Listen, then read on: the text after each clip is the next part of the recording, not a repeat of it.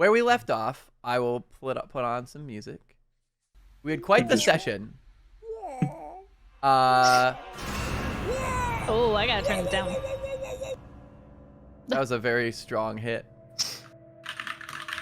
Setting. You guys awoke to find that Sten had turned mostly transparent and decided that you guys needed to deal with the hag situation quickly. But first, you had promised Blinsky that you would go to his shop to potentially help with Isaac coming by. So you headed to Blinsky's shop. You waited there until Isaac showed up, at which point you guys ended up getting in a fight with Isaac.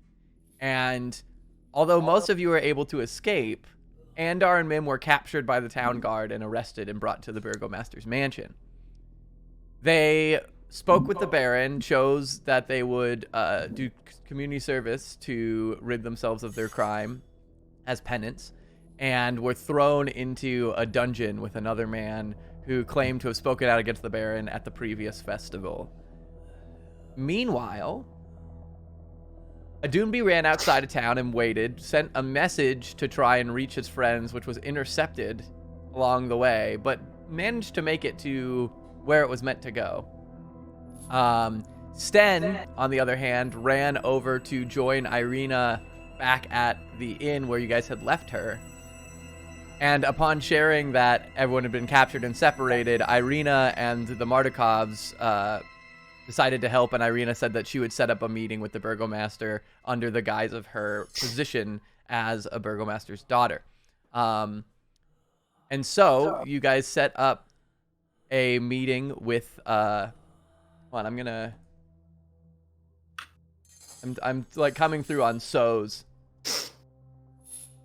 All right. Sorry. And so you guys headed back to the burgomaster under the guise of Octavio, Irina as herself for the first time in Vallaki, and were able to negotiate a slightly reduced sentence for Mim and Andar, where they would stay with the burgomaster for the day, and the next day, rather than spending all day in the stocks prior to the community service, they will spend a half day before they will be returned to Irina to oversee for her to oversee their community service as penance, as she claimed that they were under her guise, under her charge. Meanwhile, Alistair went and found Vasili for help, went with Vasili to go visit the hags at the promise of following the hag. If Vasili helped with the hags, he would immediately help with the church. They ran into a Dunbi outside of town. They all headed to the windmill. And at the windmill, Alistair managed to negotiate a new deal with Morgantha where he assumed the curses of the rest of his party, minus Mim and minus Sten and Adunbi, whose curses were removed, in exchange for maintaining his curse, Mim's curse, and Andar's curse upon himself, and trading his soul to Morgantha for her keeping. At which point, Adunbi, Alistair, and Vasili headed back to town, and that's where we left off. Anybody have any questions before we begin? I do have one clarifying question. Shoot. So, as of now, who all in Vallaki knows that Irina is there? Erwin, As far as you're aware, Danica, Erwin, Danica, any guards who saw us walk? anybody in town who saw you walk by, and the Baron, and now the Baron's household. And Isaac. Gotcha. And Isaac. Isaac is technically part of the Baron's household as well. But he did witness Right, that. he was the only weird one. Yes, and he made distinct notice when Irina entered the room. But didn't he say something about how he didn't think she actually was, like, existed? No. What? Here's my brain. So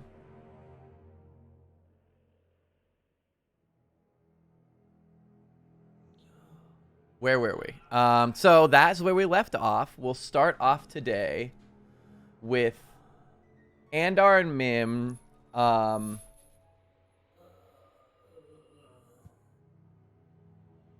were locked in this closet with this other man.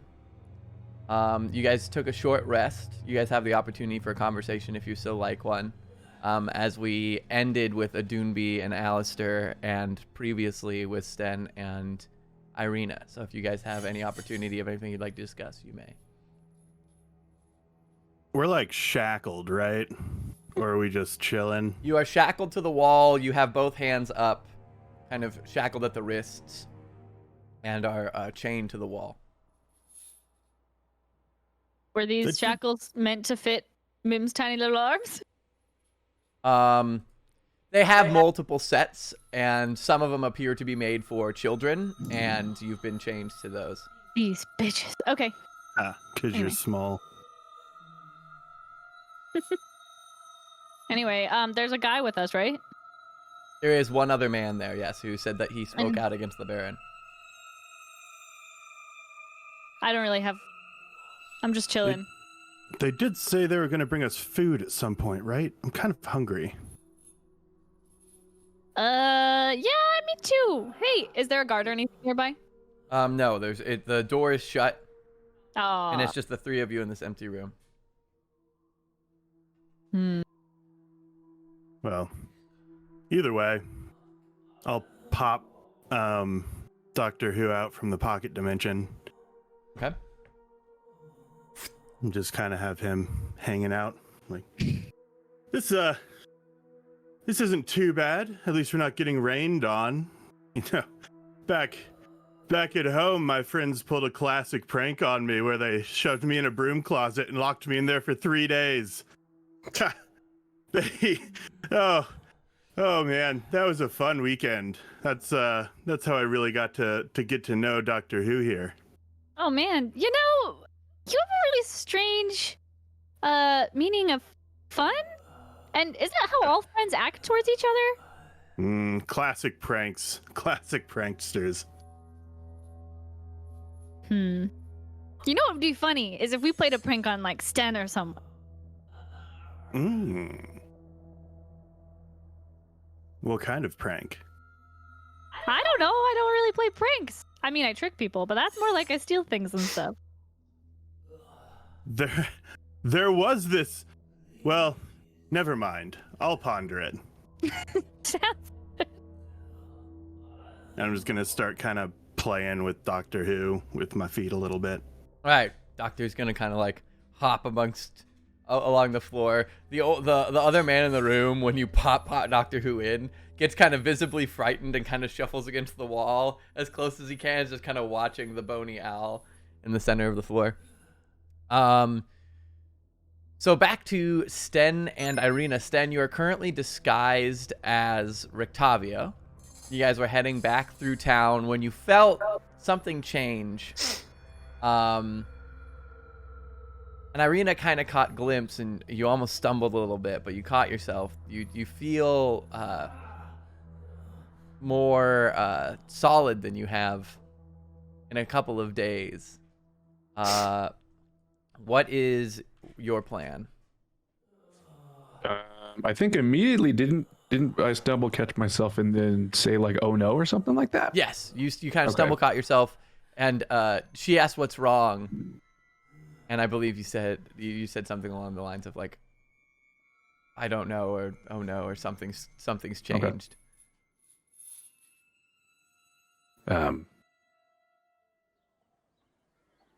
Well, I suppose that went pretty good, that meeting.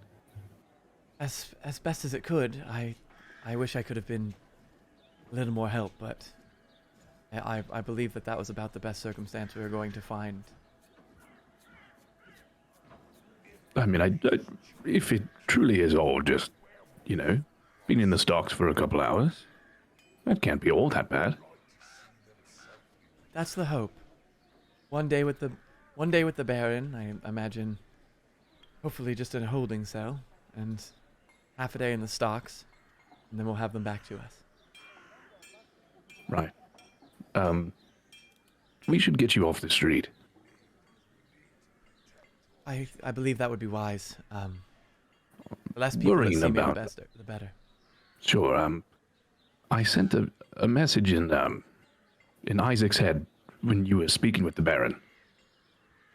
Oh. Yeah, he didn't stop looking at you the whole time, but not from infatuation. It was more, I don't know the word. Terrifying, really. I did catch his... He seemed to maintain a level of focus that was less than comfortable. I've never... I don't know what to make of it, really. I've never really encountered such focus. It seemed like... I mean, he's made all those dolls. His idea of getting it just right is uncomfortable to watch. And I can't help but wonder how he knows who I am. Well, he may know of my family, he may know of my position, but to have Names such a are one grasp thing. of... Yes, but to have such a grasp of my likeness is concerning, as I don't believe I've ever met him. Well, maybe we talk it over with Danica and Irwin about if there's a better place for you to stay. Because I think the commander knows where we are. Well, perhaps that'll be our next step then. And so you guys kind of head back towards the inn. Adunbi, Alistair, and Vasili. You guys are heading back from Old Bone Grinder. And it takes you a couple hours, as it did to get there, but you manage to make it back to town. Adunbi, you notice as you're kind of like half carrying Alistair that Alistair doesn't feel physically weakened, and after a little bit he kind of shrugs his arm off of yours and walks on his own, but he's stiff. Whereas normally people might look around and observe the surroundings, he's looking straight ahead, walking, not quite mechanically, but with purpose, and almost as if he has blinders to the world around him. And Vasili is gripping his sword and kind of coiling his fingers around the hilt, slightly white-knuckled, and you can tell that he's uncomfortable with the situation, he's kind of keeping a close eye on Alistair as well as the surroundings. But you can tell there's a level of unease there. You're able to make it back to town, and I presume, are you heading back to the tavern? You're kind of at this point leading. I don't know. I don't know what's the correct answer. I don't know if the guards are still looking for me. I don't know if I'm like a fugitive. That's fair. I think I had asked Irwin to send back a message saying we had business with the Baron, but I think he said he would have that taken care of, but it might be a bit. That's true. So I'll say this. As you're approaching back at town, there is a raven with a small note in its beak that, as you kind of like are approaching the outskirts of town within view of the gate, this raven starts cawing at you and swoops down and drops this note at your feet before fluttering off. It just lets me know that they're at the Baron. Yeah, it's a note in Sten's handwriting. Although you probably wouldn't be familiar with Sten's handwriting, but it's a note that says, Irina and I are going to meet with the Baron, try and negotiate for Andar and Mim. I'll report back with more news once I have it, Sten. They didn't like arrest. Oh no, Sten was in disguise, right? Sten was partially invisible enough that he was able to escape the guards as they chased him. No, I meant Sten showed up with Irina at the Baron. Correct. To Disguised discuss as Rictavia. Disguised as Rictavia. So they didn't know who he was. Correct. And our men are taken. Although Adunbi is unaware of the disguise, he just knows that he got a note from Sten saying, Yeah. Irina and I are going to meet with the Baron. Lancelot's still in the house. Correct. Well, he's all the way back in like the first town, right? He's still beneficial to our recap, right?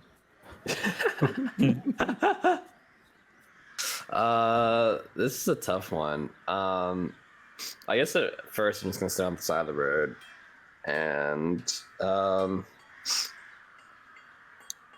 could I roll or anything to see if I would be not like completely familiar with like the loss of souls or anything, but have heard any like stories, rumors, or like things from like elders about something like that. Roll me both a history check and an insight check separately. Okay.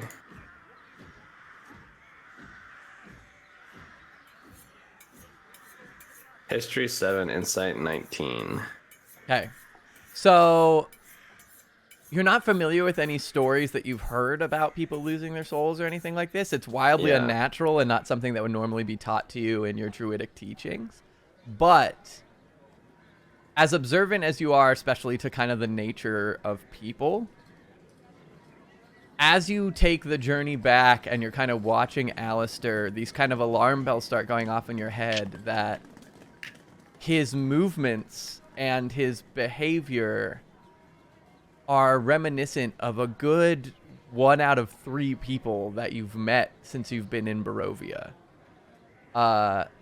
And you didn't really put much to it at first because you weren't familiar with Barovia and you thought maybe it was a custom thing or like maybe it was something about these people that you didn't know.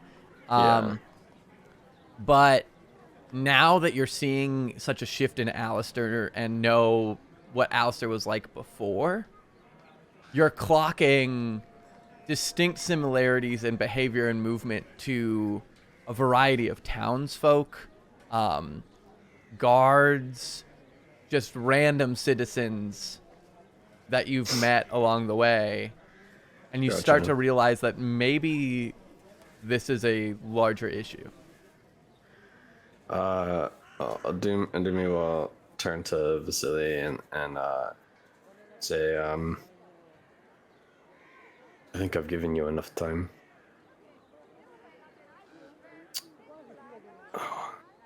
Do you have any information or know what's going on here? You seem unsettled. He kind of looks at you. He looks at Alistair, who's just continuing to walk, paying no attention to either I'd of be you. walking ahead of them a little bit. Yep. If they're talking, just forward. He define your question. What is it specifically that you are asking?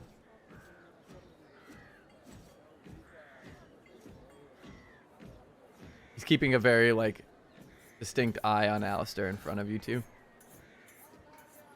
There's obviously something on your mind, and I don't feel like playing games right now, so please just tell me what you know about the situation. He kind of And what squints is at going through you. your head. It's like, I am not particularly pleased with the events of what just unfolded. It appears that a friend here has made a very dark deal, one that I cannot say I approve of, and to see a soul lost, willingly given up, is not something I take very lightly. Do you have any experience in the matter? Never like this. I know it is rumored of an old wives' tale that people in Barovia are cursed and that only the chosen have souls to begin with, but I always thought that it was poppycock, frankly. as I said, a wives' tale to tell children to scare them. To witness confirmation that such a possibility could exist is unsettling. So you don't have any helpful information at all. Kind of looks at you. No. I don't know what helpful in what way. I am providing my observances. You asked a question, I answered. To the situation to help my friend out. Well, it appears that she physically holds his soul in her hand. The only way would be to get it back from her, and it does not appear that she is someone to be trifled with. And it also appears that if you're to gamble with some sort of arrangement, her arrangements have very harsh conditions. I have never met her. I do not know much about her. If that is what you're asking. If you're asking for me to provide some sort of answer. This is my first witnessing of such an event. Do I feel like he's actually just not really, that he's just like, for lack of a better word, that he's just like a pleb, and this is just all he knows, or if he's holding something back? Roll me an insight check.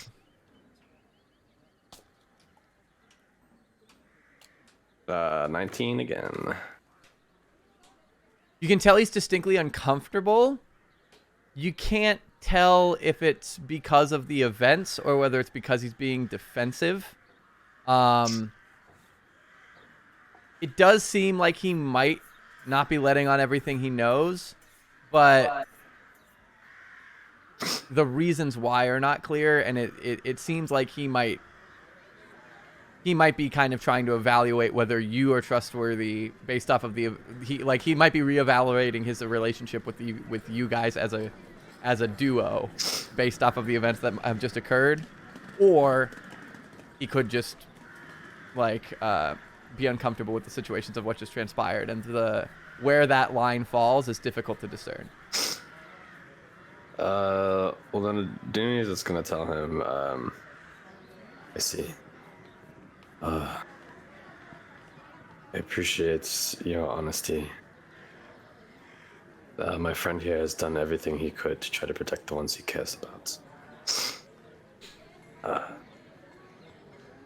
Whether or not I agree with his choices, I understand where they came from. Kind of nods. I appreciate you telling me everything you know. Kind of looks at. Oh, sorry. Need to help him because I need to help him at all costs.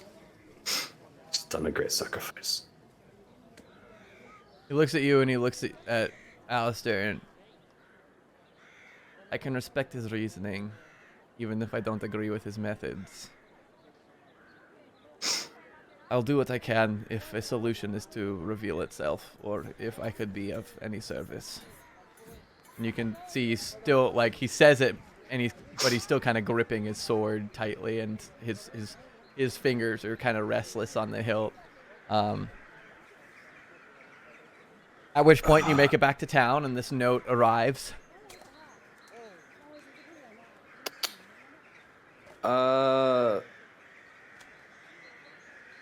Does Vasili have contact, I guess sway, politically?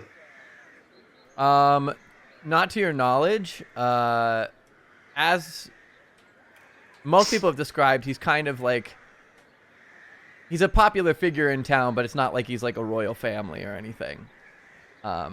Any sway he would hold would be social, not political. Gotcha. Well, if Sten said that they're meeting with the Baron, I think Adoombi is just gonna say fuck it and just lead Alistair and go to the Baron with them. Or did they say meet at the tavern or meet at the Baron? The note said that Sten and Irina were going to head to the Baron to try and negotiate Mim and Andar's release. Okay, I'm gonna head there then. All right. I would have already been walking there, so that works out. So the three of you enter town. Let's find out if a Doomby is recognized. I'll put like a hood and stuff on. Okay. Just try to cover up as much as possible. So you manage to make it into town unnoticed. And you guys head for the Baron's house. Back at the inn, Sten and Irina, Sten, you're arriving back with Irina to the tavern.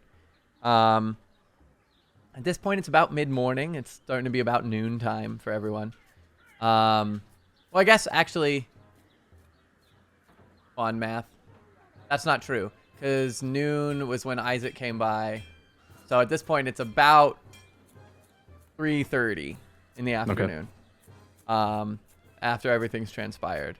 I'm gonna, like, as we're opening the door to the inn, I'm gonna drop disguise self. So, like, it's like a little swash over me. Cool. Your image melts away and you are fully tangible. Your fur is back. You're completely naked. Which is at first slightly jarring to the people around you. But then they see that you're furred and there's kind of this, like, is this technically clothed? Like, kind of these questioning looks of people who have not witnessed this before. Irina kind of looks and kind of slightly averts her gaze, and I didn't expect this. Oh, I totally forgot. Well, is this indecent of me? I'm so sorry. You tell me. I'm less familiar with your customs. Of not wearing clothes? Maybe Well, I should go change.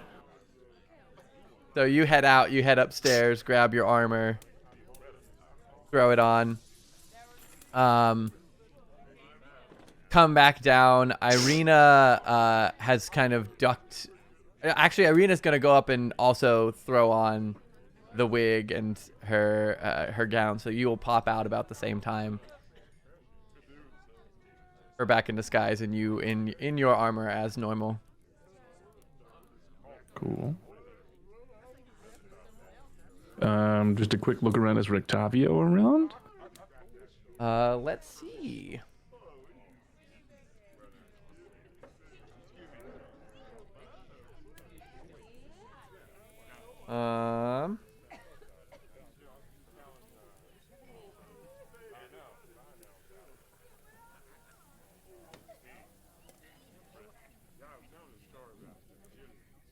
He is. He's going to be at the kind of far northern table, entertaining some of the local villagers with another story of a giant mountain troll that he encountered upon the road with another band of adventurers, and how they were able to conquer it and take its hide and turn it into a fabulous coat, more fabulous than you've ever seen. Just very much playing up this story as he does in like the mid-afternoons.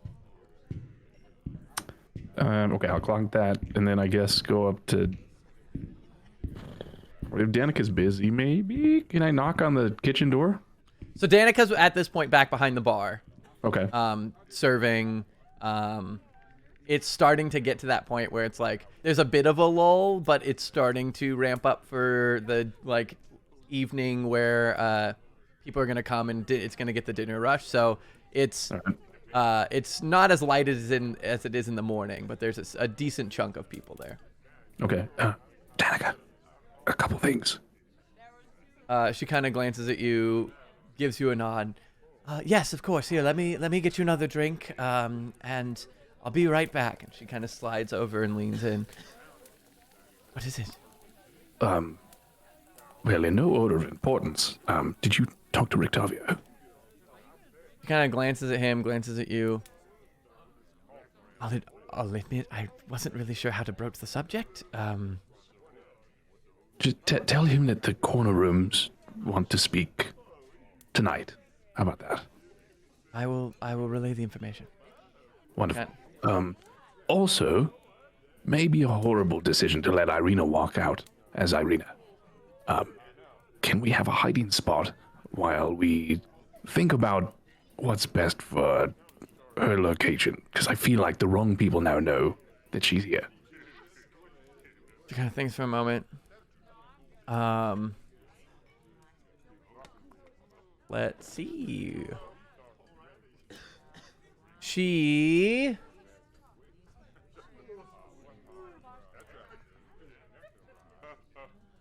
says, I think there might be.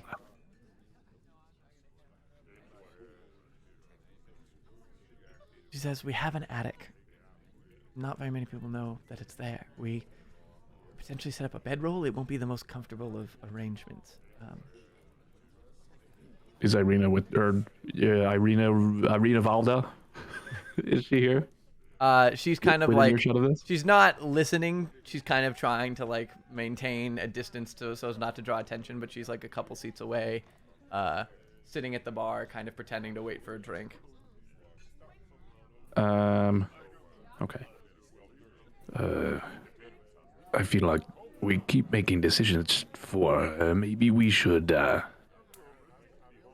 ask her if she's alright with that. She kind of looks over. On second thought, she could have our bedroom. We could sleep in the attic. I mean, that's incredibly kind of you. Less people would suspect that there's someone else in our bedroom. There are very few who know of the attic, but there are less who would disturb us. How about for right now? Where's a good place? We'll put her in our room for now. She kind of stands up and walks over, and you see her whisper to Irina, and Irina nods, and she kind of leads Irina up the staircase on the left, just past where Rictavio is speaking with the clientele, to that indoor staircase that you explored earlier, and she heads up that way. All right, I want to become a little bit more familiar with Rictavio, so I'm going to try and jump into his story with the little musical backbeat. All right. Just so he continues to have a little familiar face. Cool. So once again, you kind of assist playing like a little. What instrument are you playing?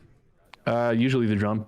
All right, cool. So you pad a drum to the rhythm as he describes this epic fight with this troll of arrows flying and sinking into the fur and the snow blinding and like peeling the skin away from their face from the sheer cold temperature at the height of the mountain, really playing up the story. And he does clock when as you kind of assist, and your beat kind of amps people up. Roll me a performance check. Shit. Perform. Sweet. 7. Not as well as before. This time his cadence is a little different than before, so you don't know you can't quite follow the pacing of his story. But the effect comes across that you're trying, and he kind of like based off of your last performance, he knows what you're trying to do and kind of tries to lean into it. It doesn't quite work as well as the first time, and you get a couple awkward glances from some of the bar goers. He's going left and I'm going right. But ultimately, he concludes the story, and some people clap, and a couple people are like, "Yeah, Octavio, you've seen wild things." And oh yes, of course, I've traveled many a place. What can I say? I don't know why he's suddenly an old person. Yeah, see? I've seen it all, see? Many a day in my travels, I've seen many a thing, many a wonder. You'll never believe the things that I've seen.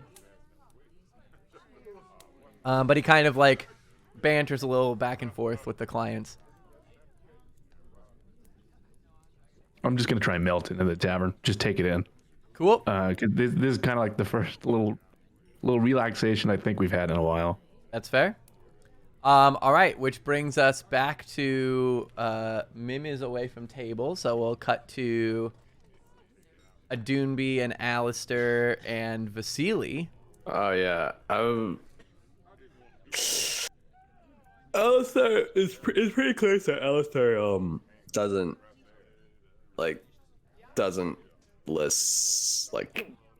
can't really listen to like instruction or anything like that, right? He would come across that he's still aware of his surroundings. He just seems a little mechanical in nature. Like, did you share the note that we received from the Raven? I just read it out loud. Okay, so he would have like nodded to you and like understood that happened, and then basically continued walking to the Barrens or towards the Barrens. I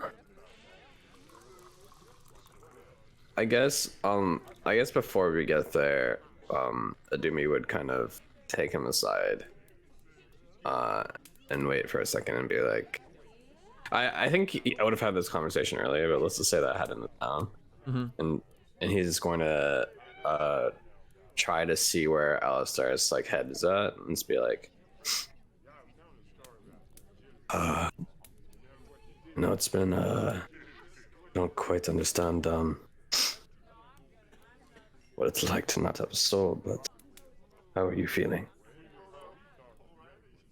More or less the same. I don't know. I think part of me expected more to happen. I guess we'll just have to wait and see.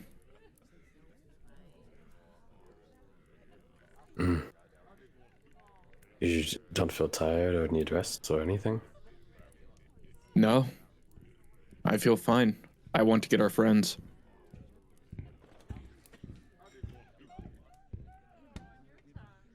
I was thinking, maybe you should head back to the tavern, and I will check out.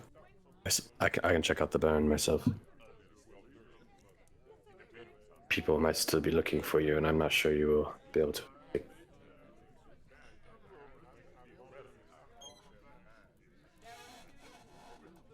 DM question. Would Alistair be able to put together that Sten sent the note from the tavern? It was signed from Sten. Okay, and it came from the tavern's direction? You don't know. The Raven just was there and dropped it. So, as far as you guys are aware, Adumbi would have the context to know it came from the tavern because he sent it to the tavern. You would not, because you just know that a Raven was there, dropped a note that said, "We have business with the Baron." Got you. Ooh, his reasoning is hard to play now. I would feel safe in knowing that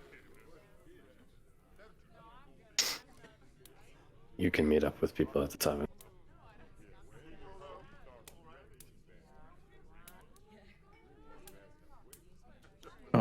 Give me 1 second, because I took notes on how he feels.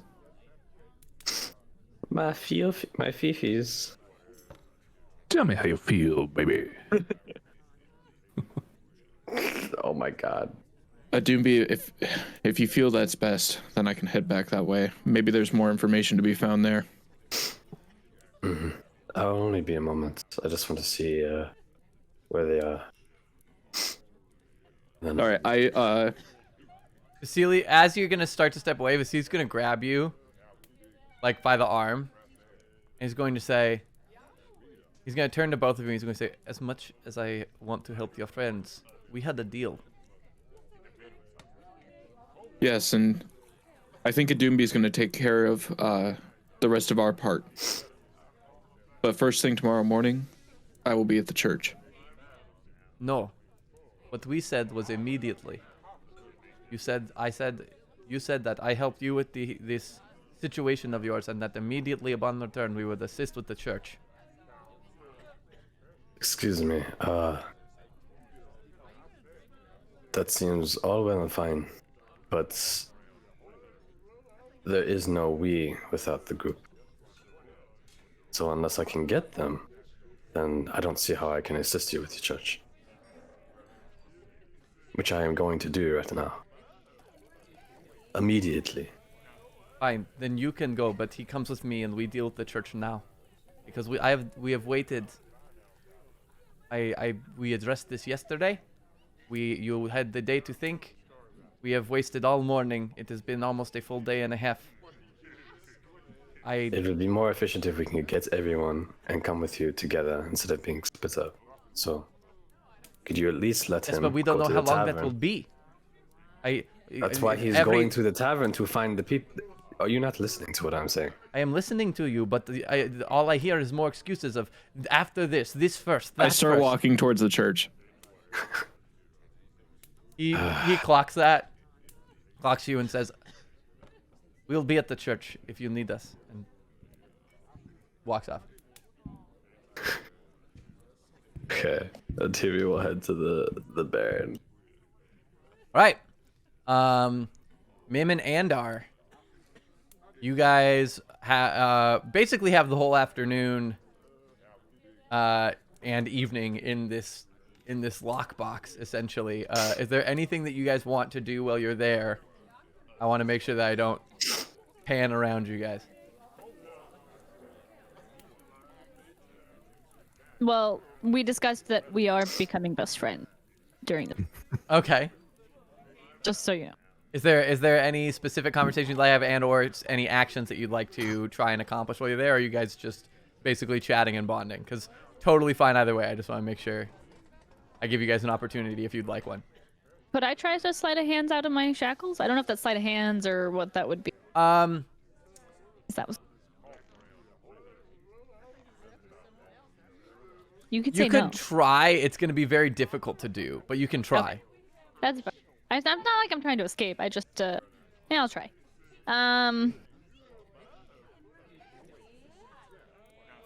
Just a D20.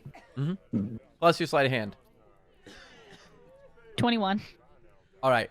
So you, over time, wiggle and wiggle and wiggle, and you almost feel like you make a little bit of progress sliding it up your hand, but then it kind of catches on the joints of your thumb and your pinky, and you can't quite get it any further down, and then now it also won't slide back up. You've got it kind of, Oh.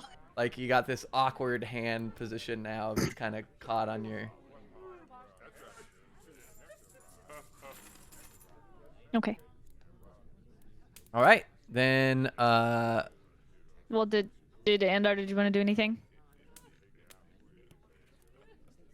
Yeah, I'm gonna Misty step out of my shackles, but just like super casually, mist forms around me, and I just like appear on the floor directly in front of where I already was, just like playing with Doctor Who. okay, so you... Wait, can you help me out of these? They're a little bit uncomfortable. Oh,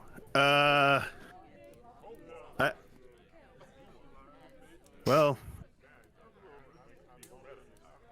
stand by and let me see. All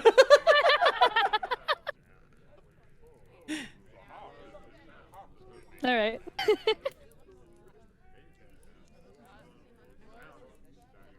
Turns out I sure can. Wait, I also. And I'll Okay, cool. cast. No, I can't actually right now.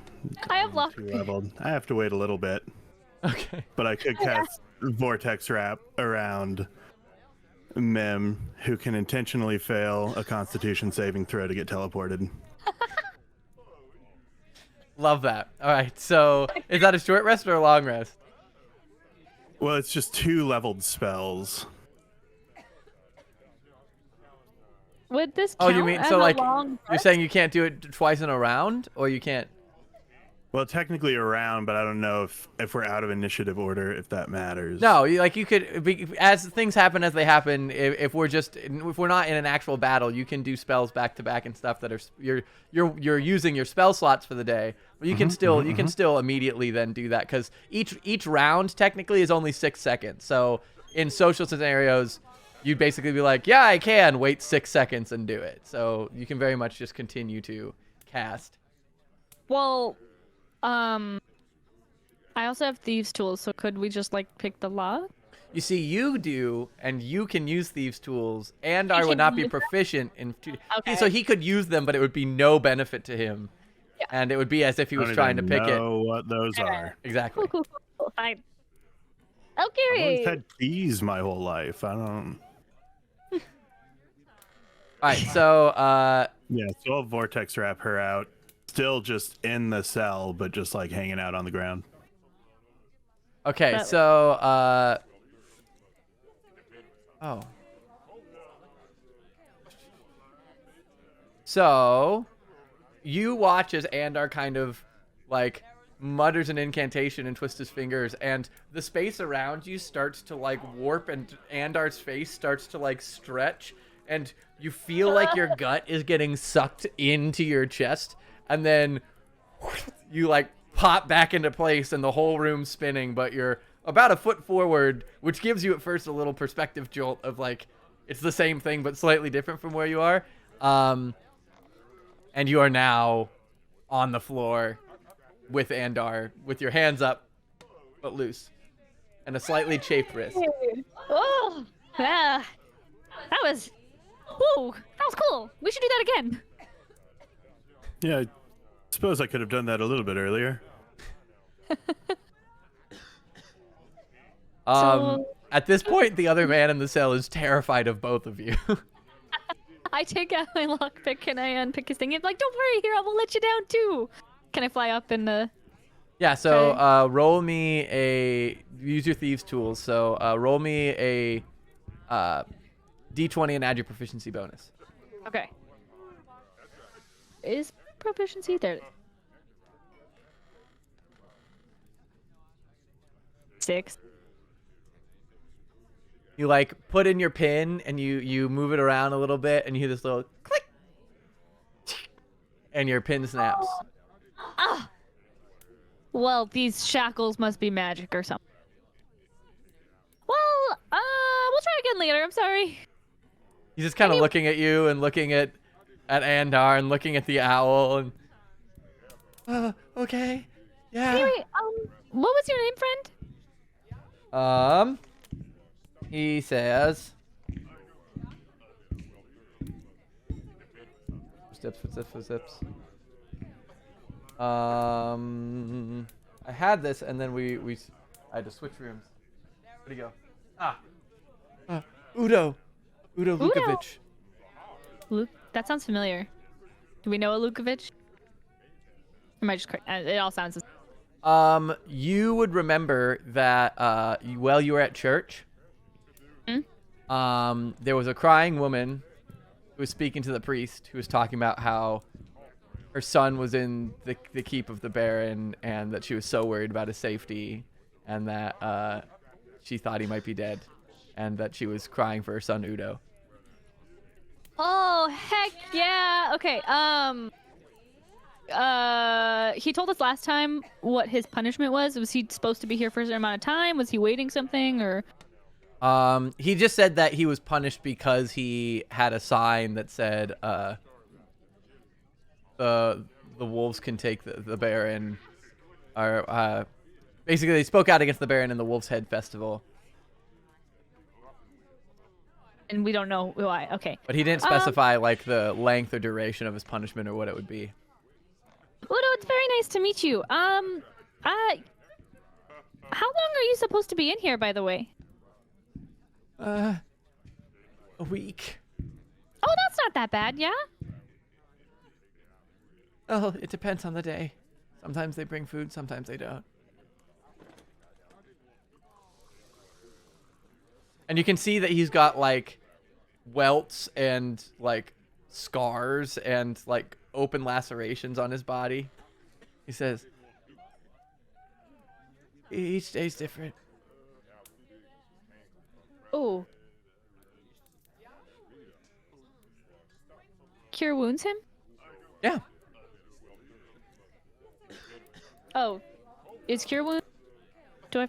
You roll for what you heal. Yes. That's.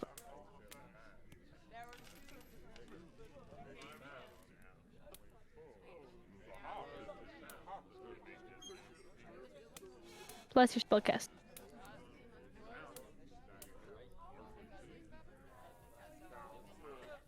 What's my spellcasting modifier? It should be I haven't. your charisma, I believe, for Arcane Trickster. For Arcane Trickster, it's intelligence, but Is it I don't know where intelligence? you're getting cure wounds. I don't know what the cure wounds.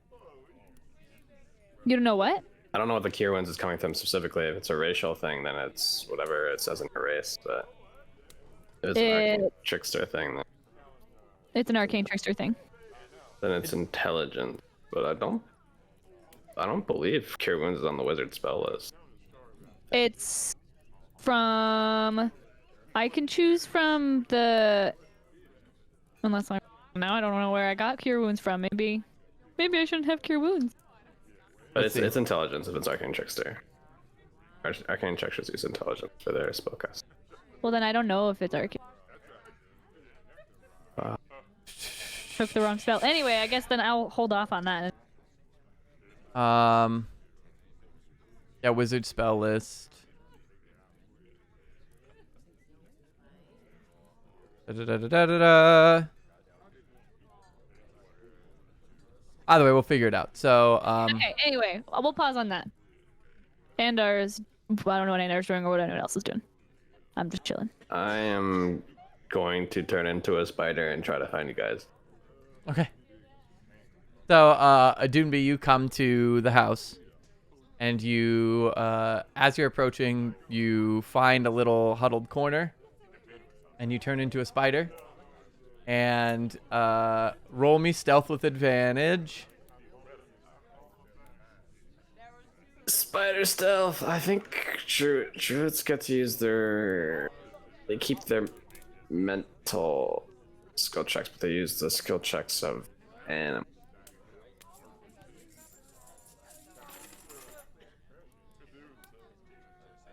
Yeah, I believe your physical traits become that of the creature. Natural 20. Hey, there we go. So, you climb in over the wall. Here, I'm going to pop you over to a map here. And we're going to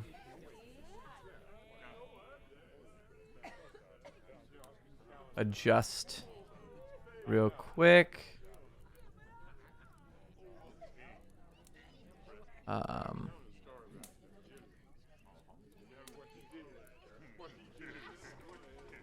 Cool. Do you have magic initiate as a feat? No, I don't think so. That's what I was trying to figure out. Why did I take? Okay. I must not have looked at.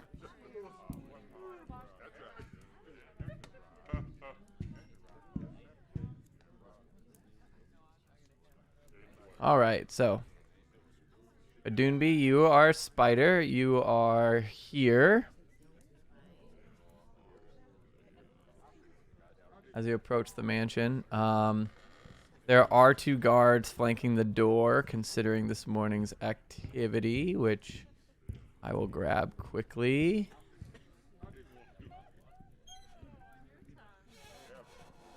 Oh.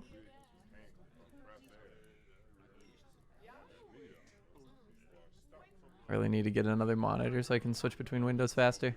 All right, here we go. Boom and boom. There are 2 guards flanking the door. What is your plan? Plan. You fool. I don't know where the fuck anything is. You don't. But You've never been here.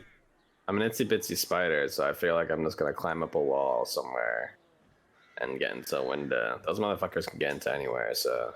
Cool. So are you going first floor? There are, you can see pretty clearly there's 3 different stories to this mansion. I'm gonna go into the first floor.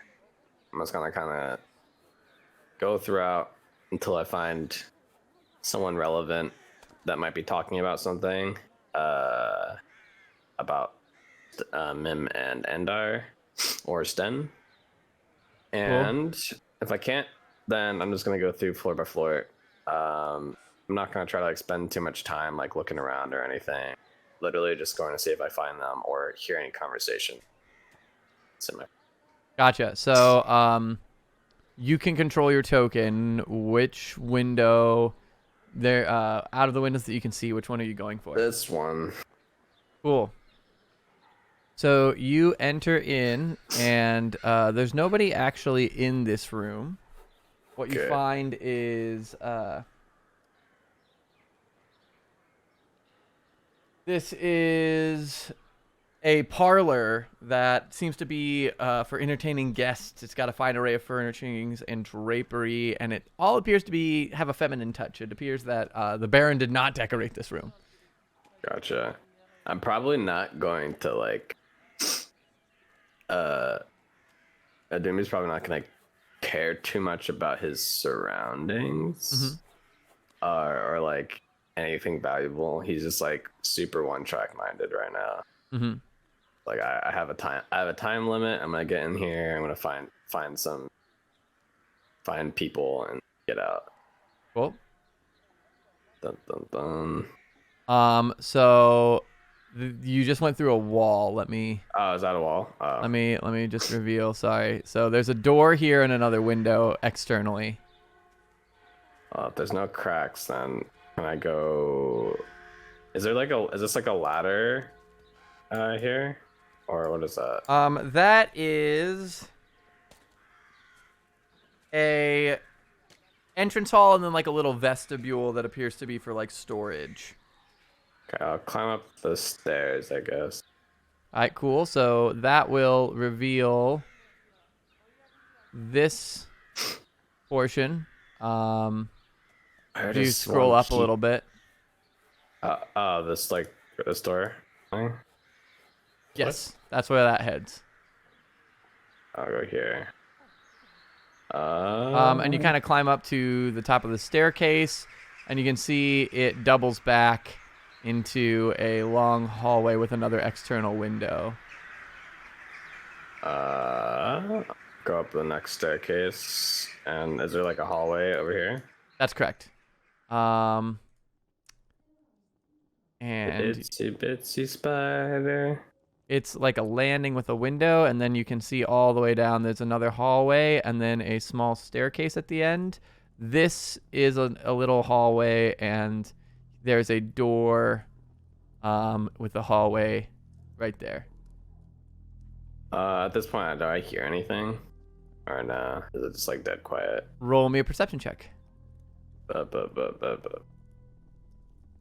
23. It is. You hear footsteps and voices down below you.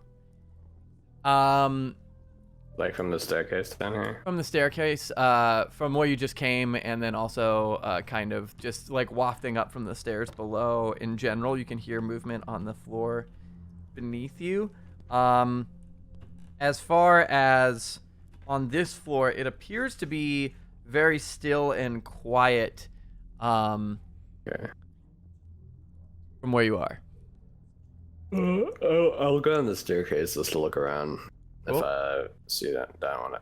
So from this staircase, you kind of you can smell kind of a wafting Spiders scent smell? and like I imagine spiders smell. Do spiders not smell?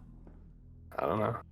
We'll say spiders smell. So you kind of Yeah. smell this like wafting scent of food, and you kind of hear this crackling, simmering sound of fire as you kind of head down that staircase. If you go right below, you crawl your way into seems like a kitchen. You crawl your way into a kitchen. There's a chef currently chopping away at a large roast. There's like a fire that appears to have like a stew simmering on it that appears to be chopping bits of meat into. I'll double back because I don't think they'd be kept next to a kitchen. That seems like a dumb idea. Mm-hmm. Put people next So to the food. you see this whole hallway. There's a door at the end and then 2 doors along the side. Open this door. Okay, so you open this door and reveal a large bedroom, which appears to be the master. There's no one here? The grandeur of the master bedroom is kind of faded. You can tell that it's all been here a long time, and some of the furnishings have kind of lost their color. You also notice that there's a wooden rope hanging from the ceiling, right above where you are as a spider right now. But no one is. A wooden rope? A wooden rope. How does that make sense? A rope made of wood. Oh, I'm sorry. Not a wooden rope. Okay. That's not what I meant. I'm sorry. It's a short rope hanging from the wooden ceiling. Okay. Not a wooden rope. I don't know It's if a I don't rope. understand ropes. A rope hanging from the wooden ceiling. My brain got wires crossed. Gotcha. A short rope hanging from the wooden ceiling. All right, and I still don't hear anything at this point, or like. From where you are,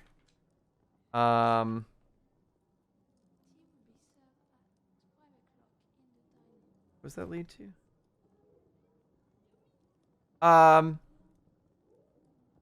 No, you don't hear. You can. Well, roll me a perception check. Here, I swear I can hear Doctor Who hooting. Wow. 20 plus 5. All right, so you kind of hear like muffled movement coming from this direction. Here. I crawl through the cracks. You crawl your way into a closet, but inside the closet you can kind of hear muffled voices. You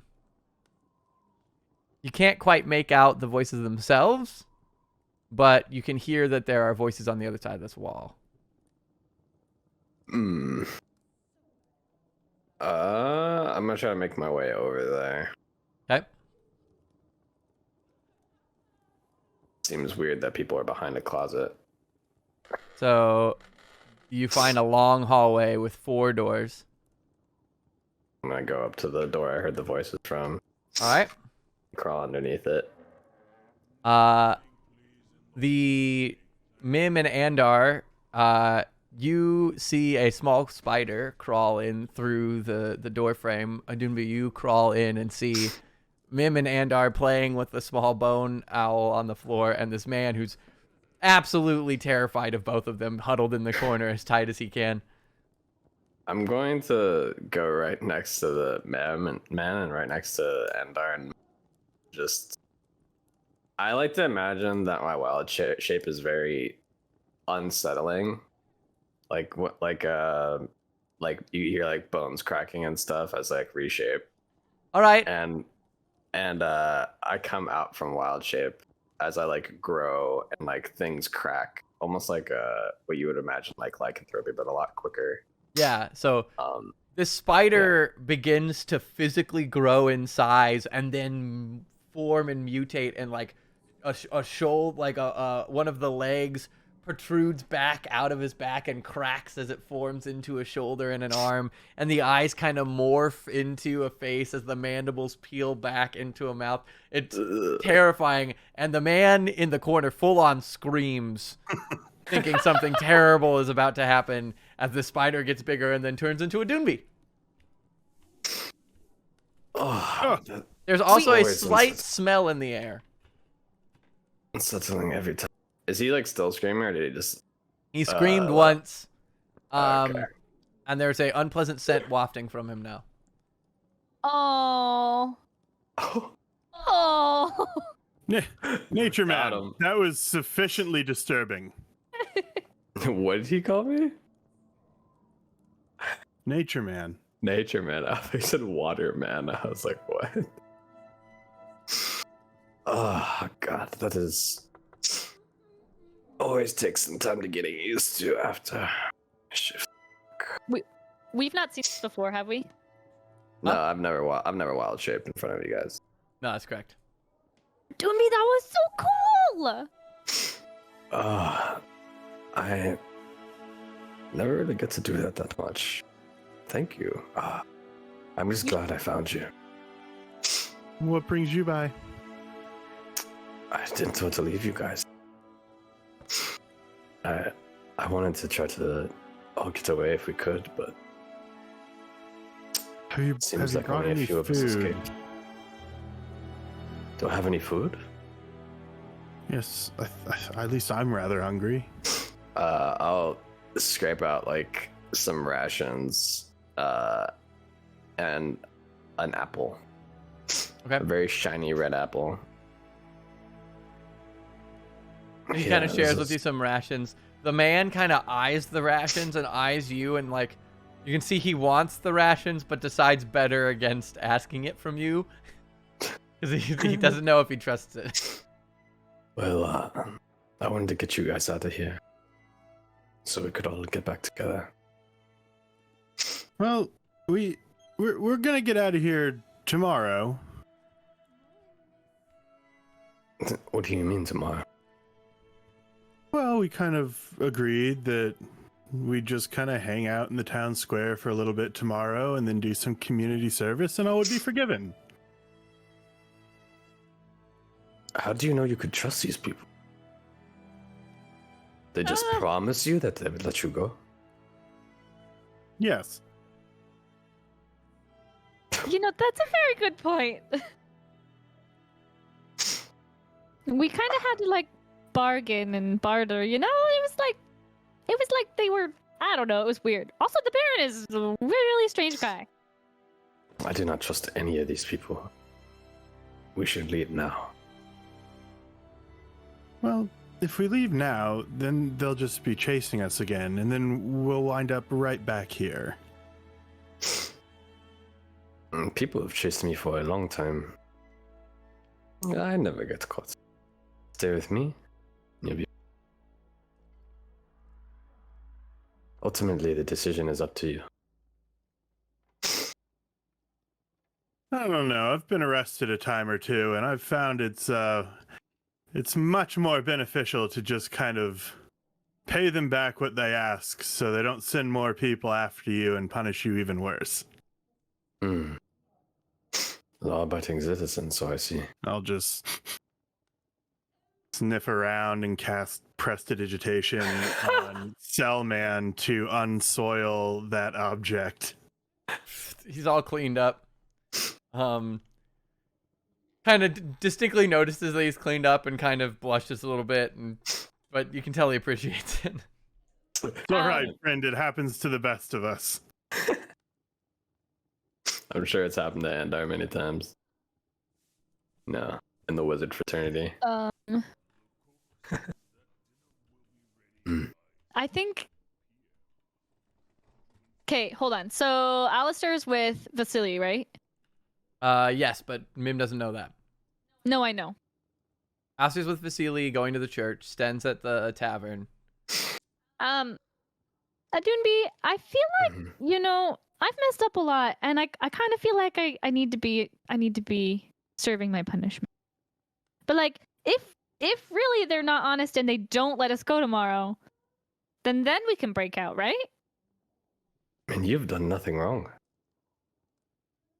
You I just need don't to know be about here. that. Oh, that's nice. But Yeah, if they don't adhere, we could just teleport out. that's true.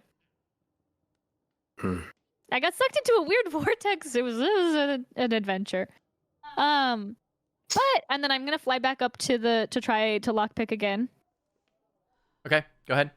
And I said, but if you're here, maybe you can take our new friend out. This is your friend? Yes. The man name is is- clearly uncomfortable being called friend by these people. What's his name again? His name's Odin? Udo. Udo. His name's Udo, and I'm pretty sure his mom is very worried about him. I got 16.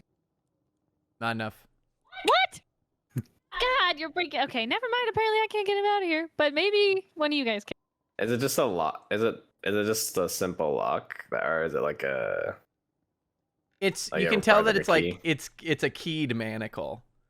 Like she could potentially pick it. It's gonna take time, but you could do it To the door or to like to the manacle. her? His. Oh, to the manacle, and the door is just locked with like a key, right? Yes, they're both keyed. Prisoner man, how long have you been in here so far? It's been 2 days. Oh, only 2 days. Mm. So you both want to stay in here with the unreasonable captain brought you here to serve time to the civilization of this corrupt town. Yes. Okay. I just feel like it might make things easier for us because, like, if we escape, then it's going to make things more complicated for us in the long run. And, you know, I've messed up a lot for us, and I just think this is what needs to happen. Okay, well, I should inform you of what happened. We went to the witch in the windmill. Alistair gave up his soul to save us from our curse. And What? does not seem like himself anymore. He's headed to with Vasili to help him with whatever deal that they made. They want all of us to help whenever we can.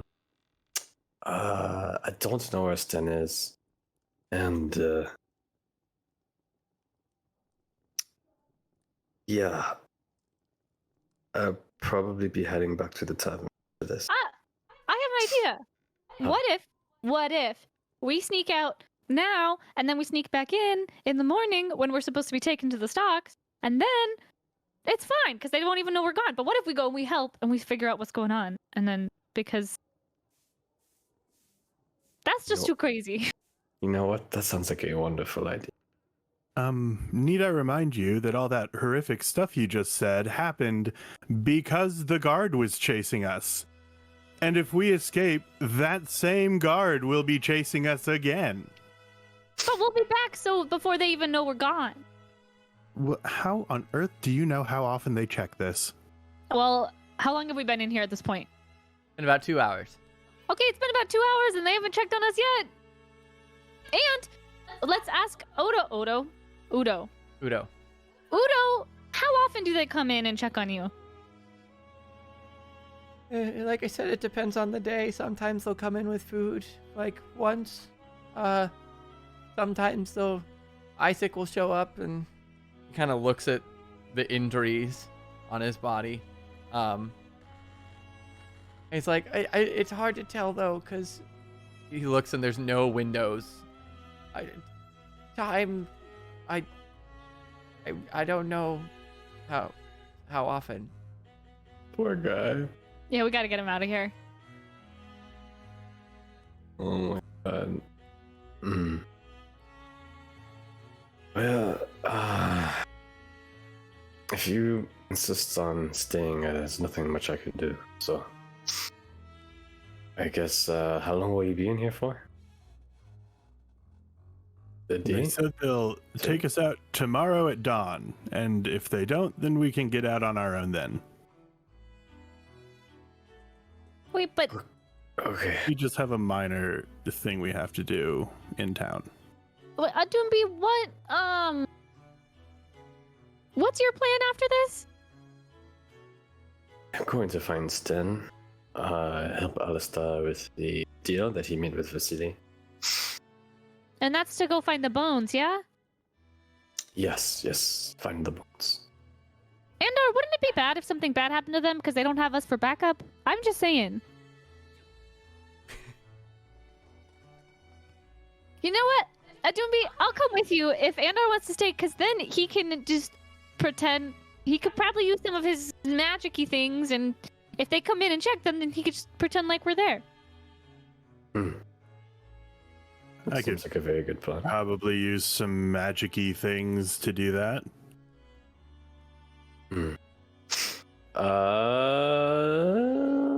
Does the lock seem breakable? Absolutely.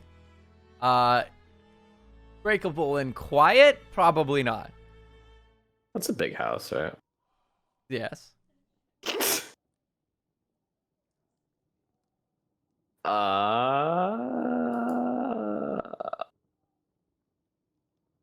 Well, let me ask you a question. And Adumi will cast Shillelagh, and I'm gonna try to break Mim's. Actually, I'm not gonna try to do that yet. I'm gonna try to. They're both Andar and Mim are out of their manacles. Oh, they're both out of their manacles? They were just chilling on the floor playing with the owl when you got there. I'm gonna try to, because Mim doesn't. Mim, are you good with the lock? Well, I thought I was, but I think I've been defeated by these stupid manacles more than once. But I could try. Probably am out of lockpick soon. I think with little guidance you should be able to do it. Give the door a try. Can I do it from the inside? Yeah, you can try. The lock goes through both sides. He's cheering me on. Yeah, I'm gonna put oh, Mim's. How tiny is Mim? I believe she's still medium, or she's small. Is she like super tiny, like hand size tiny, or is She's she like 2 feet. I'm 2 2 feet? So she's technically small. She's a little smaller than like a gnome. Okay, I'll put a hand on her shoulder as she goes to go for the lock, and I'll cast guidance. Wait, is that a advantage or what is that? You get an extra D4 to whatever the roll is. So just roll on a D4 and add it to what your thieves tool check.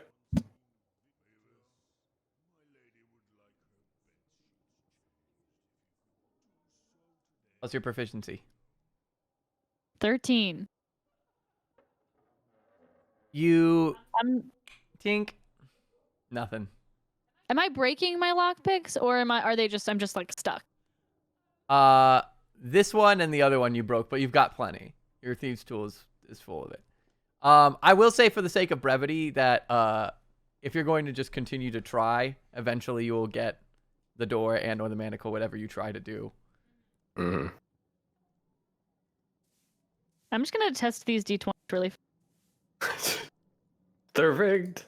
So I did so well yesterday. After a few tries, you managed to get the door open. Woo! Thanks, Adunbi. I don't think I could have done that without you. You totally could have. Ademi will turn back to Endar and say, "Are you sure you want to stay here?" I would just like it on record that I don't think this is a good idea to cross the guard again. Well, he'll be dead soon anyway. You'll be dead soon. Is that what Miss said? Yeah. Just a note for future. Mhm. Thieves' tools are proficiency plus dex. Oh, Oh, seriously? Yeah, that's Yep. the best stacks. Every tool check. My every tool check apologies. is a stat check, and then you add your I thought it was just proficiency, so that's my bad. I will fully own I that. could have been adding 6 the whole time. Well, shit. so yeah, that would have actually, yeah. Point is, you got him free. You No, got him. Udo. Do you want to come with us? Udo and Bluto. Easy. Udo is going to look at you guys, look at Andar. I actually don't know what's going through this guy's mind right now. He just Me saw neither. like a giant spider transformation, And he's shit his gonna pants. like be like, "Oh, I'll follow, but I'm gonna stay a little bit back." He doesn't want to be. Okay. He doesn't want to be too close to the giant Spider-Man. Da, da, da, da, da. So, but he's gonna follow. Okay, I don't know what his stealth is. and we will try to be back as soon as possible. so that you do not get in trouble. I'm gonna cast Pass Without a Trace, and like basically, it will be as if like shadows like mold around you to look natural. You don't make noise. Your footsteps don't make noise. You don't leave behind tracks or anything. And everyone will get plus 10 to stealth checks. So plus 10? Holy. plus 10. Plus 10. Okay. Yeah. My stealth is 29. So he rolled an 18. Oh. We are super stealthy. Super stealth. Super stealth. Oh yeah, I should roll stealth. Let's kill the Baron while we're here. Just kidding. 20th from me as well. Cool. And we'll try to make our way out. All right. Which path are you taking? Is it easy to open the windows? As of now, I mean, yeah, they're not difficult to open from the inside. Okay. I'm gonna lead us to. This is the second floor, right? Mim, you just carried yourself into the darkness here. I know. Every time I try to move myself, it moves the board. There we go. Sorry. What did you say? Window? Yeah. Move the board. I opened the window. Yeah, that's good. It like moved my screen. Because you know when you right click and drag? It was doing it with my left click too and moving myself. It was very strange. Oh, weird. I fixed it. Sleight of hand window? Yeah, you can just open it. Oh, okay. It's not locked or anything. I just wanted to be sneaky. And to let Mim outside. How far up is this place? You're about 15 feet up. Oh, okay, so it's not far a drop at all. I'm gonna let Otto, was it? Udo. It's Udo. Yeah. Take my hand. I'll lower you down a little bit, and you can hop the rest of the way. Is there a window below this window? Yes. I'm sneaking. Can I just like be a wall below? Speak into your mic because you leaned. Oh, sorry.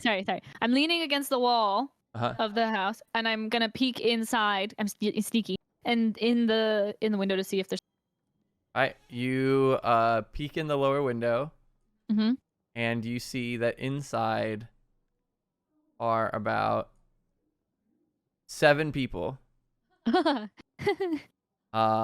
And the maid's walking in, and it appears that this is a dinner party. Oh, rude. Wait. Oh, is that the lady that's the what's her butt? The Baron's wife? What's her butt? There is a woman at the head of the table who does appear to be in a little bit more finely resplendent clothes. Is that Fiona? Fiona is the other political power. This is Lydia Petrovna. The one that does Lydia, not like the Baron. Okay. So I like. No, Lydia's the Baron's wife. Fiona doesn't like the Baron. That's what I said. Okay, yeah. Oh, yeah. I say, Doomby, there are a lot of people down there. No. I mean, if we're in natural shadow and if he's touching, dropping down, he'd still be. I guess how do you do stealth if you like go past like an open area where people can be looking, would it still be stealth to see if they would see us, or is they just see us? It would still be stealth. So right now, you guys know you're decently stealthy. You could try. It's just whether one of them notices you or not. Well, don't want to get Andral in trouble, so. Amo, come here. Wait, And I'll put a hand on its shoulder and I'll cast Spider Climb on. I'm out. Oh, sorry. What you were saying something? No, you're good. I'm outside now. Okay. Along the wall. Like, So you cast Spider Climb on Uno? Yeah. Umu or Uno? Udo. U-D-O. Udo. Oh, Udo. Okay. Um, You could also try a different window. That is true. Nah, I'm scared of windows now. Fuck it. I'm gonna say Udo. You can try putting your hand against the wall. he puts his hand against the wall. It tries to pull away. What did you do? He like puts his other hand on the wall. He starts to panic, and it's both hands are on the wall. Relax. You think of yourself as a spider now. You can walk or climb across the walls. But how do I let go? Take a deep breath. Breathe in. Breathe out. And just imagine yourself letting go, free falling.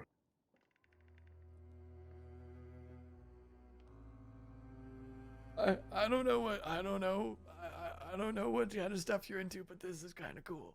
And he kind of like goes, and he crawls his way through the window, and you can tell he's like super slow moving, trying very carefully not to fall. His movement is awkward, and he's not sure how to hold his weight. At first, he kind of crawls out head first, and he starts to get a head rush, so he has to like shuffle around. It's very awkward movement, but he does manage to get out the window, and it's trying to crawl down. Adumbi gets out the window, sits on the windowsill, and then tries to close the window behind him. Mm-hmm. I don't know if the sill is like big enough for that, but you'd be able to kind of pull it down. You won't be able to get it all the way shut, but you'll be able to get it close. Gotcha. And then he'll just jump from the window, and like as he jumps, his like body will contort and he'll transform into a raven. Cool. I'm gonna roll to see how well Udo climbs down.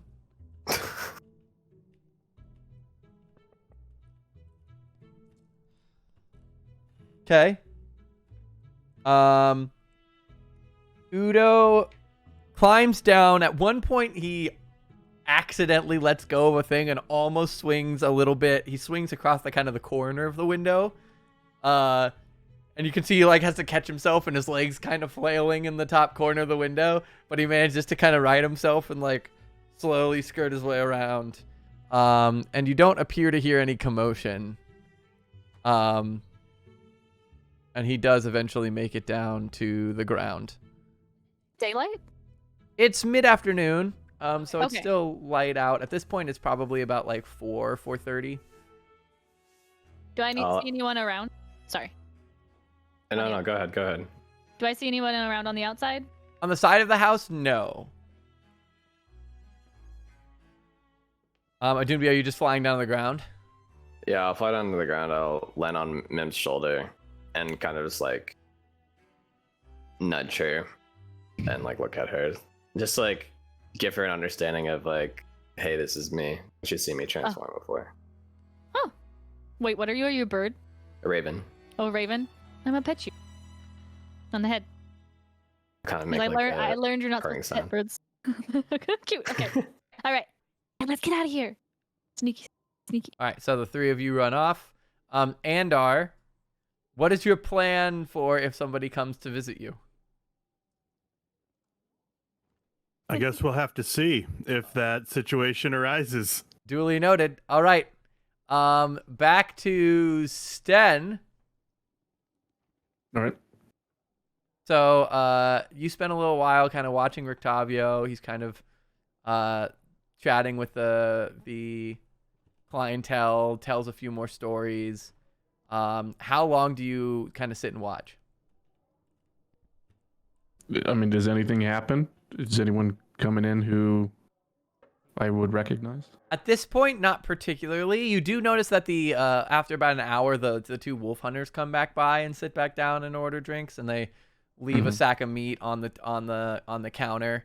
And you notice that Danica doesn't charge them, but they also don't necessarily collect payment for the meat either. It seems to be some kind of arrangement that exists between them. But they go and they sit, they eat. People are coming and going. You see no sign of your friends. And after Irina went upstairs, Danica came back down. Irina did not. Okay.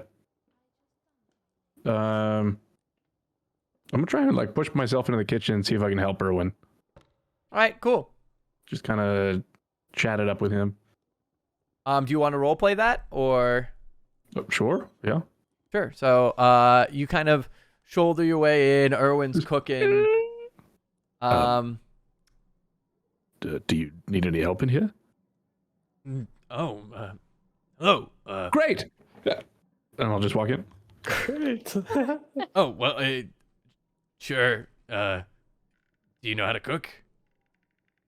Oh, sure. That's less than convincing. Well, I suppose it depends, right? You know, I know what the word means. So we'll see how that carries me. Got it. Simple tasks then. Why don't you... He brings up a thing of vegetables. He goes, he pulls up like a really finely crafted and sharpened knife. He says, Do you know how to use one of these? Oh yes, of course. Okay. and he lays out like cucumbers, some carrots, looks at the carrots, thinks better of the carrot, takes the carrot, puts some onions, some potatoes, Oh, and, no. What was that? and some like celery. Oh, nothing. It's for later. And he lays out all these different vegetables and gives you the knife and says, As finely chopped as you can get. It's gonna go in the stew. Once you're all finished, just slide it right in, give it a good stir, and check on it every few minutes. Give it another stir. Right. Go. So I just, as I'm chopping, I don't even know if I do a good job, but who cares? Man, Owen, these last few days have been truly dreadful. How do you do it every day here? he kind of takes a deep breath, and you can kind of see like there's that kind of weight of the topic that he's kind of shouldering. Does my family's lived here a long time. They've become accustomed to the day to day. You get used to it when it's all that you know. Seems to have put a guard up around you. Why are you so shielded? He kind of chuckles to himself. I own a bar. Tough being everyone's friend, you know? Continues to like So cut while away you're the in the big friendliest room of them all? The friendliest, the kitchen? Sure. I didn't see anybody else in here. That's fair, he says. But you get to know the people. They come, they go. This provides some quiet, some routine. Gives me time to think on things, you know? Yes. Have you any information about the Baron? Can we trust that the deal that we struck is going to be honored?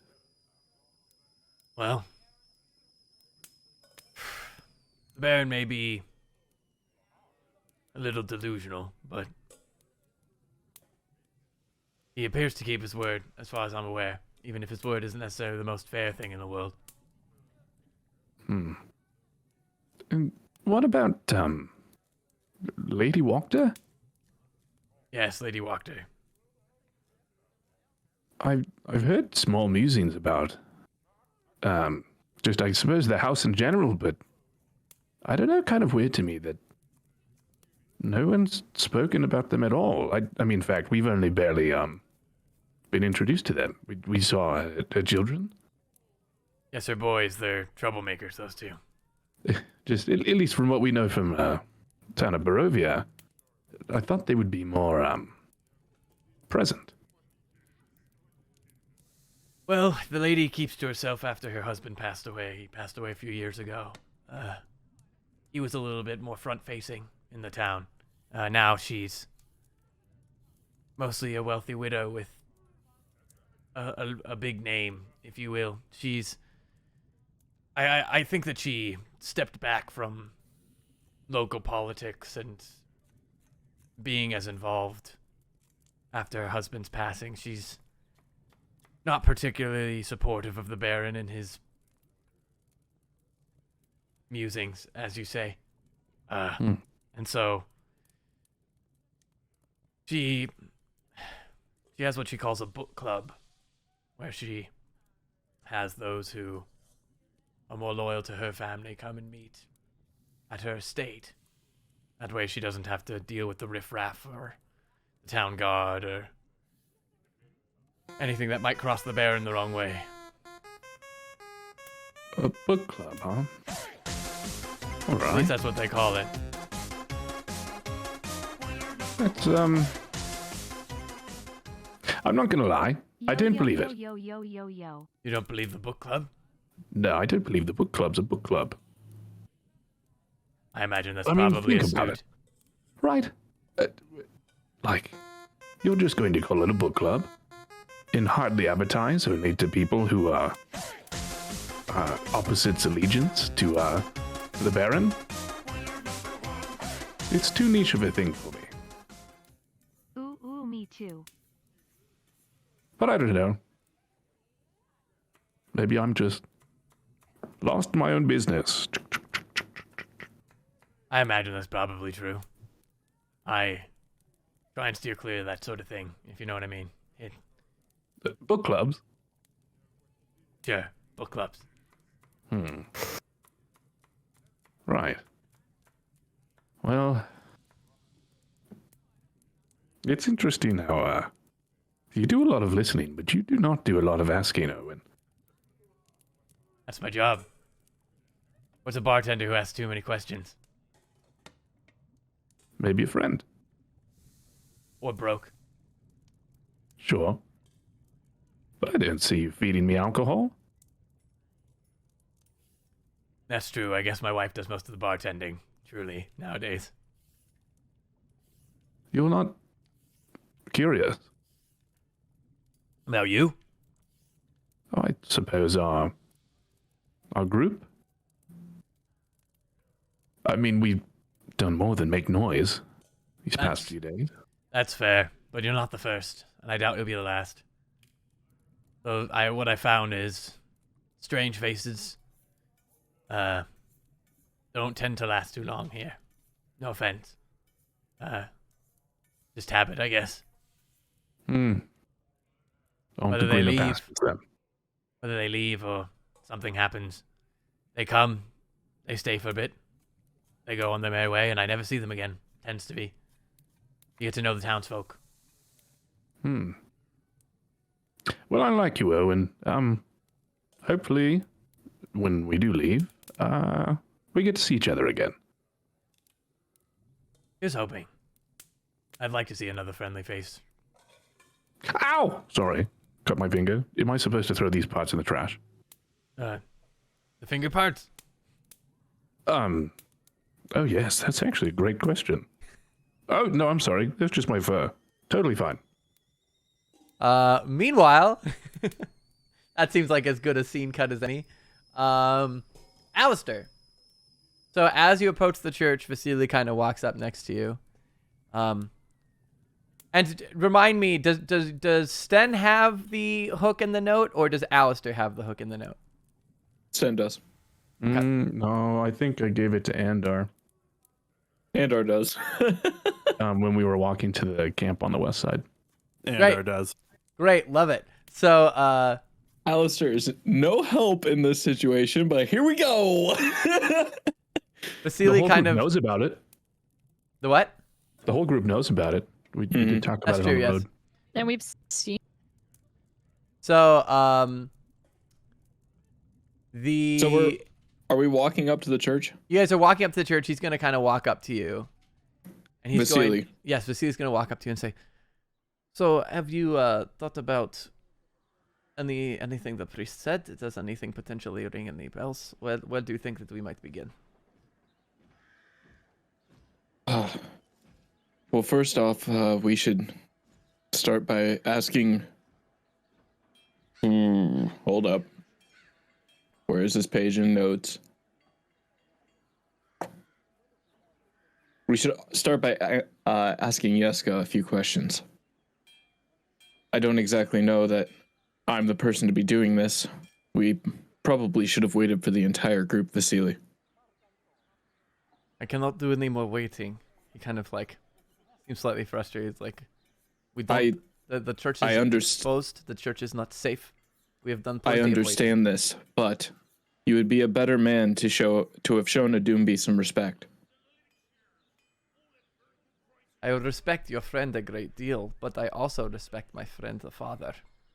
And as much as I know you, and as much as I know your friend, it pales in comparison to what I know of this man.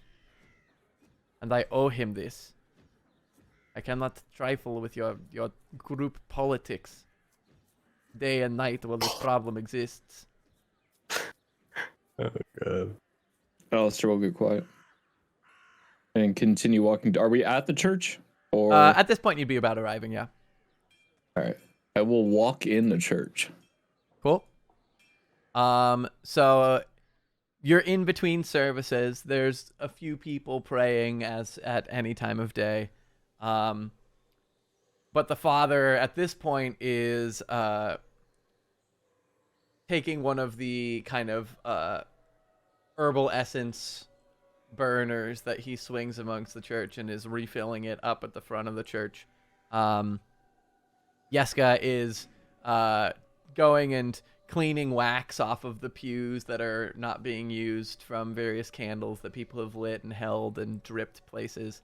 And as you approach, you once again see Milovaj out in the graveyard tending to the graves and making sure that they're all neat and like clean and orderly rows. Is Vasili with me by chance? Vasili's going to come and look inside, see less people, and yes, he'll follow you in. Okay, interesting. Good to know. And you said I'm in between services? Mm-hmm. It's at this point it's like 3:34. So it's not quite evening service time, and you're kind of past the lunch hour. Is Father Lucian around? Can I walk up to him? Yeah, he's refilling the essence swinger up at the front. Yes, cool. So I'll walk up to him. Mm-hmm. Go ahead.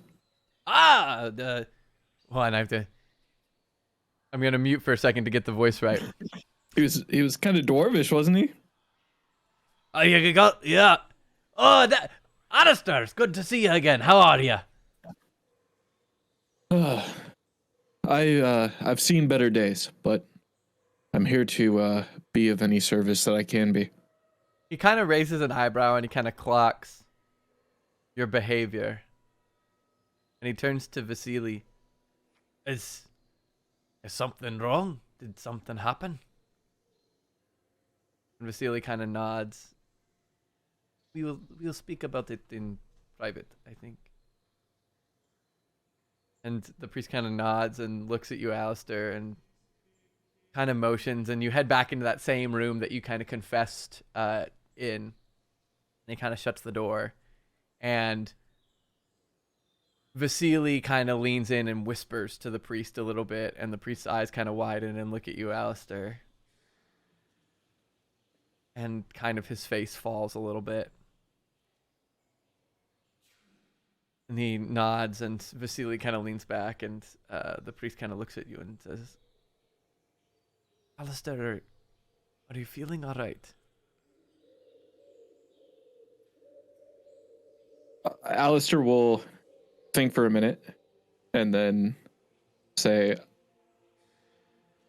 I don't feel much at all, to be honest. His face kind of falls. I understand. Well, I appreciate you coming by to still help. Have you or your friends had any luck looking around?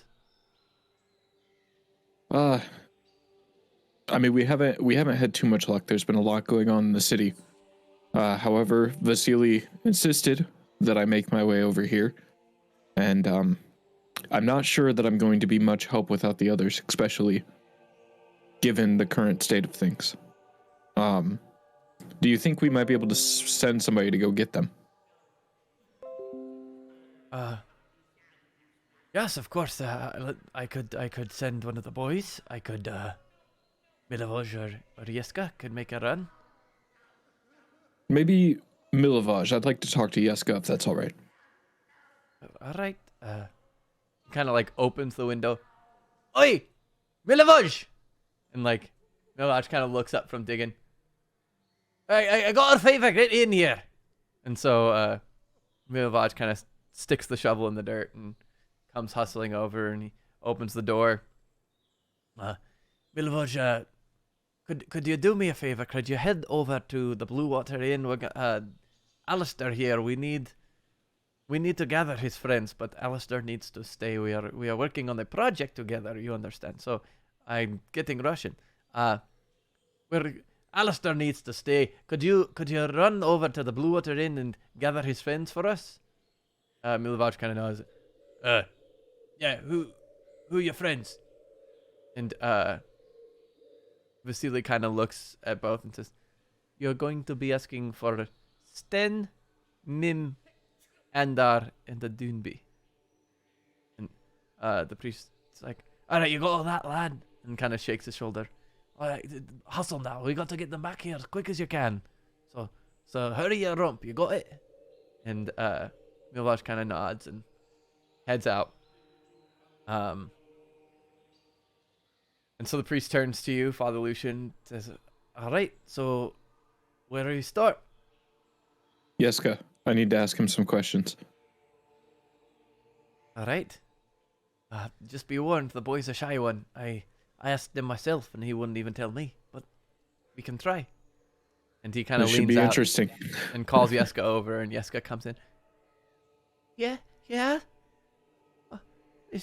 Am I in trouble? No, lad, you're not in trouble. We got to have a short conversation. Yeah, come on in. Have you met Alistair?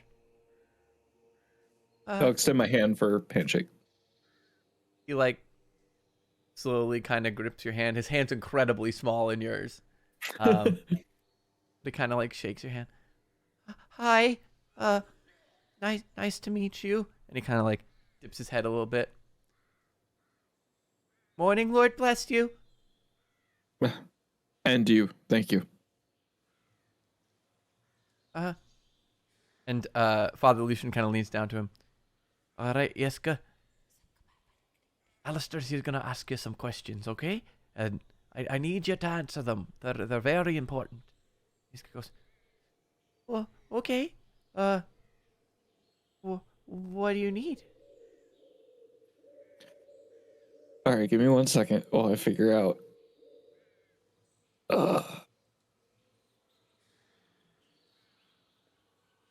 Oh God, Vasili, you dumb bastard. Do you want me to cut to Adunbi and Mim for a bit?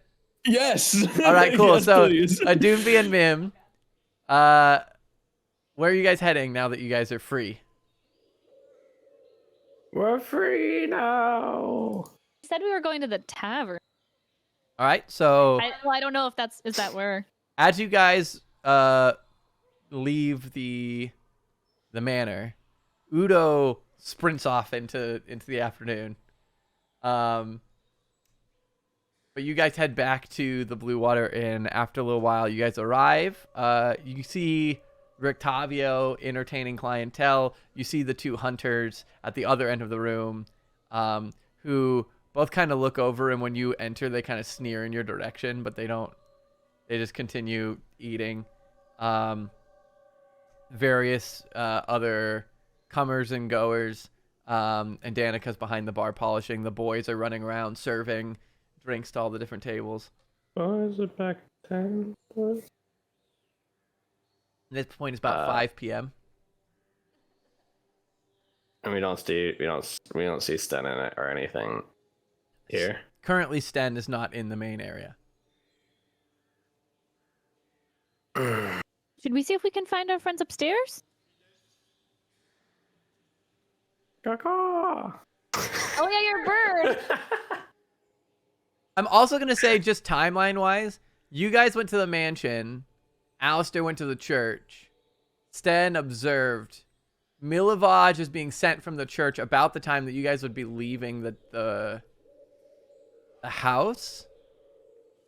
So Milivaj is going to come running in right about the time that you guys arrive. You guys have barely made it in the door, and Milivaj is going to come running in and walk up and ask Danica, Father Lucian said I'm supposed to come for a Mim, an Andar, a Sten, and a Doonby. And Danica kind of looks over at Mim, who's entered, and kind of points over. Well, there's one. Let me get the other one. He's in the back. We'll send them over right away. And Milivaj goes, all right, I'm gonna head back, and runs back out. And Danica comes into the back, Sten, you have a request. And that's when I was saying, no, that's not a knife. Hello. Father Lucian is looking for you. That's odd. All right. Is everything all right? I don't know. Milivaj just said that he sent for you, and I believe that one of your friends is out here as well with a bird. Huh. Also, I'm going to say narratively, Mim and Doonby, when you guys walked up, all the other ravens started cawing at a Doonby on your shoulder.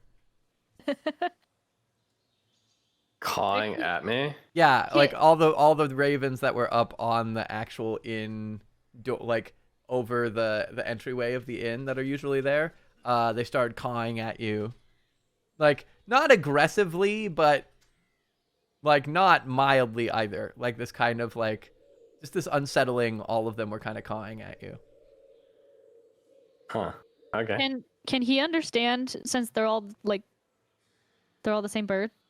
I think he still has to cast Speak with Animals, yeah?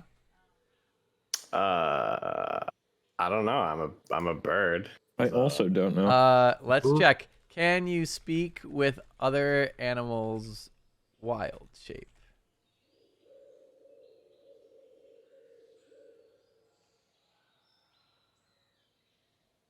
Wild shape and communicating with animals. I really thought about that. TBH. Because usually you're like animals. You're an animal when like, there's other animal. You're in wild. Okay, so then yeah, we'll say that you can understand them. So they start cawing at you, and you hear them kind of saying like, "Who's that? Who's that? We don't know him. We don't know him. Who's that? Who's that? We don't know him. Stranger, stranger." Stranger danger. Are they like near us, or they're just? They were up over the entryway. Gotcha. Oh, dude, but you should make friends with them. Okay. I want to walk up to the bar and wait for Danica to come back. All right. Stan, are you following her out? Okay. Yeah, but sorry. Rules is written is broad enough to be yes, you can. Yeah, it seems like the inclination is yes, you can. Yeah, I'm like super concerned. Because he would probably know that some of this group was arrested. Mm-hmm. So for him to be asking about some of these people is odd. So yeah, I'll jump out.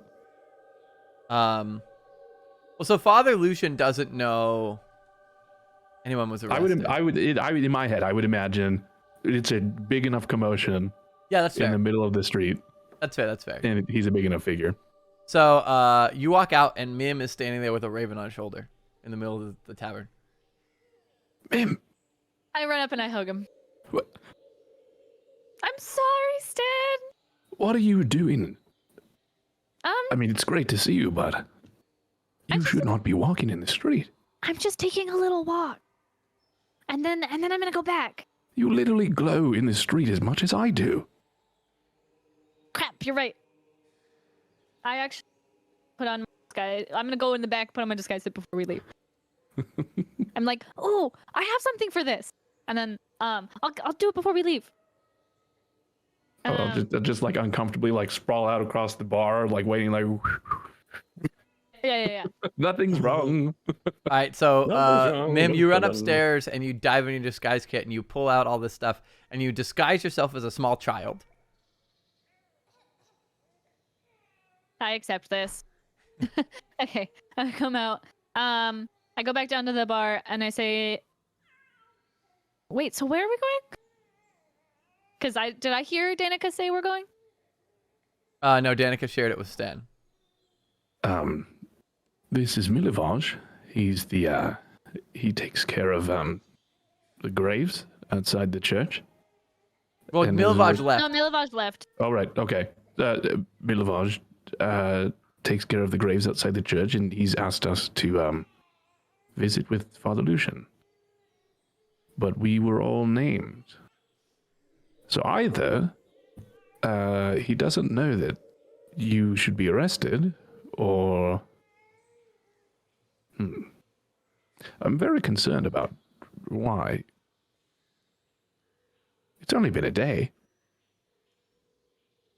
Well, I guess we could see and find out. Also, I renegotiated your guys' sentence. Oh! Well, wait, so are we allowed to be free now? No, not really. But you get out early tomorrow, which that's should be nice. exciting. But assuming you don't get caught right now, I won't. how did you get out? I look at the bird. Doonby! Did you know he could do this? A Doonby? I'll hop on Stun's shoulder. Ah. Oh wait. A Doonby? I'll kind of like rub my head against his fur. How very interesting. Let's walk and talk. Okay, I've got a lot to fill in a short amount of time. perfect. One quick thing, and then I go to Danica, and then I put down. How much is the ale? The wine is, the base is 1 gold. Okay, I put down 10 gold, Okay. and then I say, "Really sorry about before. Can I buy them some drinks to the hunter guys?" She looks at it. She looks at you. She takes a deep breath and she goes, "Just try to stay out of trouble. But yes, I will pass along some drinks." Okay, and then I give her the gold, and we go out.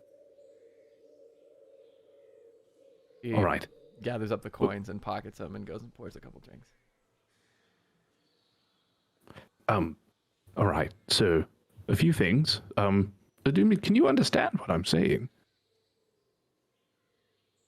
I believe you understand common still. Yeah. You keep your intelligence. I keep my intellect stuff. He can't speak back to you, Sorry. but he can understand you. Yeah, I like nudge you when you say that. All right. So I guess we'll start with bad news. A lot of important people know that Irina's here now. She demanded a seat with the Baron, an audience with the Baron, to renegotiate Mim and Endar's sentencing, I suppose. It went pretty well. He invited us to lunch. We said no, because Isaac kind of just gave us the heebie-jeebies. He was very intent on not stopping his gaze on Irina. It's very terrifying.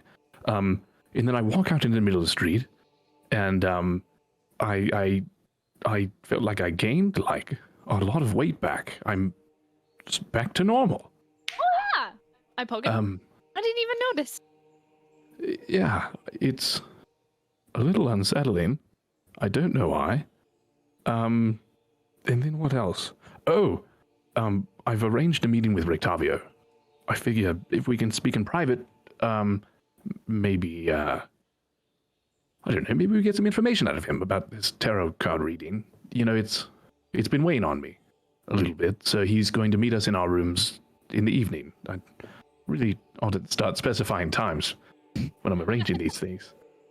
But, yeah, I suppose that's all that's happened. I don't think the guards know who I am. I was so mostly invisible. How did you get out, Mim? Just as you are? It was super easy. We just picked the lock and opened the door. Snuck And there out. was no patrol? Nope, I guess not. Huh. That's a little concerning now that I think about it. Yeah. And you're just going to be out for when they take you to the parade tomorrow? Nope, I gotta sneak back in. It's like I never left. Oh. All right. I'll try and save some energy to maybe help you out. Thank you. How about that? All right. I just Oh, hope that my. Andar's okay. I trust Andar has some familiarity being arrested.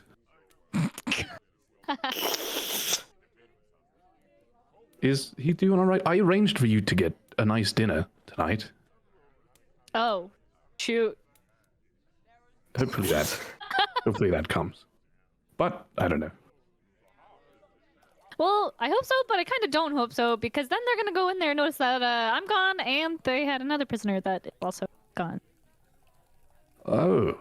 Mm-hmm. Who was with you? Udo? He's a really nice guy. He's one of our friends now, Okay. Isaac was treating him really badly. He was like starving him and abused him, so I just couldn't leave him. Oh, you know what? Sorry, I don't know why I just thought of this. Doonby. When you sent the letter, I didn't know that it was you. A raven appeared. How curious.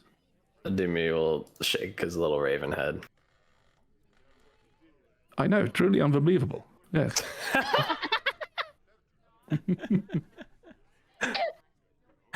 All right. Well, I don't know what our plan is for the father. I know he's going to want us to find the bones, but I don't even know where to start. Have you had a moment to think about either of you? Well, I know that, what's his name, kid? What's the Yeska. Yeska? Yeska, thank you. I know that Yeska told my Acorn something, but they haven't told me anything. The Acorns haven't spoken to you? Well, not about the Yeska thing. They're getting a little stubborn. All right. Hopefully it's just the environment. You know, maybe when we're back on the road, it'll be a bit more chatty. Yeah, they've been really quiet, but yeah. Okay. Are we getting close to the church? Did you guys head out? You guys just started talking. Oh yeah, I saw you talking Oh, about. okay, cool. Yeah. Then yes. Like, I'm we sorry. just sit there like, I thought that you guys were damn, just yeah. chatting. I literally, I was debating. I'm like, is Danica gonna interrupt them at some point and be like, you guys should leave? Like, That's really funny. I missed the fact that you guys were heading there. Okay, That's my bad. yeah. So yes, so you guys arrive at the church. In the meantime, two things. One, we're gonna have to do Alistair's interrogation of Yeska in the meantime. And two, do we want to do a quick bathroom break? Yes. Yeah, Sure. that'd be All right, nice. cool. Then we will take a quick bathroom break. We'll be back in a few minutes. Don't go anywhere.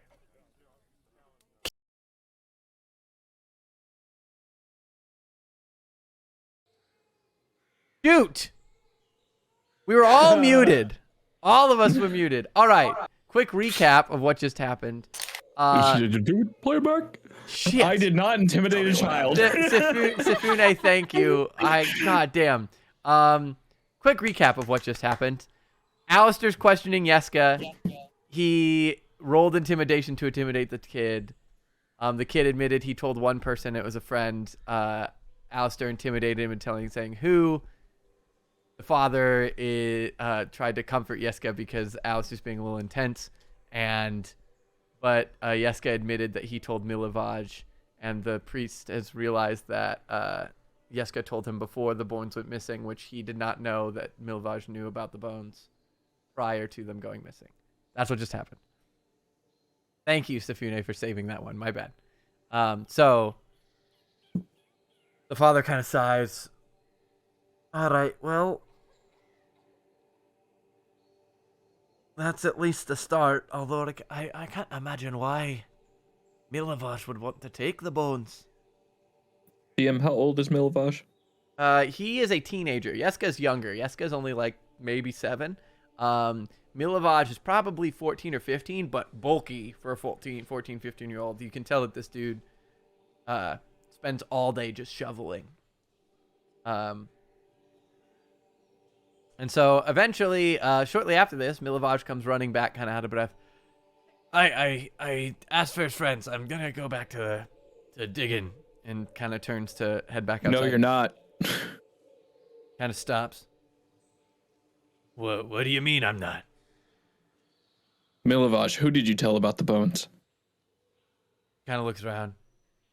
I don't know what you're talking about. I think you do.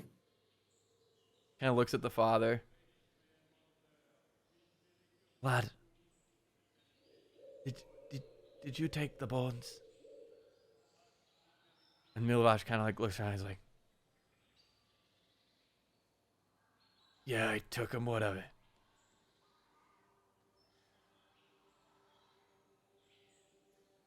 Where are they? I don't have them. Who does? Coffin maker.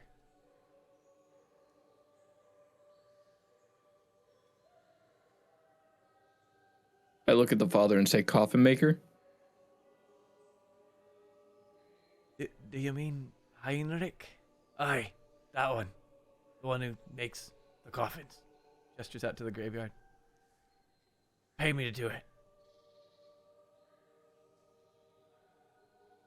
The father kind of sighs. And why did you do it, lad? It's like, You don't pay me shit. I take care of my siblings. Extra gold comes by, what of it? Not like the bones did anything anyway. They're just bones. Milovaj, you stay under his roof, don't you? No, I stay at the orphanage. He just feeds me. Food should be good enough. I got kids to feed. I'm not the only one that got looked after, you know? Old man wants some dumb bones. What do I give a shit? I'm gonna push him down to the ground. alright. You go and you push Milovaj to the ground, and he kind of scrambles. Not caught by surprise, and Father Lucian kind of steps forward and grabs your shoulder and kind of like firmly grips your shoulder. What? What do I give a shit? Let's not get anything dirty on holy grounds. Everybody I calm apologize. down. And I brush him off me. At this point, the rest of you arrive. Alistair is standing over a child who is pushed to the ground. The priest has one hand on his shoulder. Vasili is observing the whole thing. And Yeska is kind of cowering, looking at Alistair. Welcome to the shit show. Welcome to the shit show. Welcome to Vallaki. Life's a fucking nightmare. Alistair, what are you doing? Getting answers. Alistair, I don't know you to be this cold. Step away from him. I step back.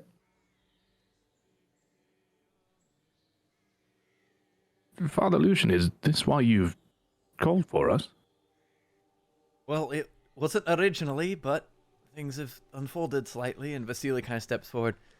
I believe that we have an appointment with the coffin maker, it would appear, if you will all be following me. Alistair, did you kill why are we going to the coffin maker?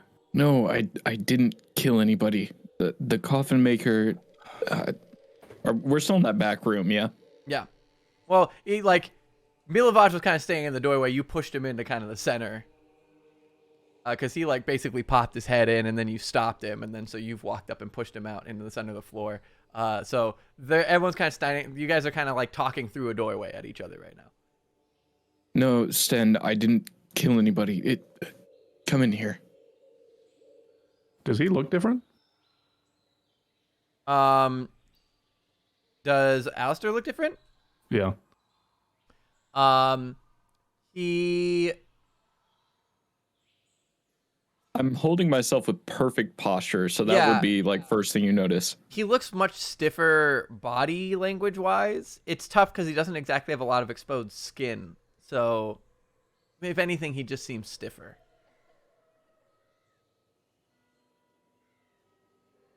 Okay. You're explaining something? Yeah, the coffin maker is the one who has the bones at the church. Oh. Milovaj sold it to him. I didn't sell nothing. He paid me to get him. Milovaj, that's the same thing. Semantics. Piece of shit. And Alistair goes like he's gonna punch his kid in the face, but then doesn't do it because he was told not to.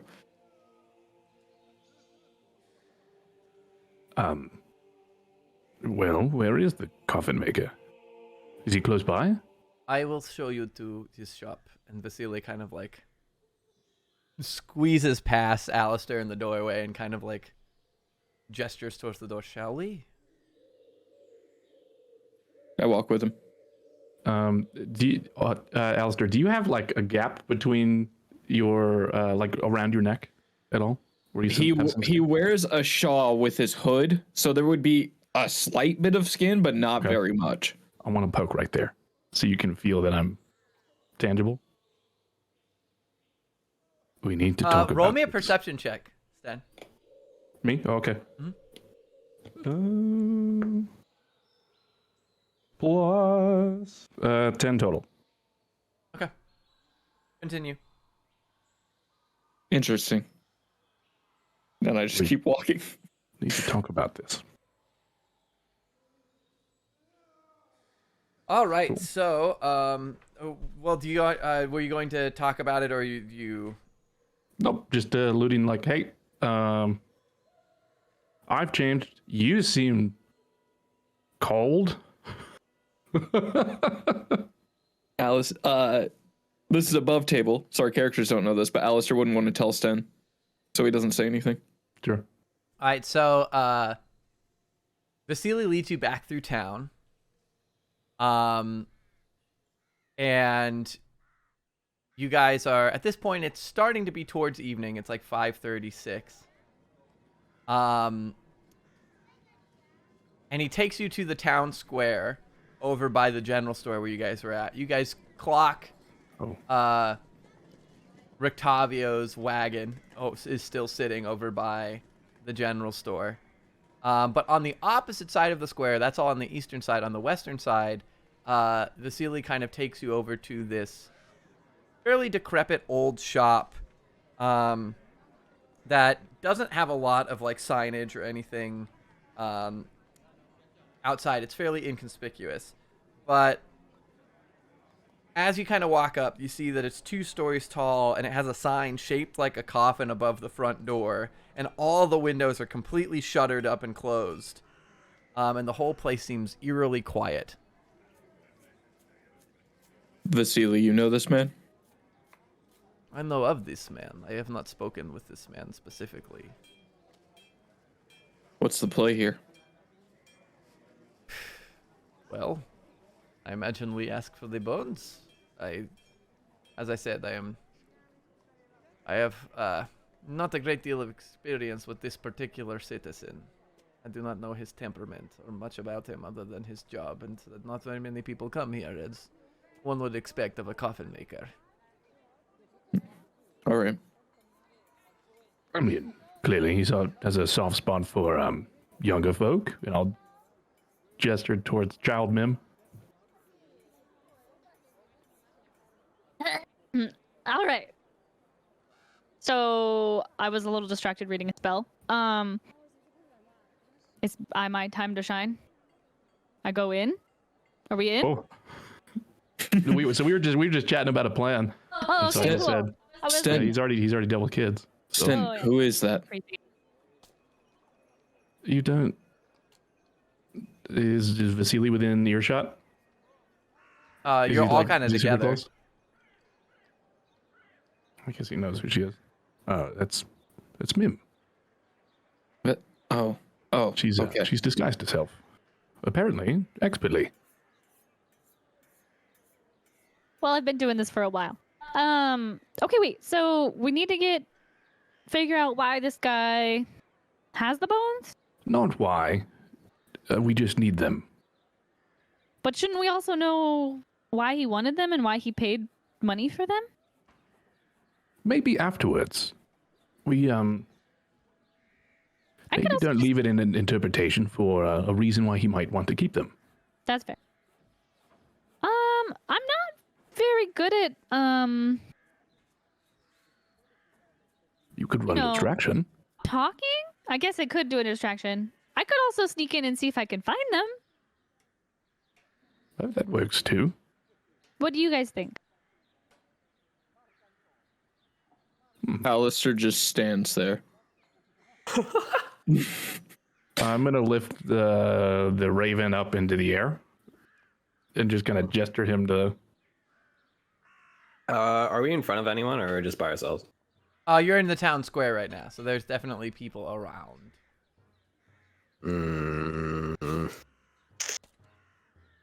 Also, the grand majority of people here seem to be working and preparing for the festival to take place in this very square in the morning. You guys can see that they've got like 2 stages set up and a big like wooden dais, and there's a big wooden sun being erected in the center of the square. Like, there's plenty of people and a lot of activity in this area. I'm just gonna. I'll like flutter, like at like a head level, and then I will shift back. It only takes about a couple of seconds, but yes, But it's enough that a lot of people will cast really sideways looking glances at you. yeah. As I like grow and my bones like pop out and reshape in my body. A couple people scream, a couple people run. There's definitely a bit of a commotion, but It cracks his neck afterwards. Dunby. a couple guards kind of look over, but like and are watching you now, but seeing no like immediate action, they're not going to act. Like roll my shoulders, stretch a little bit. Sorry. This feels weird every time. You never quite get used to it, you know? So you flew for the message. Excuse The me? message with the raven. No, that was not me. That's what I was trying to tell you, but I figured I Oh, would just tell you at a different time. Hmm. Someone Alright. intercepted my message. very interesting. Yes. I figured that we Maybe probably not the should time or talk place about for that. this. Yes, at another time. Another time. So are we going inside, or are we going to sit outside and chat? Well, I don't know if we have a plan yet. Alistair walks inside. Do we quite need a plan? See, I think Alistair gets the. We kind of need to hurry up before Andar gets caught. Anyway, so. Vasili looks at you guys and kind of looks at Alistair and follows Vasili in, or as Alistair. Actually, he's gonna start to follow Alistair in, and then he's gonna catch himself, and he's going to say, "If somebody wants the bones, the church might be at risk. I'm going to go back to the church and make sure that all is well. I will leave you to investigate."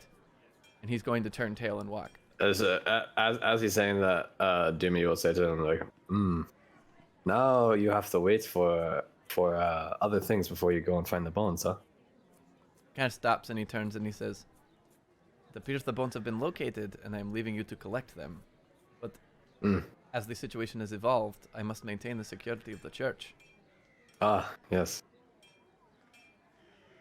I don't- Changing situations. Sure, it's in just the same fashion as it is now when we left it. Come join us. Roll me a persuasion check. Okay. With me? Mhm. Persuasion. Ooh, big plus. And another low roll. 10 total.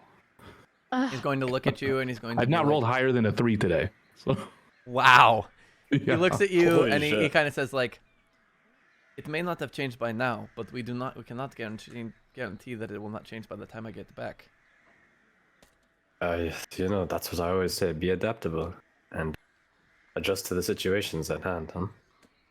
Well, hopefully your cunning won't be missed. Don't worry, if you need me, you know where to find me. And he turns and he walks. Above table, this one episode has made me hate Vasili. Yeah, I don't. Yeah, I'll help you. The last episode. But not really. We need to go as fast as possible to get the bones. All right, bye. He's basically like, you guys have had this information for 2 days and have done nothing. I'm like, he has a priority in mind. But anyway, so he's gonna walk. I get it. Wants to protect the church. You don't even want to He go. can get him himself. So, Alistair, you walk in, you step into this shop, and actually, hold on. I should have this. Do I not have this? As I'm going in there, because I don't know the situation right yet, if there's nobody immediately up front and like a bell didn't go off, I will immediately try to like sneak behind something and hide. All right, there is a man inside. Okay, then never mind. But let me get everyone in there. Too late now. Too late now. Here's mom. All right, so place all of them here. And I need...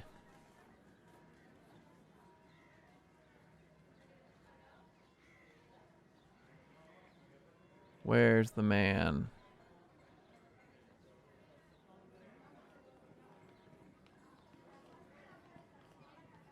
What the hell? I know for a fact I have a token to this guy.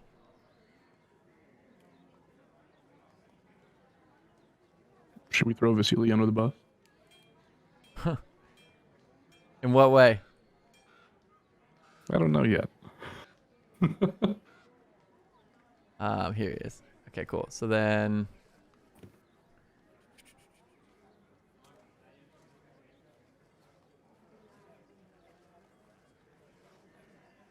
Last but not least... All right.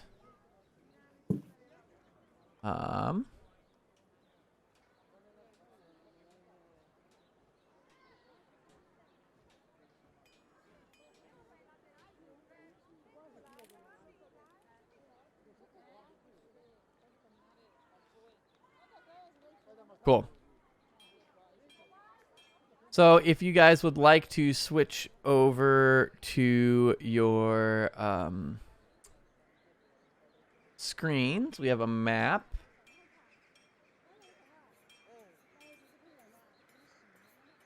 So, Alistair, you walk in and you see this old man kind of hunched over, like carving some wood. And it kind of looks up at you, and as you walk in, kind of squints at you. Stands up. What do you want? How can I help you? You must be the coffin maker. What's your name? My name is Henrik. Henrik Vandervoort. What's your name? Alistair. He kind of like walks over, walks over to one of the tables on the left and kind of continues shaving away at the wood in his hand. All right, Alistair. It's nice to meet you. How can I help you? DM, is that the name that we got from the father? when he said the coffin maker's name? They said it was Heinrich. Got you.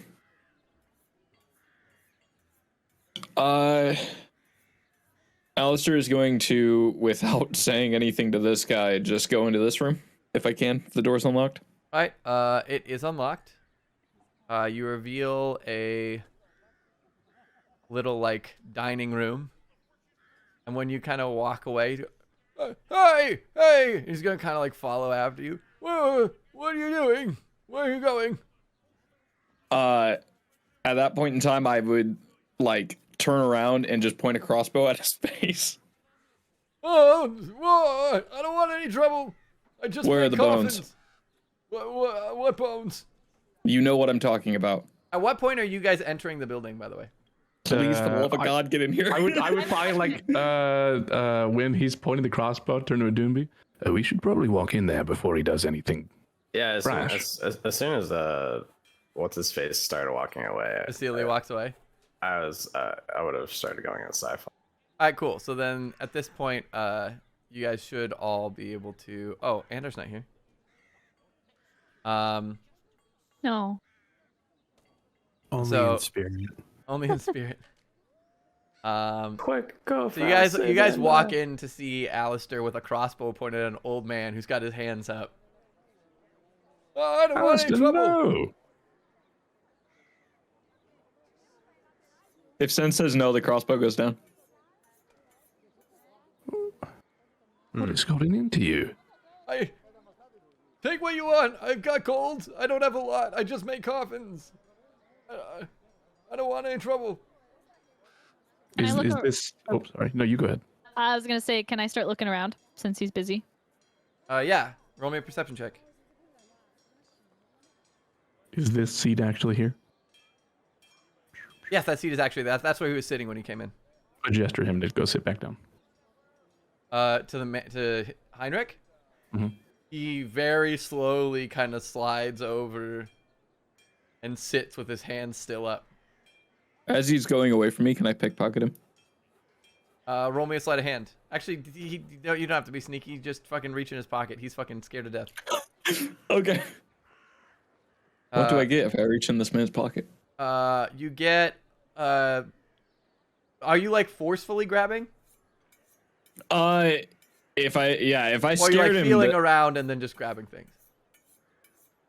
I guess it's like a quick snatch, or are you actually like trying to feel what you're grabbing? So I scared him that bad that I could just like forcefully grab from his pocket. Yeah, absolutely. Then I'll do that. Okay, you take 2 points of damage as you grip a bunch of nails. Okay. But Sick. you grab a handful of like nails and about 3 gold from his pocket, and what appears to be a leveling tool. Okay. I keep it. Fuck this guy. Nim, what was your perception check? 16. All right, so this whole room is everything a carpenter needs to make coffins, furniture. There are all these tables along the wall are 3 sturdy workbenches just completely spread with tools. And then the table over in that corner appears to be like various designs and blueprints for coffins, whereas the one that he is currently sitting at appears to be more of his like fine tool work of where he does like engravings and such. I'm gonna go in the. Mim flies in the next room. It's a dining room. And also partially kind of a kitchen, although you notice there's no stove and all of the food is like cold bread, like dry food storage rations. Can I go in this room? Is it locked? It is not. You open it up and this is, if it'll let me reveal, again. You open it up, and this appears to be a storage of coffins for his business, all the different models that he makes. I'm gonna go ahead and start opening them while they're talking. All right. So you go through and start opening them. Sten, you were telling him to sit down. I think you probably already know why we're here, considering your introduction to my friend. I don't want any trouble. Just take what you want. We'll try asking nicely first. Where are the bones? I don't know what you're talking about. Doomby, are you just at the door? Oh, Yeah. okay. I mean, I'm with you guys. You can move your token. Oh, sorry. I didn't know that we were inside the map. I only have one screen, so. Gotcha. Mr. Heinrich? Yeah. We know you've purchased the bones. So, where are they? His face kind of falls, and he's like, "They're upstairs. Far wall." Thing crashed, that's why. I guess I'll just say super loud, because I think I saw him go through the door, right? Mm-hmm. Upstairs far wall? And they're just sitting there? They're in a bag. They're in a sack. All right. Is this the stairs? What do you... sorry. Can I sneak and start heading up? Yep, go ahead. What are you so worried that will do to you? I mean, your friend almost shot me in the face. I don't think he even had a bolt loaded. I technically didn't, actually. Because it would have been clipped to the side. It would have fallen out. I think maybe you're a little too jumpy. Here, come with us. Come show us. His eyes get really wide and he shakes his head. No, you can go get him. I'm not going upstairs. I'm gonna message Mim. Mim, wait. Oh, okay, I'm waiting.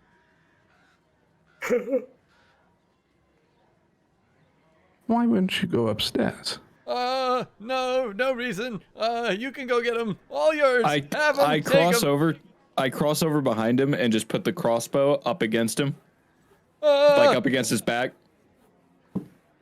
Look, I didn't want to do it, okay? It wasn't my idea.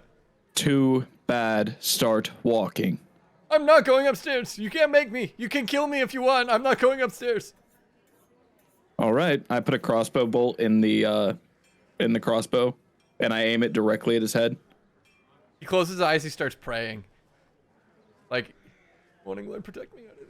I'm gonna push him in front of me so that the crossbow's behind me. Oh, I was going to say Sten and like look at you to see what you wanted to do. You're gonna push who in front of you? I'm gonna get in between the crossbow and Heinrich. Okay, if I see you start to do that, then I'll put it down.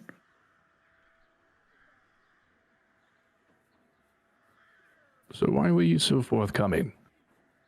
I don't want any trouble. I just want this all to be over. All right. We'll start with this. The bones are upstairs. No. Why can't you be up there? It's fine. If it's fine, then let's take a journey up there. No. You can go. I'll be right here. I'll stay right here. So, is there someone guarding these bones? He kind of like bites his tongue. Ah. Doonby? Yes.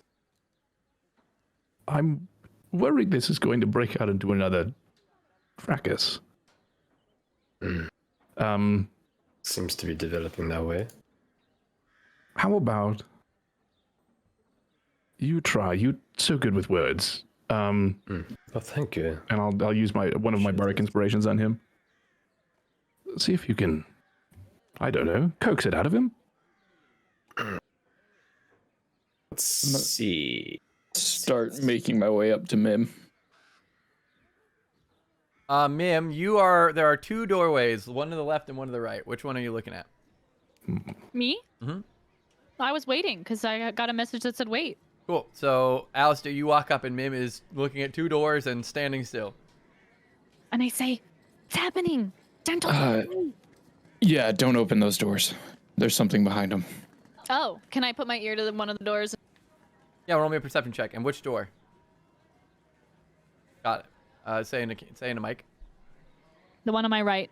Thank you.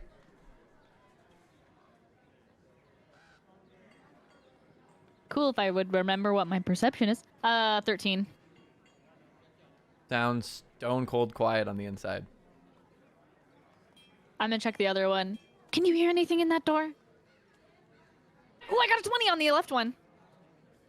On the left one, you can kind of hear the murmuring of talking downstairs beneath you, but you don't hear anything in the room itself.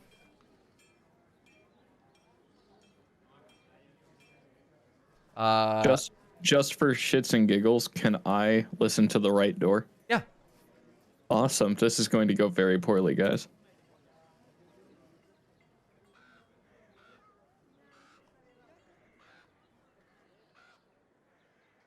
15 with disadvantage. Again, stone cold quiet. All right. Didn't go Sten and poorly as I Adobe. thought. Excuse me, sir. And Demi will put try to put like a comforting hand on his shoulder. He visibly flinches. Is he sitting down or standing up? He's 'Cause he, sitting next to down. Jay. You seem to be frightened. Me and my friend here, we have friends and family that we are trying to help out. Do you have any friends and family? Kind of like looks so crestfallen. No, I'm the last one. I'm sorry to hear that. It must be difficult losing the ones you care about. And just nods, looks at you, still kind of frightened of this whole situation. Doesn't know what to make of you yet. All me and my friend here want to do is protect the ones we care about. And it seems like you are one of our only hopes in being able to do so successfully. I'm just going to ask you if you can be brave for one moment to help a kind soul just like us.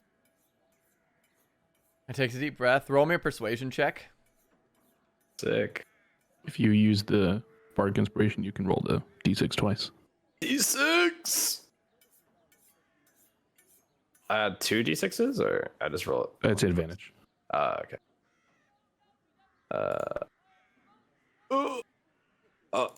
No, I'm gonna roll a different d6. God damn it! That's a 15 total. Okay.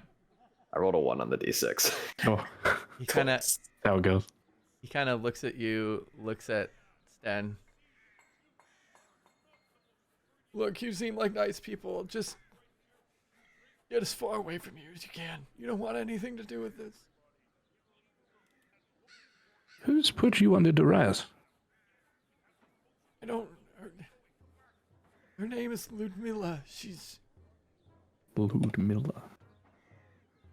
She came to the shop a few weeks ago. She said that she'd give me good money, good business, if I just stored some crates for her and got her the bones. I didn't ask any questions. Business hasn't been great lately. I just needed the money.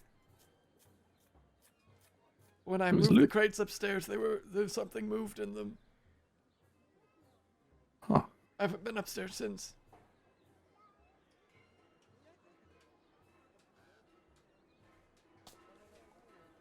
Well, it didn't be. I probably all the information we're going to get.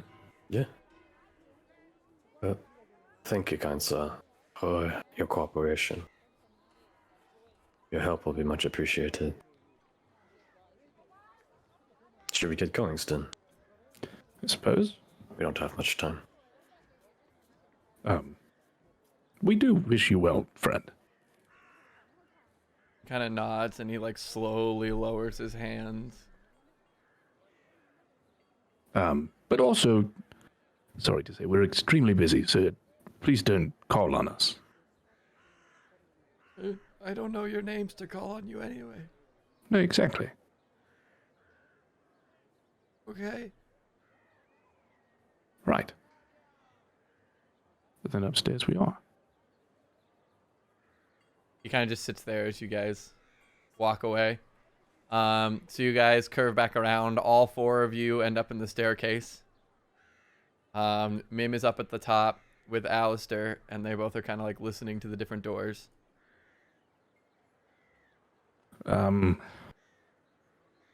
I yelled out stop because he refuses to walk up here. I don't know if there's something waiting, a trap, an ambush, or what. But Well, we don't have much time to figure it out, so we must just go off ahead. So, Ademi will try to open the door. Right. Which Unlock. door? There's a right and left one, right? There's a right and left one, yes. You know which one we always go for. Right door, baby! All right, so you open the door, Yep. and you reveal this large room that stretches the entire building, filled with wood and various crates.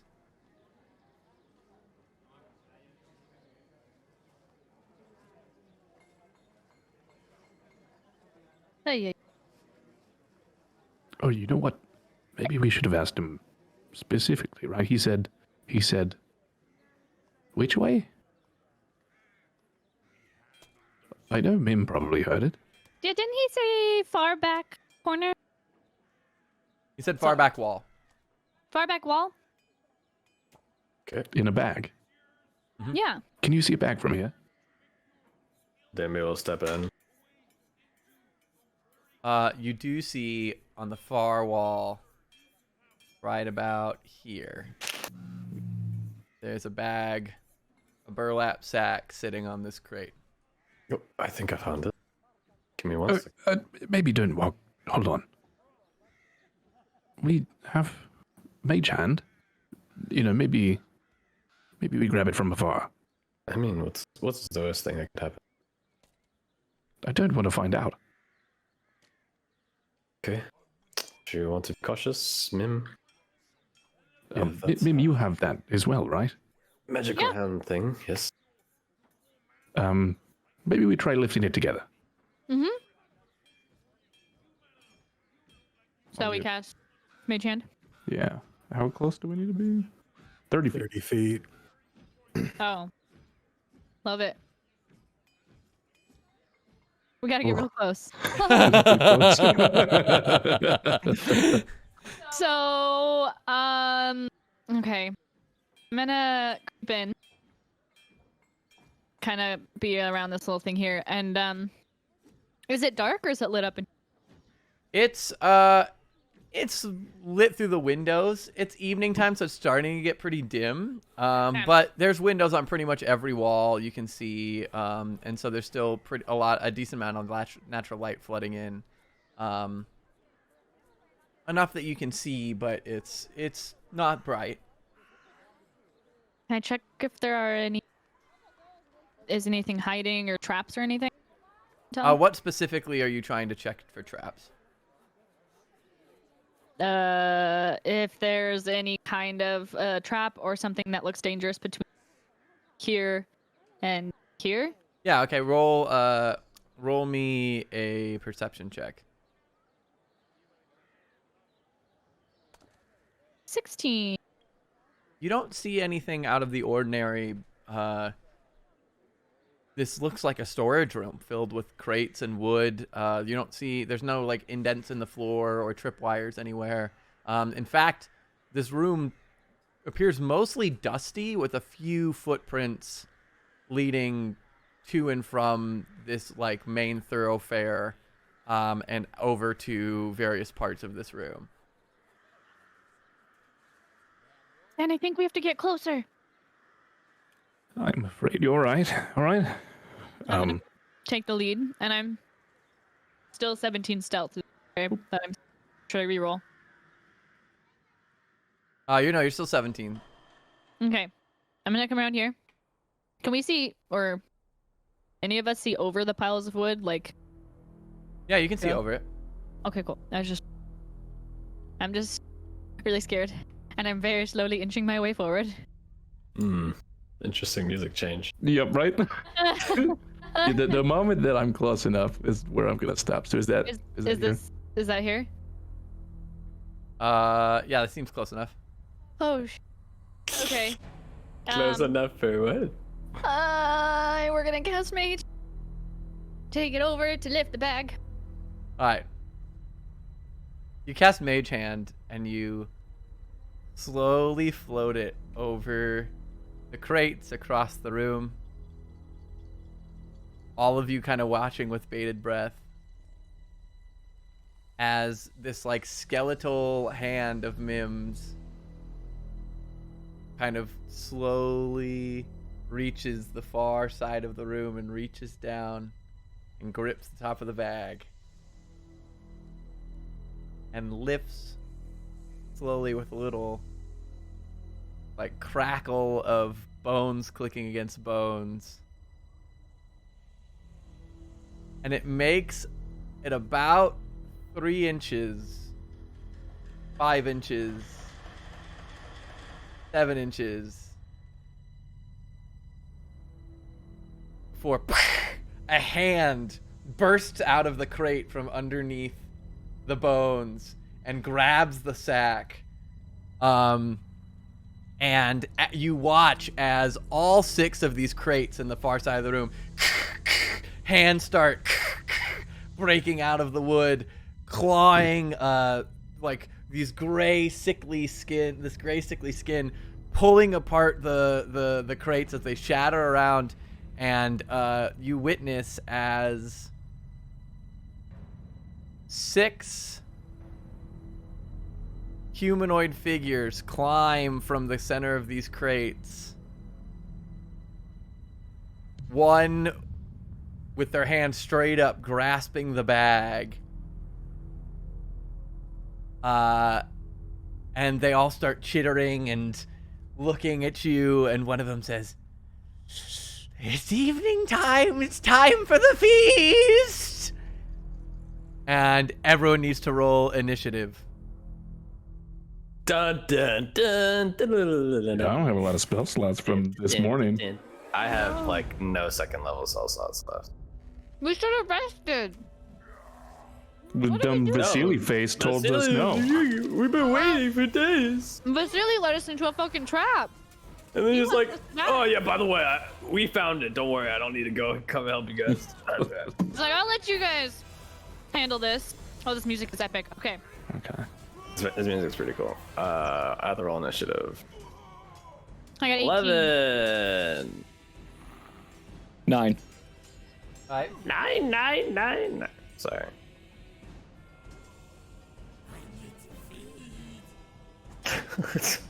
It sounded like they said I need to eat, or feet. I need the need. Feet. Feet monsters are coming. Give me your feet, little one. Sten 15. and Mim. 18. All right. They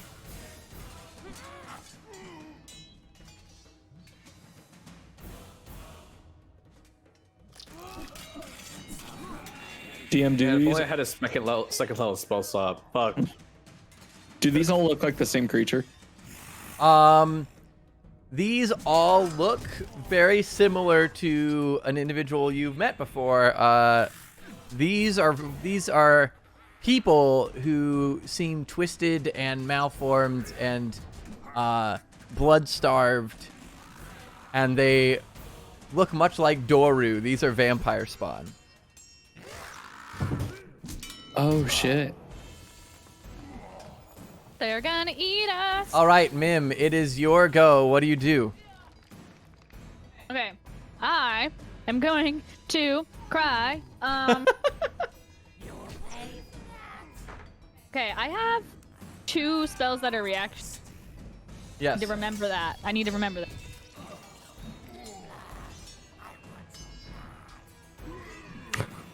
I want your blood.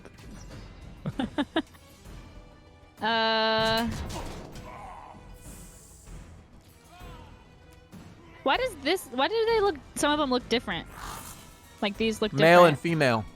For some reason, I can't really understand the male picture. It looks like a weird. It's like some Stranger Things stuff, doesn't it? Yeah. I'll have to find the I'll find the full size version and I'll share it. Oh, when you zoom in, oh, that's hair. It's like a high collar, and he's going rah. I can see it.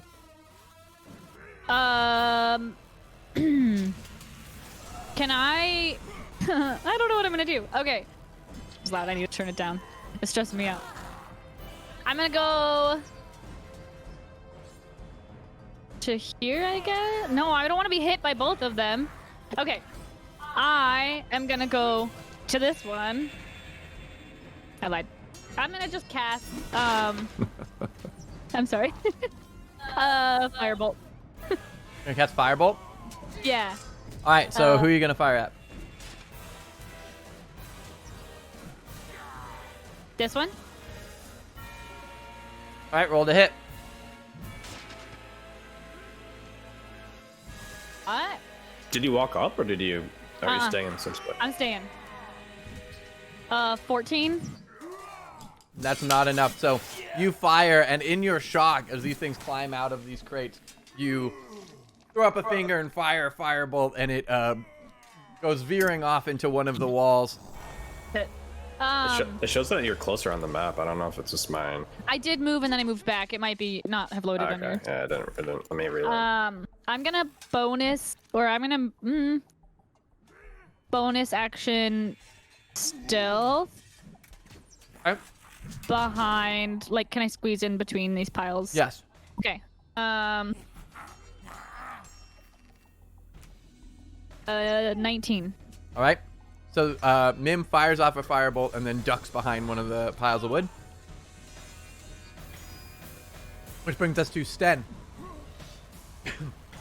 Is this one? Are they still holding the bag? Yes. Straight up has hand on the bag. Do they look strong?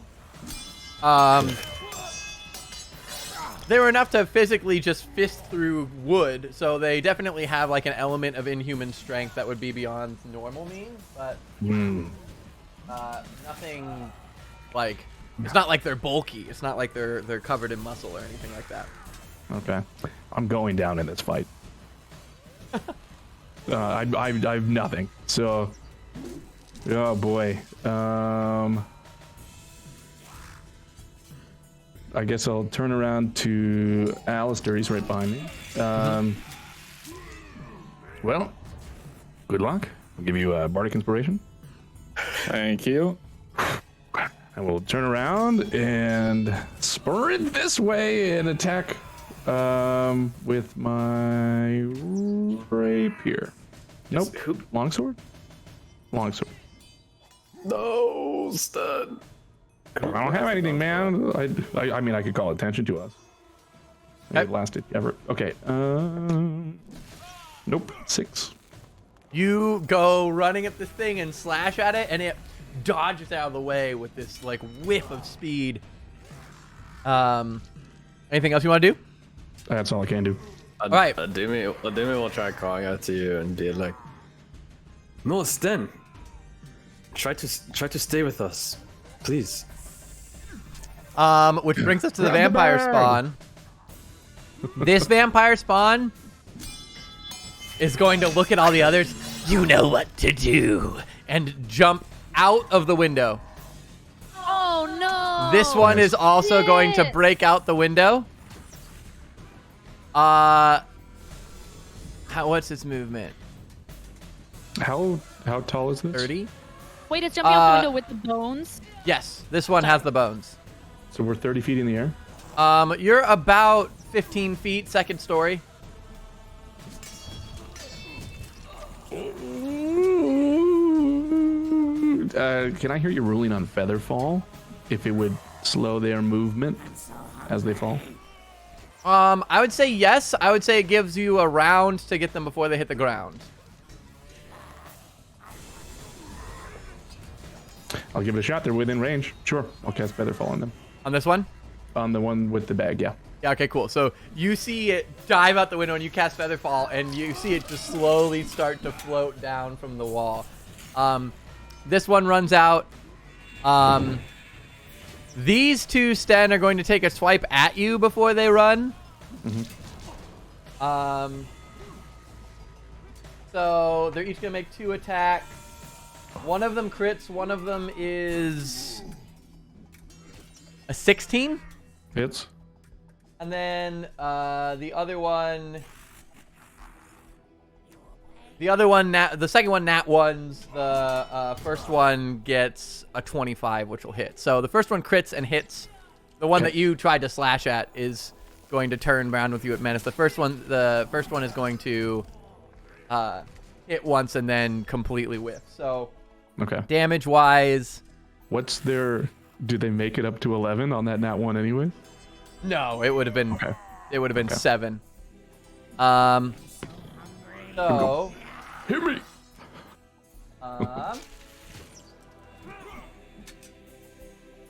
The first one is going to do 9 slashing on its... Oh, wait, I'm sorry. I need to double.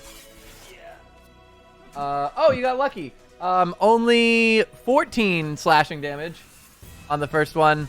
And then on the second one, it's going to do 8 slashing.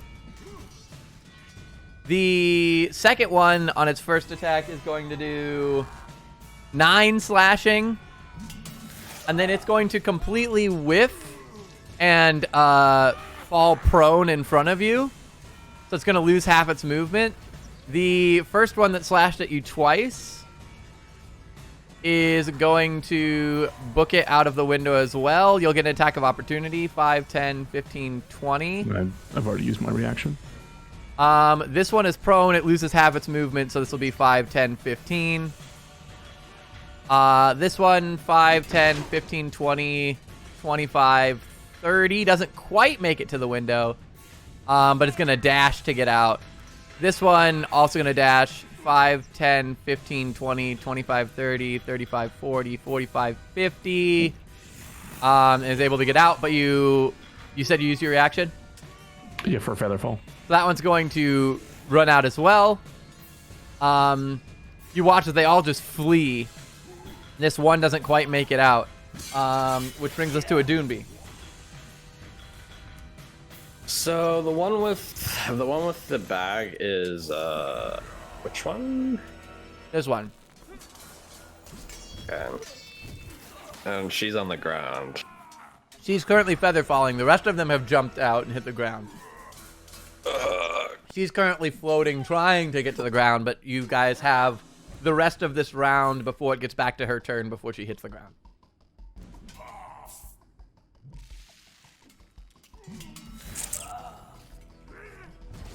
Basically, each one of you will get a turn before she's at the ground level. She just has the bag like holding in her hand. Mm-hmm. God, what the fuck are we supposed to do? They're just gonna run. I might be able to get there, but I'm not sure. Yeah, but like, are you running at her or down the stairs? Quickest way is at her. It takes so long to run down the stairs. 5, 10. Can I hop over the boxes or nah? I'd say that there's enough space that you can weave around them without costing They any also movement. got destroyed, didn't they, when they came out? That's true. Yes, they're in shatters.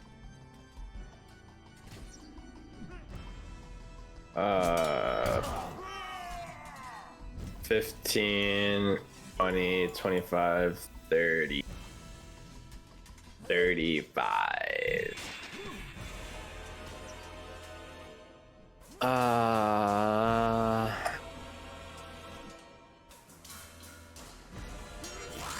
Guessing it would be an action to try to wrestle the bag away from her, right? Mm-hmm. Well, you could try and tackle her as part of your movement, just to like hit her. You wouldn't be able to grapple her fully, but you could try and like jump her to like get on top of her as she's falling. I don't really have like a spell that. Well, I guess I can. So she's not on the. Can I see like towards the ground yet from this spot? From there, you can see through the window. You can't quite see the ground fully, but you can see her because she's still in the air. I want to cast Entangle, but I need to sprout from the ground starting from a point within range. Gotcha. So she's not on the ground yet. So you could entangle the one that's already on the ground? No, Entangle makes a 20-foot square on the ground. It says the vine sprout from the ground in a 20-foot square starting from a point within range. Yeah. I'm just saying that she's not on the ground yet. She's up in the air because he cast Featherfall. So, She's like literally right next to the window? She's like slow falling from the window. He cast Featherfall on her, so she's still I know. physically I'm just trying to figure air. out like she's gonna fall on the ground though. Like we can't like reach out the window and like after a round, basically, we still have an extra round. Everybody gets a turn, and then she's gonna hit the ground at the top of her next turn.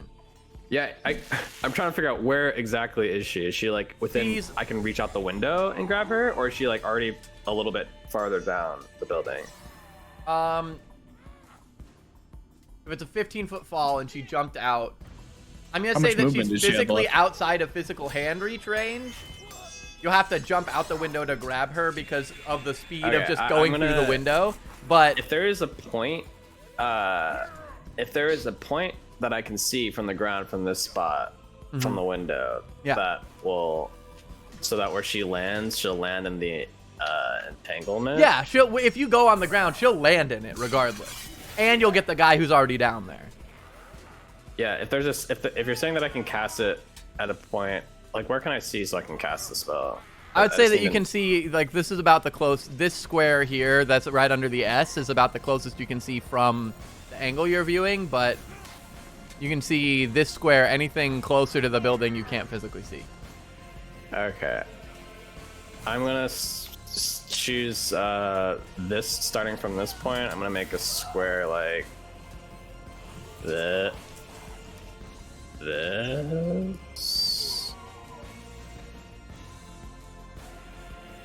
Square like this. I'm gonna hold my action to cast Entangle for when she lands, and when she lands I'm going to cast Entangle on that spot and try to like catch her in it.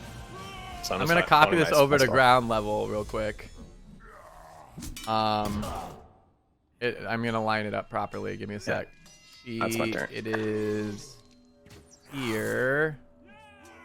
That's ground level right now. Okay. This one is here. This one is here. This one is here. And she's still up in the air. Okay. All right. That brings us to Alistair. All right.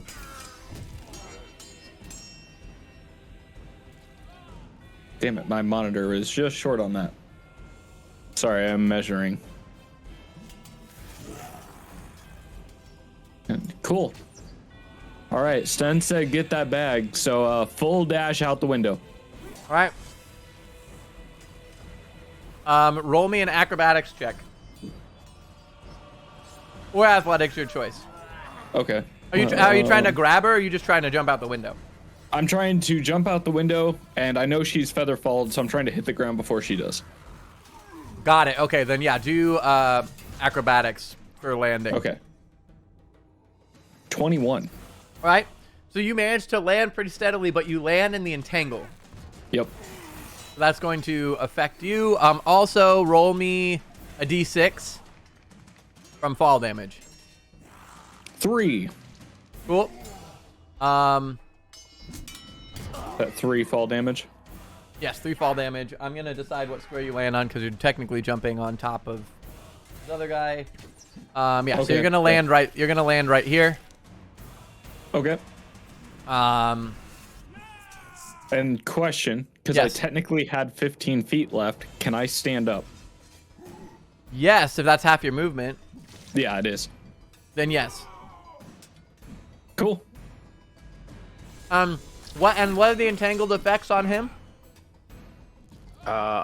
When she lands, When I land, When I'm Alistair in it. lands. when they land, I'm gonna cast it, and everyone has to make the strength saving throw, or be restrained. Got it. If you use your bardic inspiration in your saving throw, you also get temporary hit points equal to 4. Oh, okay. Nice. So do I make that strength saving throw now? Oh shit! When she hits the ground, he hasn't cast it yet. Deleted myself. Do Control Z. It should bring it back. It doesn't work. Okay, then I'll go grab you. I have I can take my token out of the. Okay, I got you. I already got my token. Don't worry. Oh, so this hasn't been casted yet? No, I'm holding my action to Got cast the you. spell when she lands, Cool. so that she's inside Which of it. should be right after Mim, I think. Yep. Yes. So, That way she's restrained, and then we could try to take the bag away from her. Run. so that brings us to. Actually, her thing is right after you, Sten, because you went, Oh, okay. and then but it is now we're at top Okay. of round back to Mim. Okay. So is she holding the bag from what I saw when she jumped out the window in one hand, or is she like clutching? Yeah, it in one hand. Okay, I'm gonna bonus action dash out the window and to her and sneak attack her. Okay. Hell yes. And I am aiming for her if I could get her, but like I specifically also want to see if I could like chop her hand off or something like that in the range of her arm. Okay. Okay. Just to clarify, is your goal to get the bag or is your goal to do damage? Because it's going to be tough to cut her hand off, but if you're trying to knock the bag loose, I would recommend doing a different mechanic than just a straight attack. When we were fighting what's his butt, the kid, whatever his name was. Doru, thank you. When we were fighting Doru, he was hard to beat, yeah? Like It's going to be tough to I just know. slice their hand off. just slice it. Okay, I guess I'm just gonna have to do damage then. Okay. So your goal So is I'm to do gonna- damage, not to get not to knock it out of her hand.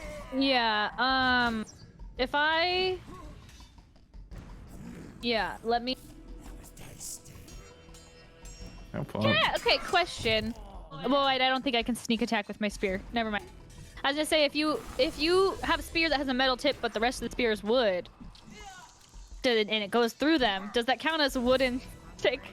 Anyway, I'm not using my spear, but that's a question for later. I'm going to use my rapier. 18? 18 Oh, wait, hits. Oh, okay. I gotta get advantage anyway. I just imagine like you torpedoing through You the should air. you should still roll for advantage because you could crit. I did not. Okay. Okay, where? Come on. Yes, and you just saw 2 of your friends dive through a window. Which is not the first time somebody's dived through the window in this game. Yep. Yeah. Dimby, you're next. If you don't jump out of a window, I don't know if we could be friends. Oh, I did that wrong. Sorry. Rolled the wrong. Window party. Microsoft Windows has crashed. 15 damage? No, 15, 16, 17, 18, 19 damage. All right. Go. With my little rapier. You said 19. Mm-hmm. Cool. I think so. So, you stab into her as she falls. You notice that she takes less notice than you would think. but you do manage to gain purchase, and she kind of hisses at you and kind of half slashes at you as she's trying to get her bearings as she tumbles in this feather fall. Is that your turn? Yes. All right, Sten. Oh boy. Okay. What can I even do? Does this one look like they're full intending to jump out the window? Mm-hmm. They're not paying attention to the commotion? Mm-hmm. Okay. Then I'll run up here. I think let's see 5, 10. Has she reached the ground yet? Or is that gonna be after Sten's? It's probably It's pretty after close Sten's to. turn. Yeah. What is Alistair doing right now? That's a good question. What is Alistair doing right now? So I landed outside and I'm trying to aim up a shot on her. Do you want to know can I give you what the attack is going to be? I just wanted to see like a pose. Okay, If you were like catching or attacking. Yeah, I'm going to attack the bag. Interesting. Okay. So you have that. Oh man. Yeah, there's really not much I can do. Can I, in any way, use the help action on Alistair? To attack? No, I would be to try and give him advantage. You could try and potentially distract one of them by like yelling and screaming. Okay, sure. Cool. So yeah, you start yelling like, "Hey!" Hey, you dropped something up here. Picks up other bag. You start trying to attempt to get their attention. And I think, is that your turn? It's in action, so yeah. Cool. So then that brings us back to the vampire spawn. So at the top of that turn is when she's gonna hit the ground. So Doonby, your thing triggers. Okay. They have to make strength saving throws. Everyone inside the square has to make strength saving throws. All right. So that is the vampire spawn, Alistair, and the other vampire spawn. Okay, so if you use your bardic inspiration, whatever you roll, you get +4. So the d6 +4, that's 10 hit points. I think they both fail, but the highest was a 10. Oh, I rolled a 6 +4. Nice, 10 temporary hit points. Oh. Yeah, my spellcasting modifier is like 15, or DC is still 15. Yeah, so they both fail. Oh, I rolled natural 16 +6. Oh, you're Gucci. Looking good. So that whole space is difficult terrain. The ones that fail are restrained until the spell ends. If you're restrained, you can use an action to make a strength check against my spell save DC. On a success, it frees itself. It's a strength. To get escape is a strength check, just a straight strength check. You don't add your saving throw or athletics bonus to a straight strength roll. Gotcha. All right, so they are both restrained. They land, and you watch as these curling vines begin to wrap up around them, completely binding them in place. Alistair, you see the vines and manage to kick them off in time before they grab purchase. But this viney undergrowth is beneath all of you now. And you said they have to do they have to roll a saving throw to try and get out? No, they roll a straight strength check, just literally straight strength. Got it. So at the top of the turn they land, they fail the save. They're going to use their turn to try and get out. Both of those two. Hey, Cap, I got around. Andar, thank you for joining. And I'll send you the last bit because I think that there's going to be some stuff you might want to see. Word. I think. We'll see. Oh, real quick. Oh, no. That messes up the camera stuff. That's a problem. Hold on. Let me see if I can get him back real quick.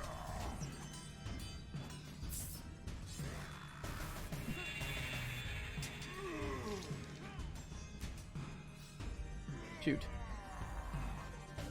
He's after me in initiative order. This is a problem. Mim. Me? Mim? Yeah. Beautiful. Cool.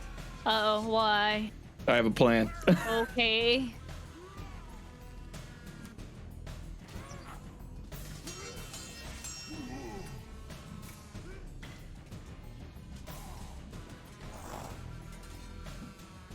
Camera. Man, six of them, and this man is reading up on vampire hunting, and he'd give up on this? Oh, he's total sus. Screw Vasili. He is imposter. Vasili Strahd confirmed.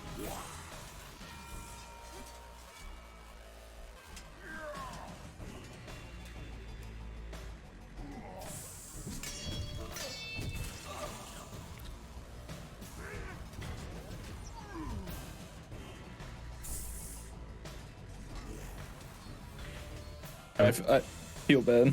Yeah. Shoot, that sucks. Can we like pop someone else in chat, and then just keep them deafened and muted, and We could Put their try. Does anyone But that have means a, that we'd have need to have somebody. This is an unexpected circumstance. They don't have an alternate account? I do on a different computer that's not logged into it currently. Gotcha. Here, I'll just do this for the sake of. Well, then they can't fucking see. Fuck. I didn't realize. I didn't think about this. I knew he was leaving early. I didn't think that it would affect the camera. Shit. Let me physically. I can't call him. My phone's up there. Hi, T-Money. T-Money! T-Money, you're a savior. Our Lord and Savior. We gotta nickname you, don't we? If you just give us a black screen, I don't know if you have OBS. Honestly, no. What he did, he even as is, he's already lined you guys up. You're not in order. Let me see if I can nickname T-Money real quick, and then that should fix the correct order. We're just gonna change your nickname temporarily, T-Money. Name it Dat Money. That money's good. Imposter.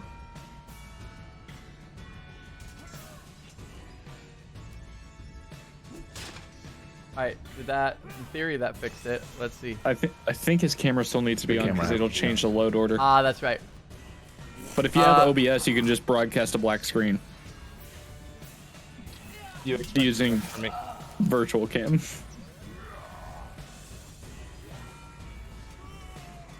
Oh, wait, find a USB. Thank you, T-Money. You're the best. All right. I'm going to continue just for the sake of time while we figure that out. So the one with the bag rolled a... what did they roll? What's their modifier here?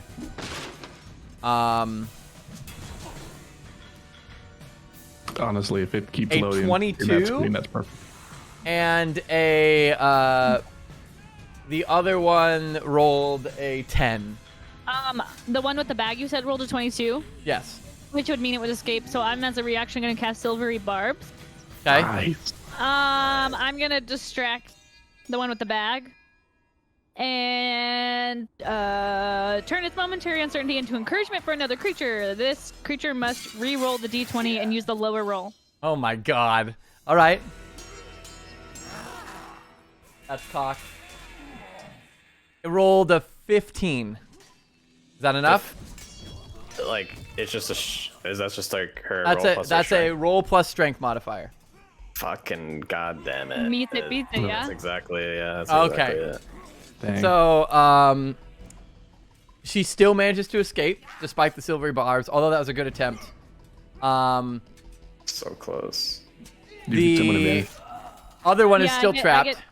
I get to give someone an advantage. Oh, you get to give someone advantage as well. I think, yeah, you can then choose a different creature you can see within range. Choose myself. They have advantage on the next attack roll, ability check, or saving throw. It makes with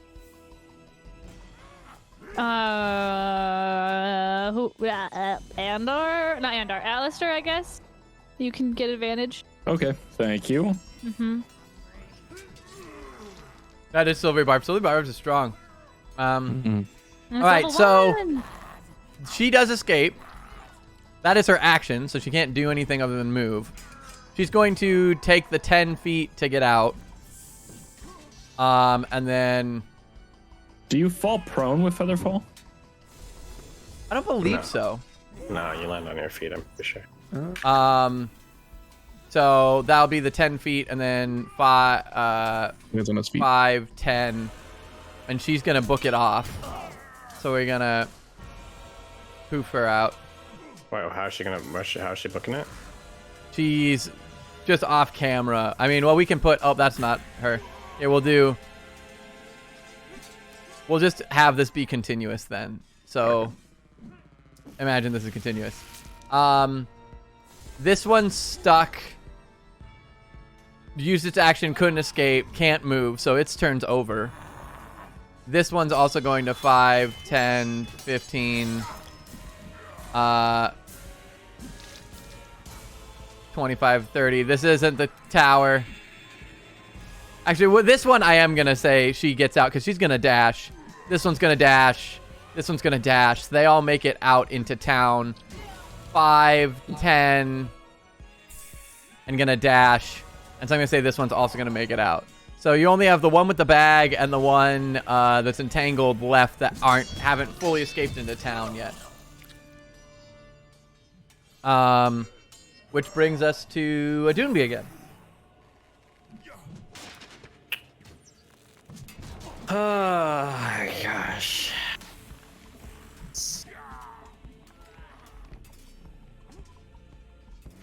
This is the other window, right? Yes.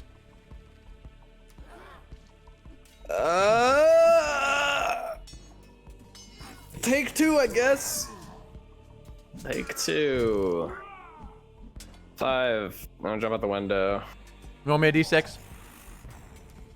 D6. Oh, for fall damage. Well, hi, T-Money. 1 point of damage. Is that damage, right? Or what? Yes, damage for fall damage. Gotcha. And roll me an athletics or an acrobatics, your choice, to see how well you land. Okay. 19. You land solid.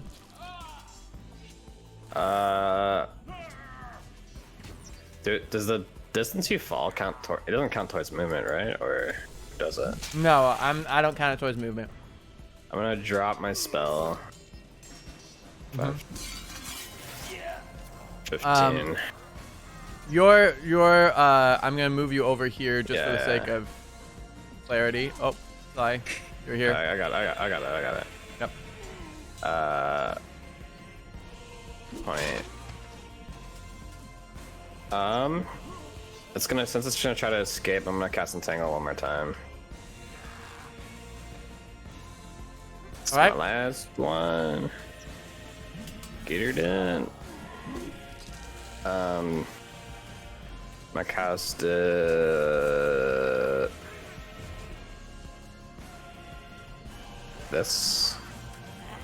Mm-hmm. And so she's gonna need to make another strength saving throw. Got it. That's probably gonna fail. Let me check her.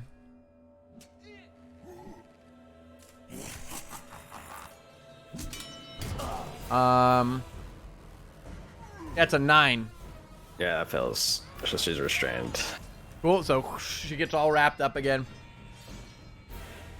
Over 35, and that's the end of my turn. And then call out to Alistair. Quick, get the bag. Gotcha. So that brings us to Alistair.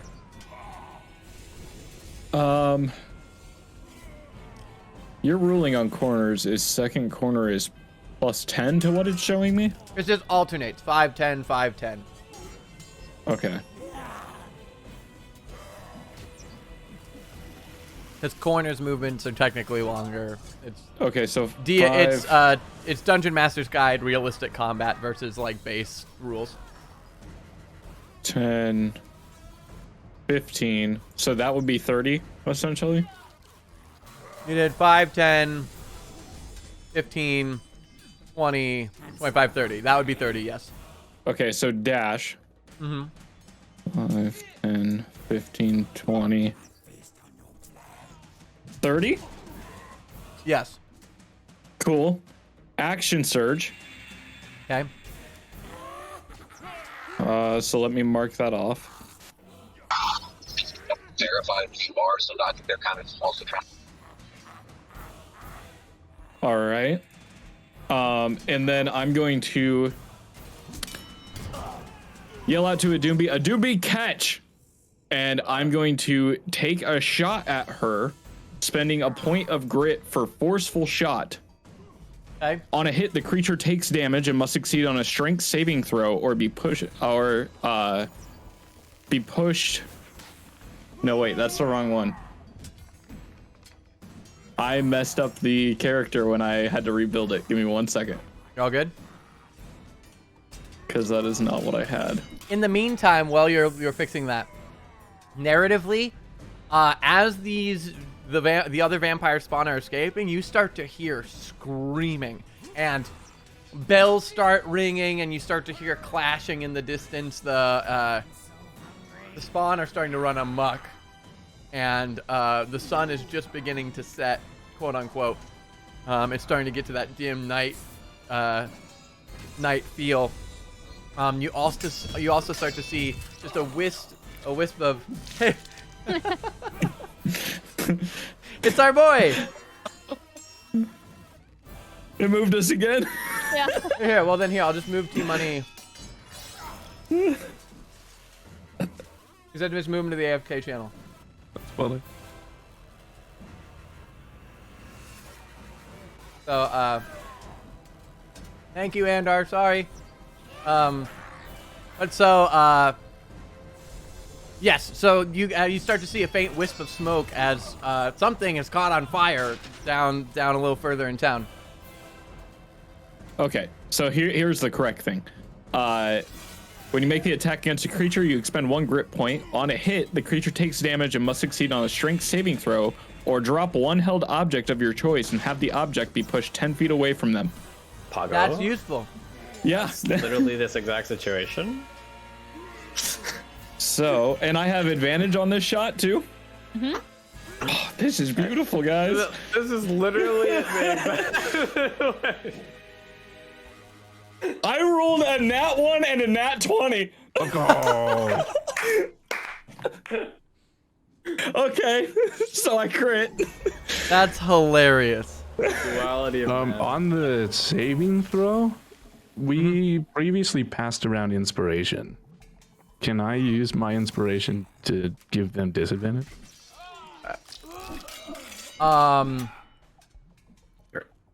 Oh, like your actual inspiration? I have an inspiration, You yeah. can't cause inspiration to affect another player. You can only use inspiration for yourself.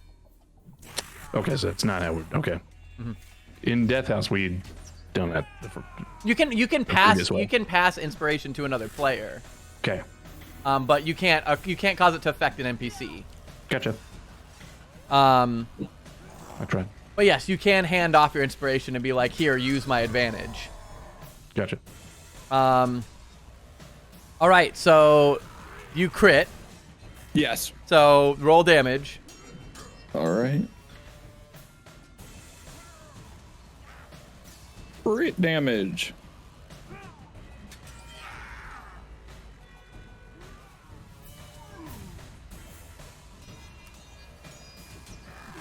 That is a 13 piercing.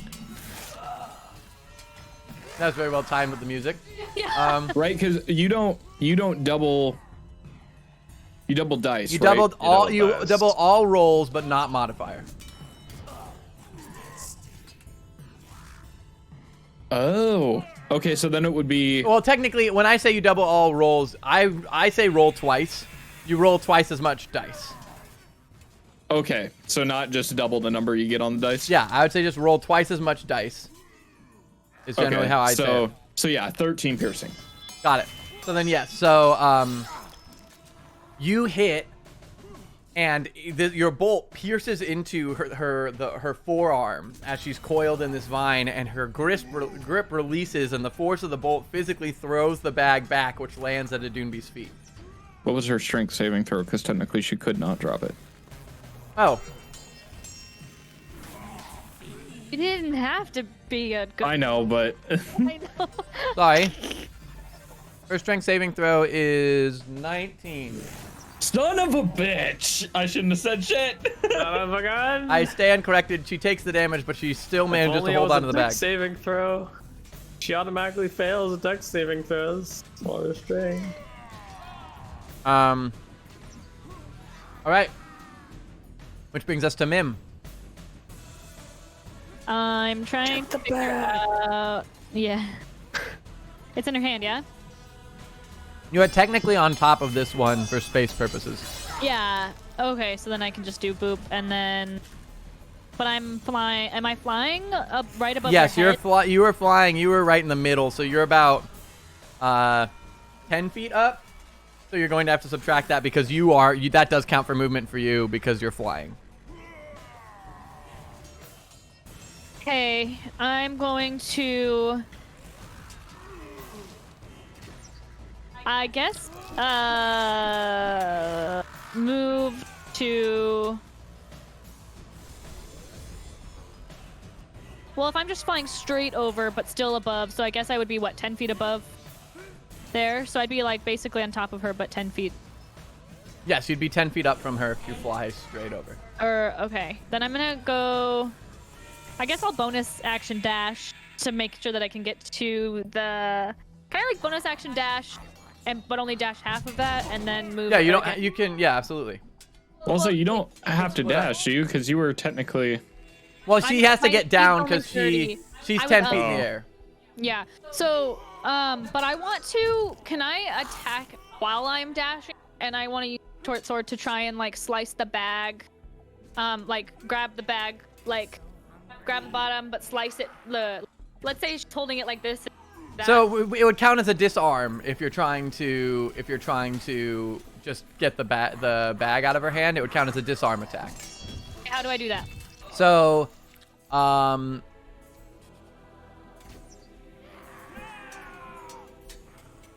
roll me a. Let me check one thing.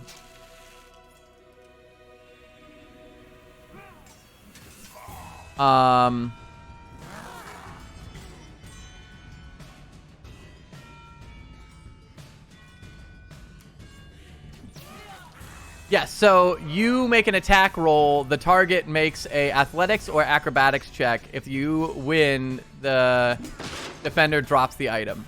Okay, she's also entangled. Correct. Right? So does that... Okay, so wait, I make an attack. So I'm going to say that she can't do the dex check. She has to do athletics. Because it'll be grip strength at that point. Okay. 21. All right. And then, well, wait. So, so that was to hit. That was to roll to hit. That's what you're looking for.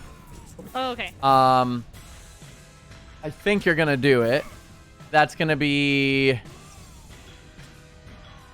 a 15. So you knock it free. Can I have like, because what I wanted to do was like hand and chop through the top part of the bag, but if I just like zooming and trying to grab it from her, or did I knock her hand? How would that have? Oh, you wanted to slice the top off the bag. Yeah, but this works. This is what. This was just knocking. This is just knocking the bag out of her hand. So I knocked it. Is it flying or did it just fall? You've whacked it out. It's loose. It's now on the floor at her feet, but she can't reach it because she's tangled up. Okay, so then I bonus action dashed, and then I action attacked. I still couldn't finish moving, I'm just gonna stand above where the bag fell. Will fly above where the bag fell. Okay. If I can't pick it up in this turn. You can't pick it up because you've used your action, but you can just fly right over it. Yes. Okay, my turn. Okay. So then Sten. Oh boy. Okay. Who can I see? You can From the you can window. literally see everyone but Mim because Mim is just like inside your view. But everyone else you can see. I can't jump off because then I will die. I don't have a lot of hit points. I have one more bardic inspiration, so I guess we'll just use that on. We'll do a Doonby. I don't think a Doonby has one. I think I used my bardic inspiration already. Yeah. So now I have. Okay. And then I guess I'll just start running back. 5, 10, 15, 20, 25, 30, 30. So Mem has the bag now? 40. Mim is standing over the bag. She couldn't pick it up, but she knocked it out of its hands. Flying over it. You can grab it. That's all I've got. All right, which brings us to them.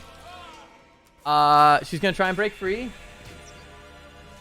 Strength check, please. That's a 17. Yeah, I mean that's good enough. Mem, do you have silvery barbs? Oh yeah, I can cast it again. Yes. Yeah, I have one more spell slot. I'm casting Silvery Barbs. Fuck this bitch. Okay. Let's see. Does she take? She rolled higher the second time. So it's still the lowest. Yeah. Okay, still so then So it you stays still what it succeed. was. Yep. Because she rolled a 14 and then with a plus, and this time she rolled a 16. Damn. Then I'm gonna give the advantage to. Alistair already gave. Did you use it? Yes, but I mean, you. Not that you know this mechanically, but I can do that disarming shot as many times as I want, as long as I have the grip points for it. Well, you would have been my choice anyway, because I knew you probably would. So, Alistair, you get the. Cool. You have inspiration. Cool. She's not picking this bag up now. Ryan rolls so well. She must be. Well, they're vampires, so I guess they're wrong. Yeah, they must have. They have like some bonus to strength.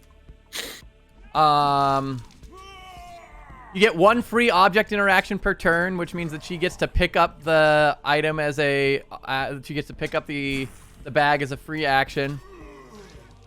And she can't sprint this way because of the difficult terrain, so she's going to 5, which will pick it up, right?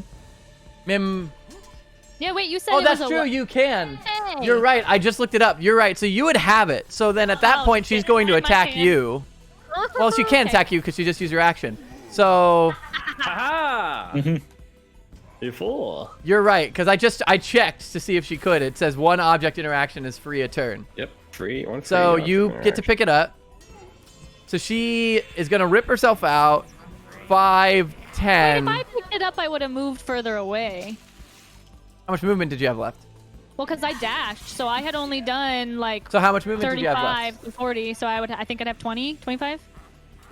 Yeah, because you only took 10 of the dash. Because that's what you said. Yeah, so I would have 20 left. So then where would you have gone? Up. To the skies! Well, if she's a vampire, doesn't mean she could probably be like a bat or something, or a raven. I don't know. Okay. Anyway, fine. I am gonna go. I would just go 20 feet up in the. Okay, 20 feet up in the air. So you go 20 feet up. She couldn't attack you because she was restrained. Yeah. No, she can still get an attack of opportunity, but it's just at disadvantage. Got it. Then she would when So you then leave. she would try. She would miss. So now she rips herself free. This is... Oh, that's not what I wanted.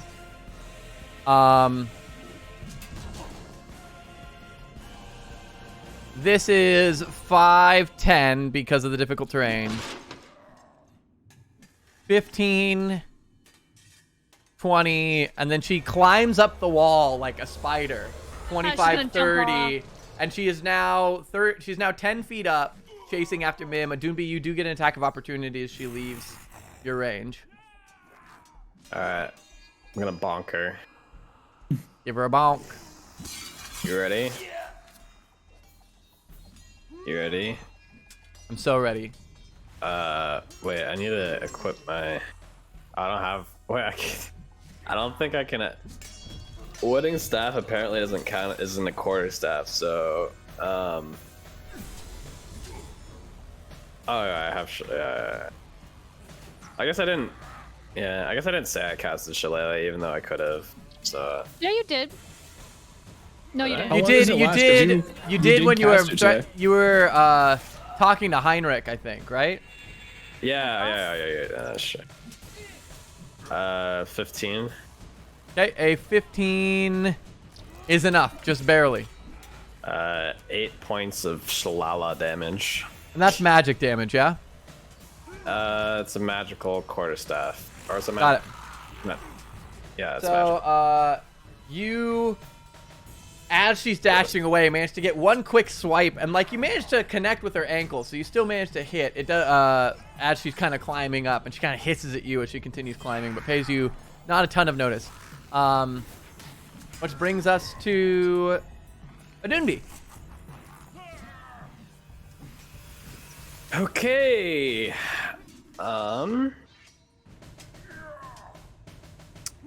I know what I'm gonna do. We got the bag, right? Yes, Mim has the bag. Oh wait, I'm sorry. I forgot the other vampire spawn. Before we get to you. Go ahead.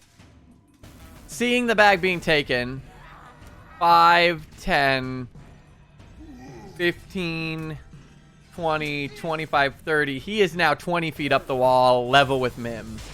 No, I'm 25 feet up the wall because I was 5 feet above. Right? Okay. So, then he'll dash. Then another 5. And he's gonna jump at you and try and knock you out of the air. With the rest of his dash. He can't grapple you. But he is gonna try and just, like, I don't know how tackle the fuck you. jumping works when you're, like, climbing off walls. They treat them as normal surfaces, essentially, because of spider climb. Oh, yeah, okay, yeah. So, running, So whatever the running they basically, jump is. they basically are just running and diving at her. Terrifying. So I'm going to roll an athletics check at disadvantage and see if it even is close to you.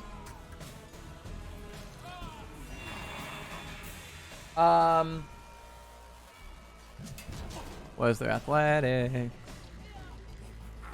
All right. I'm going to say he's going to dive and fall underneath you. I'm laying about there. Sure. He's going to take fall damage. All right. That's his turn. Now it's Adunbi's turn. Doomy's gonna raise his staff towards the female vampire spawn, and it's going to like more like what's the word? Writhe and transform into like a bundle of thorns and reach out. I'm gonna use Thorn Whip. This is a 15 hit. Okay. A 15 will hit, yes. Deals 2 points of damage, and I'm gonna yank her 10 feet towards the ground. All right. And then call out to him and say, I think we got what we came for. Let's try to get out of here. And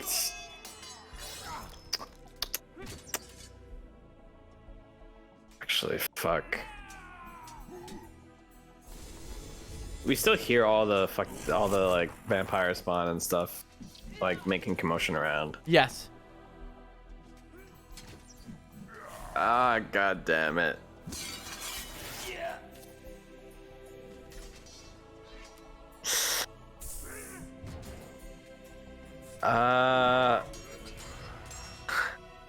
Adunbi will probably say, God. I think we should help, actually. And he's like not sure what he should do. You see he's visibly like not sure what he should be doing, but he'll stand his ground. And that'll be the end of my turn. Alright. Which brings us to Alistair. The guards seem more than capable. Mim, get to the church. And I'm going to take a violent shot against this chick right here. Okay, that was very. I need to be. Okay, so Just the organ hit is so good. I know, it's so good.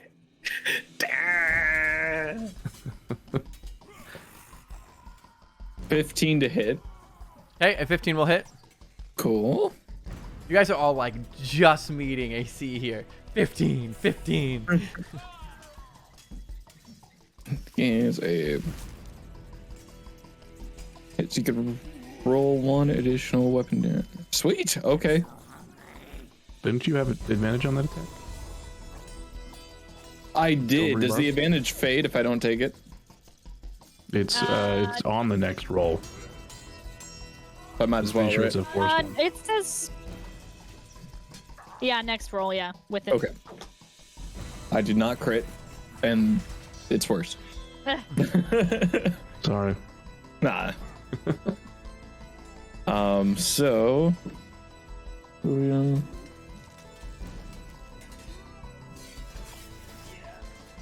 actually gonna pump 2 into violent shot.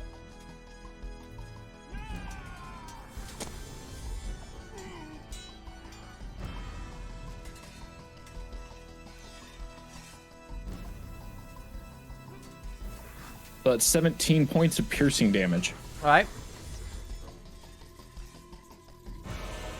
And I lose another point of grit.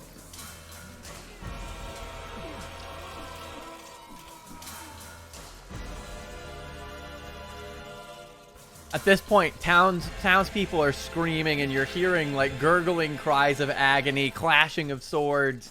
Fires are beginning to break out all over the city, and the church bells are ringing.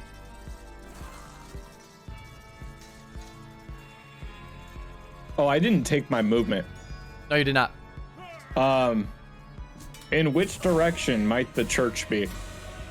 From here, it is north and then west. You need to go north to hit the road, and then west all the way through town.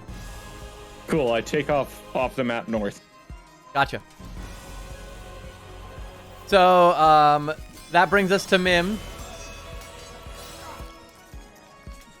I gotta get out of here. I'm going to I'm leaving. And I move and then bonus action dash, so 60 feet away towards the church. Where's the church? So you're just flying over the rooftops? Yeah. Okay, so you fly up and over. I kind of feel like I would want to go out so they can't jump at me again, and then around. Or like, I don't know. How would that? I mean, it's your turn, so they can't like dive at you on your Where's turn. the church? The church is north and west.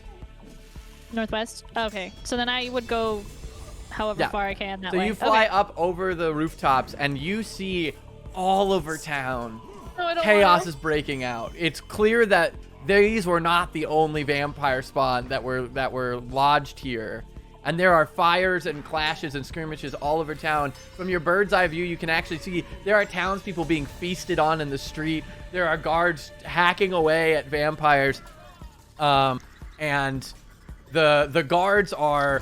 There's plenty of military around trying to hold off all of these different spawn, but it takes 3 to 4 soldiers to fight a single spawn back, and there's not enough of them to protect everyone, as vampire spawn are crawling up the side of houses and breaking through windows and crawling into buildings. Some of them are popping into alleys, and you'll hear screams of women and children. The smoke is starting to get hazy in the whole town as the sun's starting to set. And that Barovian kind of midlight is beginning to fade. The whole town is getting on this demonic orange glow as smoke and fire is breaking out and reflecting over all of the buildings. That brings us to Sten. Okay, my dash downstairs, so 5, 10, 15, 20, 25, 30, 40, 5, 10, 15, 20, 25, 30... That's as far as I can get. Cool. That brings us to the spawn. Seeing that Mims left, They're both gonna dash off in the direction of the church as well. This one is going to straight up just jump off the building. Oh no, she was down on the ground. You pulled her down to the ground. So she's gonna 5, 10, 15, 20, 25, and just dash away. You're gonna get attack of opportunity. Was she prone? Yes, so she'll lose 15 feet of movement. So she'll get to 45. Sweet. What do you have an attack of opportunity? I think so, because my turn volted back around, so I'm gonna try to whack it again. Oh no, that's the wrong one. 8 does an 18 hit? 18 does hit. 8 points of damage. Magical bludgeoning. So you manage to whack her as she runs by, but she does manage to. This is 40. This is just off is 45. So she does manage to make it away. This one is gonna try and do the same thing. 5, 10, 15, 20, 25, 30, 35, 40, 45, and makes it out. You used your reaction on her. So we're gonna break initiative order really quick. As you guys all start, Mim is heading towards the church. Alistair is heading to the church. Sten and Adunbi, what's your plan? I'm just gonna end up following Mim. Cool. So you're trying to keep track of her over the skyline as she's just beelining, literally. We know that supposedly the bones help make the church a safe place. Make it Yes. protected grounds. Okay. Oh, go ahead, Nick. Would I have known they're running since I was inside? You're gonna come out. By the time that you make it out, you're gonna see that they're gone and just see chaos. I did yell, "Get to the church." He did as well, and you Okay, have good sure, hearing, so yeah. you'd hear that. Do I? So you're gonna come out. So- They're all gonna be gone. Am I kind of keeping pace with Mim, just on ground level? Mim's gonna be slightly faster because she doesn't have to deal with roads. But I'll see her the whole time? But you, because you got a head start, you have a better grasp. Adunbi's kind of trying to follow her. You kind of make from the direction that you're going, because you're already heading to the church anywhere. You can kind of see that you're both heading to the same place. So, I mean, you would say that we're probably in immediate danger, right? Being throughout the city while all of this is going on. Oh Or yeah, one could grasp shit is that we are? chaos. Okay, then everything's off and I'm radiating light. Oh shit, okay. Yeah, just so everybody can see me, and we're taking off towards this church. So, Sten, you run out, you get to the church, you come out, everyone's gone, and then you see this beacon sky beam just moving through the street. I'll probably take that way. I'll get 40 feet of movement. I'll probably catch up to him kind of quick. So yeah, you'll catch up. Adunbi as well. That kind of helps guide you through the city. Okay. You guys watch as carts are being overturned and demon spawn not demon spawn, vampire spawn are crawling out of second story windows and hissing before diving from second stories onto nearby townsfolk. Townsfolk are frantically trying to run and board up windows and close doors. You guys sprint through town and make it back to the church. Which is already, by the time you get there, there's multiple vampire spawn crawling the walls and on the roof.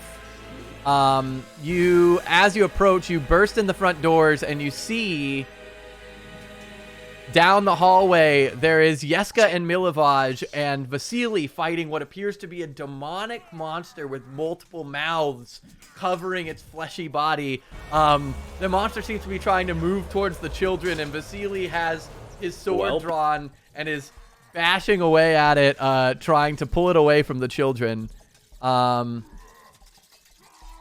And here I thought that Irina and Andar would be with you when I set up this screen. How foolish I was. DM, how much damage do you want me to take for that run? How much damage do you take a second? Or a round? Essentially 1. because it 1 deals per round. 2 in radiant to anybody in it. And then, yeah. So it's essentially 1 every 6 seconds. Okay. We'll say it's not fast across town, especially with stuff, so you might not want it the whole time. If it's 1 every 6 seconds, that's 10 damage a minute, so it's going to take you probably about 120 damage if you do it the whole time, because it's about 12 minutes sprinting across town while avoiding mess. Because usually it's a 20-minute walk. Okay, so I would have done it until I had a grasp on a Doomby and Sten following us, and then I would have switched. I would have cast light on something, probably my crossbow. Gotcha. So then let's say you have it. You take 6 damage over the course of a minute or whatever. Okay. Wait, it's not 10 damage. No. Is a minute. Yep. Cool. All right, so you Those guys 10 hit points came in clutch right there. You guys- Camp ones, yeah. You guys end up all regrouping. Mim, you're still skybound, but you hover down in close as you guys get to the front door of the church. I'll let you guys arrange yourself as you guys are getting to the doorway. Okay. Okay. I'm just going to do this. As we were running up, I would have told Mim that we need to get around back. There's 2 of them. I would have followed you. How did that happen? I don't know how that Ryan happened. always gives me a copy of a Doomby that I can't control. I fixed that. I figured out why that was. I fixed it today. Oh, I think It you didn't just work. did It still didn't work. No, but I mean, I had a figured good- out mid-session today. That's why I fixed it. Okay, gotcha. I'll probably walk in first. This is underground, right? No, this is all above ground. No, the underground is the underground is over here. Back. Yeah. Are you guys ready? Oh, I see. Oh, okay. Okay. I don't know why I got lost. Cool. Do we need to put the bones back? Yes. Is that what is causing all of this? It'll make the church a safe place. Okay. Sten, should we help them while Mim and I stuck with the bones? Yeah, I hear commotion in there. We should try. Okay. Quick, hurry. And the Doomby will go inside.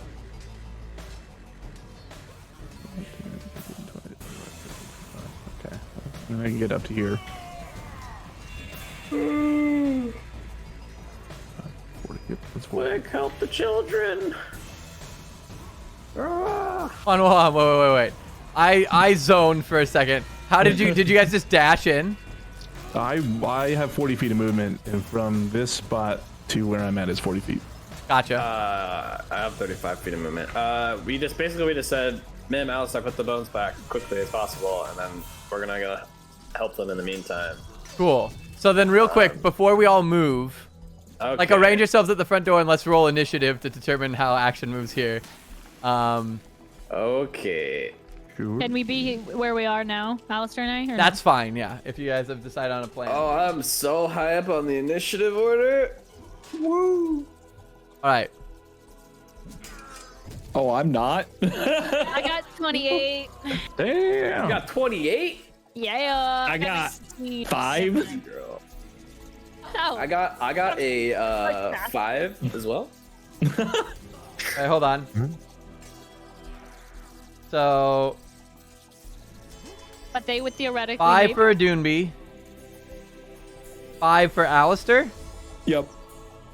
Who has higher dex? Probably me. Okay, who else? 13. Uh-oh, we broke again. Yeah, we need money back or someone.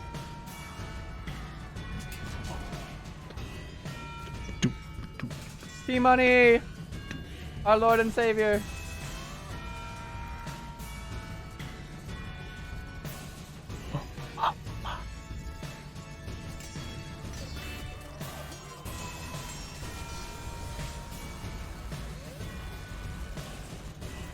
Anyway, we'll figure that out. But so Mim, what did you roll? 28. Holy shit. Okay. I got a 19 plus 9 initiative. Cool. Here, check one thing. Yeah.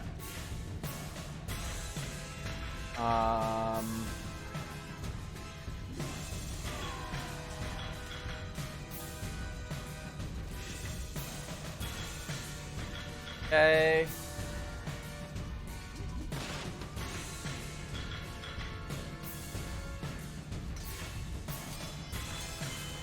They got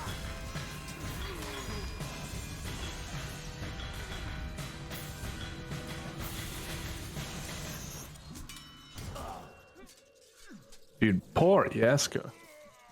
okay. So, Mim, you go first. How far am I from the bottom? The door's base? right here. Okay. Mhm. I wanna. Is it open? It's unlocked. Yes. I'm gonna sneak stealth and open it. I got a 17. For stealth, and I want to sneaky open. Yep. There's I don't know. nothing down there. Okay, cool. I'm gonna go down there. Cool. Oh, I stealth, so technically that would have been my action or bonus action. It's bonus to hide. So I can't bonus action dash. So then my movement is I'm like 20 feet or 10 feet in. You can dash as your action. Can I dash as my action? I don't know how What's much. the question? Can I go all the way down there? Yes. My turn? So then I'm all the way down there. Yeah. So you're all the way down there. You go down there. You see the plinth that's slightly broken. And you approach with the bag. That brings us to Vasili, who is going to continue fighting the creature. He's going to take a swing at it, and it's going to he seems concerned with all of its mouth. If you're going to swing, it's going to lurch out of the way. He's going to hit the stone plinth next to it, which brings us to Sten. Okay, I'll bust through, and then I think that was 40. 5, 10, 15, 20, 30, 35, 40. Okay. I'll turn to Vasili. Don't let me die, friend. And I'll attack the monster thingy. All right. God! Natural one. That one. So you run up and you try and swing at it, and you physically fall on the plinth, your sword clattering to the ground next to you as you lose your balance. Which brings us to its turn. It's going to lash out at Vasili.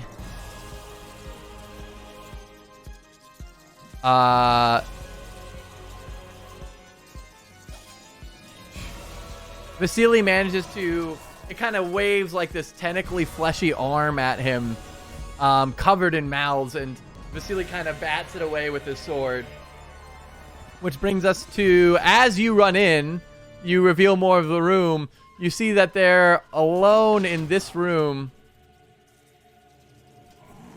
God, will it frickin' let me reveal the area? You see that there are 3 vampire spawn crawling the walls of this room. One of them comes down and pounces on Vasili. As he's fighting against this monster, it pounces on his back. He manages to kind of like roll backwards out of the way, knocking it off of his back, but setting him back away from the, like, changing his attention as he turns to face this creature. And then it's going to take a swing at him. But he's going to manage to parry its claw away. That brings us to the rest of them. This one is going to jump down 5, 10, 15, 20, and attack you, Sten. I think the first one misses, but the second one crits. The first one is... What was the first one? 12? No, Hits. wait. Yeah, 12. Yep, still hits. Oh, it still hits. Okay. Yeah. So then... You're going to take...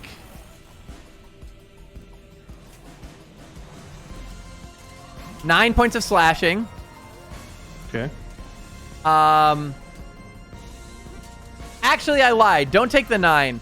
It's going to reach in. It's going to grab you, and you're going to be grappled. And the second hit is going to be, 2,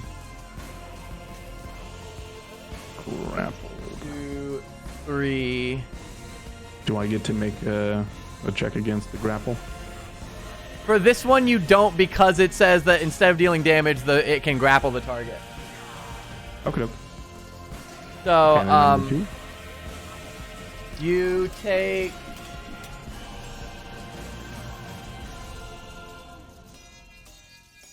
what is that? 24 points of damage. I'm down. As it grapples you and then bites into your fur. Yikes. Out of that damage, It downs me. yes. But out of that damage,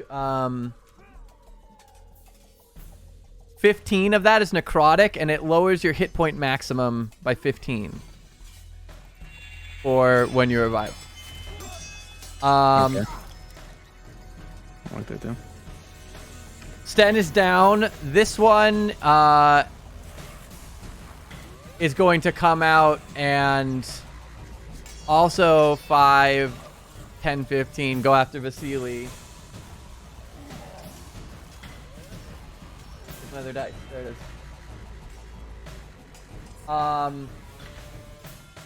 Again, gonna take 2 swings, and Vasili just deftly, very defensively parrying against these things. But you can see, like, he's kind of slightly sweating, and he's looking, and he's trying to focus on a lot of things at once. He's having trouble keeping his ground.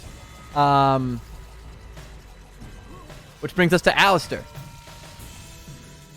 Okay, where is the thing to get underground? It's right in, it's where Mim is. Okay, can Map-wise. Can I essentially dash down there? Yes. So you and Mim are in front of the plinth.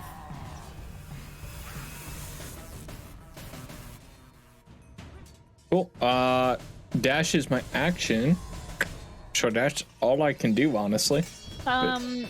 You get 1 free object interaction. That's correct. Just knock the bag out of her hands. Because I mean, taking something is essentially an action, yeah. Yeah, but I'm gonna have to take it back on my turn to put it in because I don't know. Never mind. So I assist Mim in opening the bag to put the bones you back open in. up the bag, and inside it's a bundle of twigs with a note I hate everything. that says, Heinrich, thanks for the bones. Ludmila. Are So you what the- fucking kidding me? Dude? Are you? I knew it. I knew it. I was gonna check them on the way. They didn't feel like twigs. They're you notice that it's like petrified wood, and that it clacks in such a way that's similar to bones. What is her name? Ludmila. How do you spell it? Ludmilla.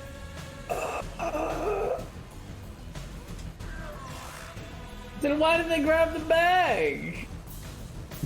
It was all a fucking trap. Do I have any of that dash left? Since I was down there? We'll say that you have about 15 feet left. Alright, so I turn and take that 15 feet going back up, and you just hear and then black. Okay, which brings us to a Doonby.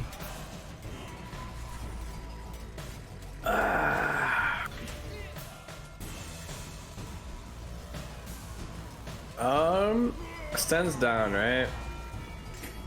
Sten is down. And I have no spell slots left. 5, 10, 15, 20, 25, 30. 35. Time to go to Pound Town. Just gonna start trying to fight for my life, stand by Sten. Mm-hmm. All right. 10 misses, I'm assuming, so 10 misses for the creature. That's correct. It misses. yeah. All right. Then I'm just gonna end my turn here. All right. Mim, it is your turn. We'll say for sake of dash, you also are able to get back out to the top without using any of your Actual movement. Yeah. Okay, I'll move to here, I guess. And since I'm around the corner, can I already be like stealthed or no? You could stealth. You wouldn't make it in. You could bonus action dash if you wanted to make it in, and then you would still have your action. Okay, so could I? But I wouldn't have been stealthed. You said I would have to bonus stealth. You'd have to bonus action to stealth. Yes. Or bonus action dash. I guess I'll just dash in. Right now, there's these 2 vampires spawn in Vasili. There's the one that Adunbi's dealing with, and then the monster is over the children unopposed. Did we divvy up the health potions? I don't know who has the health potion. Ma'am, you have one, I have one. I can't make it to that vampire. I have a health potion? I didn't write it down. You should, because when I took them, I gave one to you. Oh, minor or I don't remember. Give me a second. It's in my inventory. Potion of healing, 2d4 plus 2.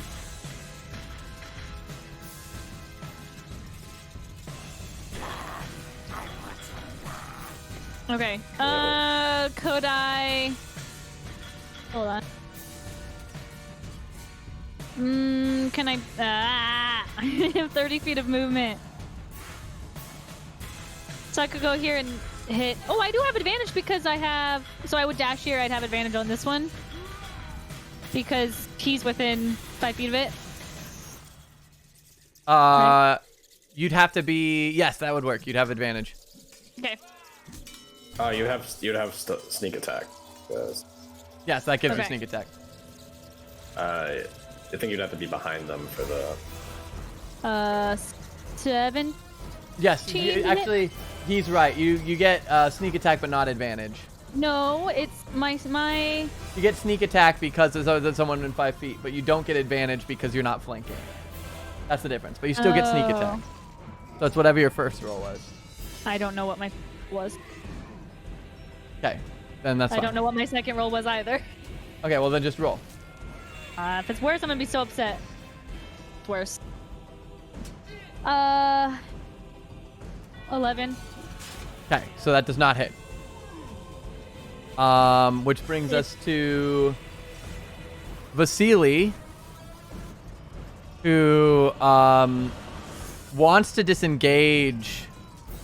He is gonna disengage, and he's going to try and move closer to. Well, you can see there's like conflict. He wants to protect the children, but he knows if he steps away, they're just going to follow him closer to the children. So he's just going to try and take a swing at one of them next to him. But they managed to dodge out of the way. That brings to Sten. Failure. Okay. Which brings us to the creature. It's going to turn towards the children and kind of like latch on to Milajaj, who's going to scream. And then that brings us to the spawn. 2 are going to take 2 attacks at Vasili.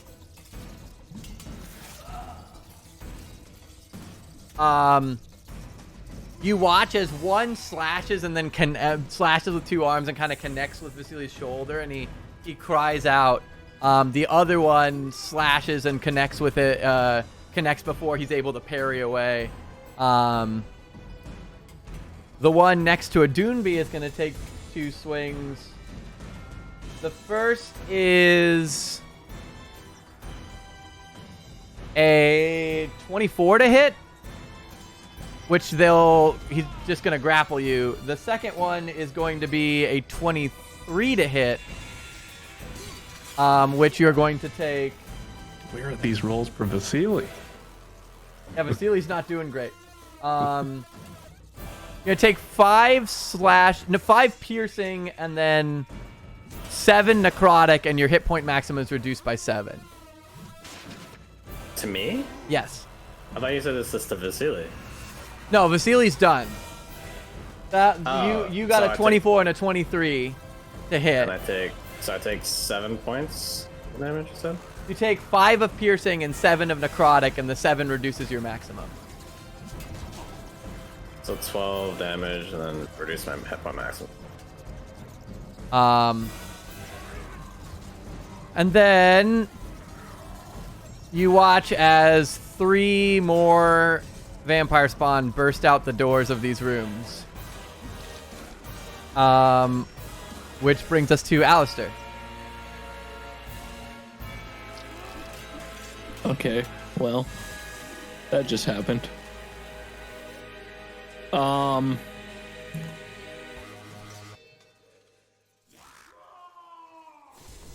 right, boom, boom. I'm gonna take the one attack of opportunity that's gonna happen. I'm gonna double dash, dash. Okay. That's a 17. Hits.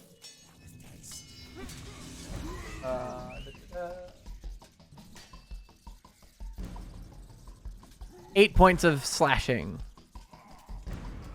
As you run by, whoosh, one just kind of rakes you across the shoulder. All right. And as I ran by on the wall, was there any kind of holy symbol at all? There was in the room, this room here that you were interrogated in. You could kind of see, actually now that the doors are open, you see into these rooms. If I can open them. I hate how I click reveal and it doesn't reveal. Think of it as a reveal and then an "Are you sure?" This room has the holy symbol above. This isn't actually a bedroom. This is the one that was like the interrogation room that you guys have been seeing. It's more laid out like this room is, but it has a holy symbol above like the cabinet that he had been pulling stuff from. Yes. Fun way to say confession. Okay, but nothing in the hallway as I was passing. No. Okay, what about on the altar? There's a big one kind of by Yeska and Milivaj. There's not one on the altar itself. Got you. Okay. Other than like carved into the wood. I mean, not in the wood, into the stone. Good to know. Cool, that's my turn. Cool. Which brings us to a Doonby. Another whack at the one. Actually, I'm gonna move 5. Stun rolled a death save already, right? Yes. Mm-hmm. I'm gonna lean over and try to do a medicine check on him. Cool. That's table 1. 10 exactly, so I think that succeeds. That succeeds. And I'm gonna move directly behind this person, and then that will be done. Cool. Which brings us to the top of the order. Mim, it's your turn. The monster has Milivaj in its clutches. Vasili is fighting 2 vampire spawn, and a Doonby is fighting a vampire spawn, and there are 3 in the hallway behind you. Wait, Sten is up? No. Sten is stable. Stable. Okay. Have we read the vampires book yet? No. In game, no.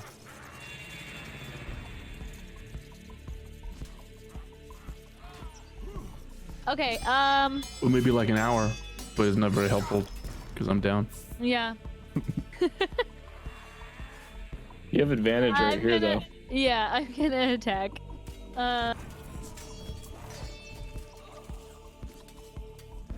Man, imagine. Would have been having a nice dinner in jail. 20. 23 will hit, yeah. Okay. What is?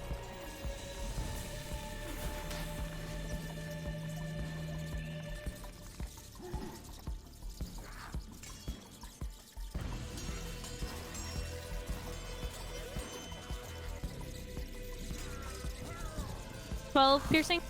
12 piercing. Mm-hmm. Noted. But we did hear that wooden stake to the heart, supposed to, right? Do something? Or did That we is try Mark. it? Ismark told you that, yes. But then did we try it on the other kid? I tried it. Yeah, it didn't work.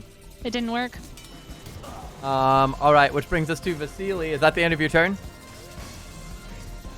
Or do you want to move or anything? I want to just move. Can pouring the healing potion in Sten's mouth? That's a full action. You've attacked already. Okay. I'm gonna stay here then. Okay. Vasili's going to, like, sweat swimming on his brow. He's fighting these two, and he turns to you all and he shouts, "Somebody help the goddamn children!" I don't know why I'm doing Father Lucian's voice. Vasili Von Holtz. We got you, Vasili! Somebody help the children! And he's going to continue to fight because he can't get to them. He can't hit anything to save his life. He's just missing. He's rolling really low. He is, I swear. He rolled 2 9s. You can come look. He rolled 2 9s. They're right here. They're 2 You're 9s. not adding whatever major. 9. Well, he has a +4, but he needs to hit a 15. Anyway, he rolled 2 9s for he can't, so he misses. It should just explode, I think. Sten, you are stable. I rolled a 3. But you're stable. 3 hours. Yeah, 3 hours. Oh, 3 hours. Okay. The creature reaches another tentacle and grabs Yeska. And now the kids are screaming bloody murder over in the corner. As it kind of like is slowly like wrapping itself around them. Which brings us to the spawn. 2 attack Vasili. Again, 1 hits twice and 1 hits once. So you watch as they're starting to just slash into him. The other one is going to take... Now that it's actually been hurt, it's going to turn around and take 2 strikes at Mim. The first one, I think, misses. Does a 15 miss? Yes. But a 25 does not. So you take... Oh, lucky roll for you. You take 5 slashing as you manage to duck most of it, but its claws manage to connect with some of your leg and kind of rake a long line across it. Which brings us to Alistair. All right. I'm going to run all the way to here. Okay, you're going to take 2 attacks of opportunity, 3 attacks of opportunity. Yep. 3. Yeah, there's 2 by me and 1 other. The first one misses and is going to fall flat on his face. The other 2 I think are going to hit are going to be 21 and 23. Yep. That's going to be 9 points from the first one and 7 points from the second. All right.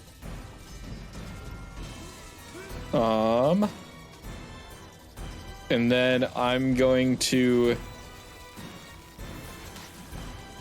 cast Cure Wounds on Sten. Okay. Ooh. So I lay down, or I get next to you. I put my hand on you, and you get 11 points of healing. Stan, you are awake. Is that your turn, Alistair? Yes. Adunbi, it's your turn. Back at it again. Trusty old Mr. Wooden Staff. Yep. Attack. Boom. Boom. 17 to hit. A 17 will hit. 10 points of damage. 10 points of damage. And that's my turn. Which brings us to top of round, Mim. I'm gonna go fly over the kid This one. Yeah, not Yeska. Yeah, Yeska. This one's Yeska, right? Yes. Where are you? I want Oh, to there be you up, are. flying above him, but still Here, I'll able boop. to. Okay. I want to attack the weird thingy. Okay. This thingy. And I get advantage, don't I? Because technically Vasili is an ally. Or a. Yes.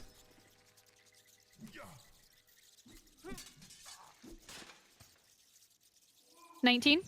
That hits with prejudice. Roll damage.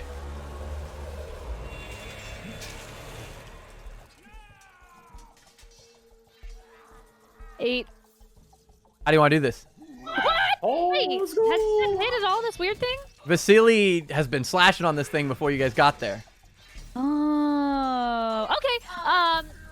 Does it have eyes or is it just like a hooded thing? It's got eyes and mouths all over its body. Like it's basically like this big fleshy mound of eyeballs and mouths. Oh, but it has like tentacle things or whatever that was trying to grab at the kids. It's or grabbing basically the kids. just like, it's not even like tentacles. It's like they're like walls of flesh that are like it's like this big fleshy mound that's got. I kind of want to like twist my rapier like you know like with noodles, like when you're doing spaghetti and you gotta like twist your fork. Uh-huh. I want to like twist it and then stab in. Okay. To like tangle up and then stab. So you tangle this thing and you stab into it. And you notice that when your sword connects with this thing, It's gonna be the priest, isn't it? the skin, when your sword connects with the skin, you don't feel resistance right away. There's like a slight gap before you feel resistance. And where's the thing I'm looking for? You feel the slight gap in resistance, and you feel this as the sword makes impact. And all of a sudden, the form of this creature starts melting away as if fluffs of smoke. And you watch as your sword is coiled around the arm of a portly man dressed in robes, who now has a sword impaled in his chest, and his entire shirt is slowly soaking in blood. And each arm is around one of the boys. And he looks at you and he says, protect the boys and my people. As the blood flows up into his neck and starts to drip out the side of his mouth, and he falls limp, sliding down your blade. The boys start screaming. You hear Vasili yell, "My friend, no!" And all of the vampire spawns stop what they're doing and begin to just slowly back away and climb out of the various windows of the building as Vasili drops his sword and runs and cradles the priest, like as he sloughs off your rapier, holding him in his arms and just looking down at the priest's fallen body. Both the boys are Milovaj is up against the corner, completely paralyzed. Yeska is screaming and crying. Tears are streaming down his face. All of the vampire spawn kind of laughing to themselves as they climb out the various windows, escaping out into the night, in which you still hear the kind of crash and mayhem of the evening outside, emanating from the city.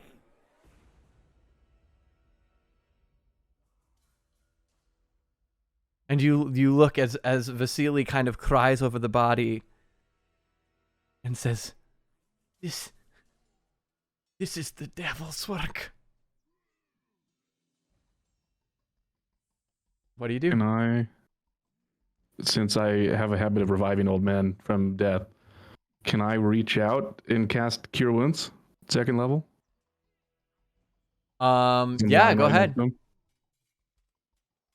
It's my last spell. Also, there's no way in hell we're getting Mim back to jail.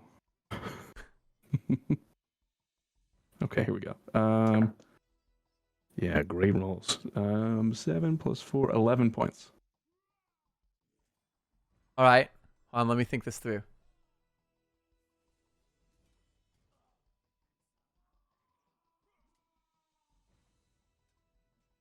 Let me check one thing.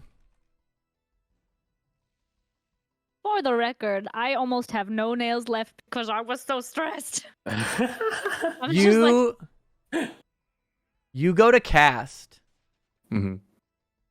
and you lay your hand, and you go to cast Cure Wounds, and the spell fizzles in your hand.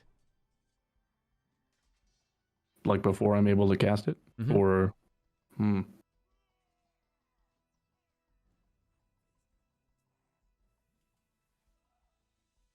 Oh, this is a vampire spawn who's left. Interesting.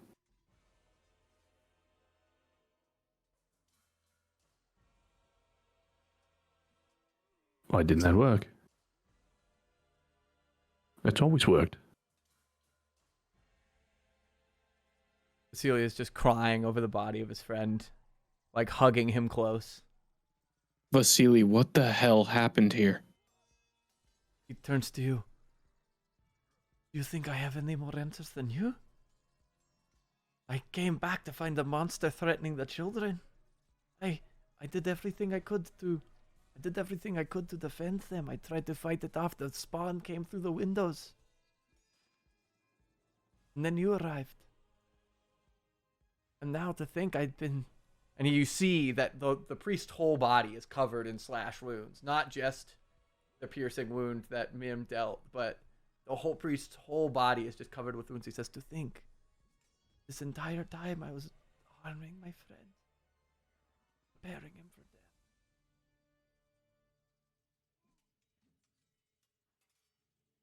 Who would do this? Does anybody have a potion? Potion. I hand Sten the potion. I'm gonna feed it to him. If magic doesn't work, then this will. we worked hard. Did we? Yeah. We have 8 of them. Oh, we do? Yeah. Okay, there's 7 plus 4, another 11 points of healing. I have to see something. This guy is gonna get a ton of healing. Pumped into it.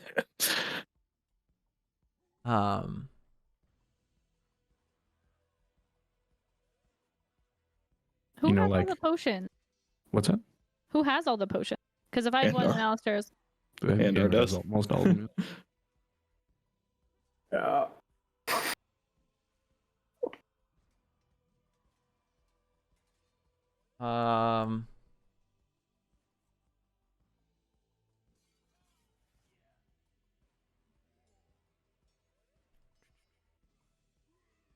If it doesn't work, we're gonna do those magic tears from Pokemon. We're gonna get them out of here. I have something similar.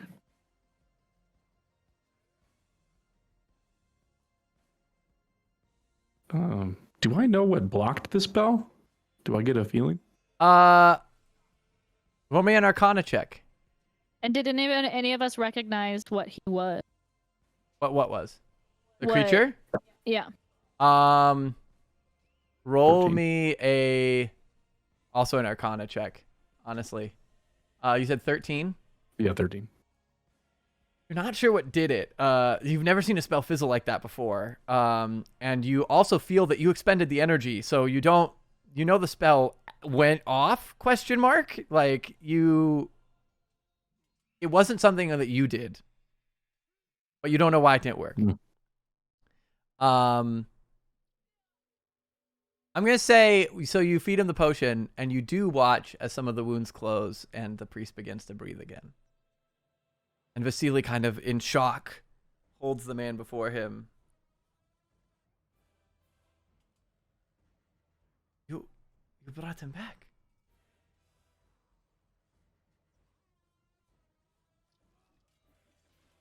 Your first word should have said, "I'm sorry."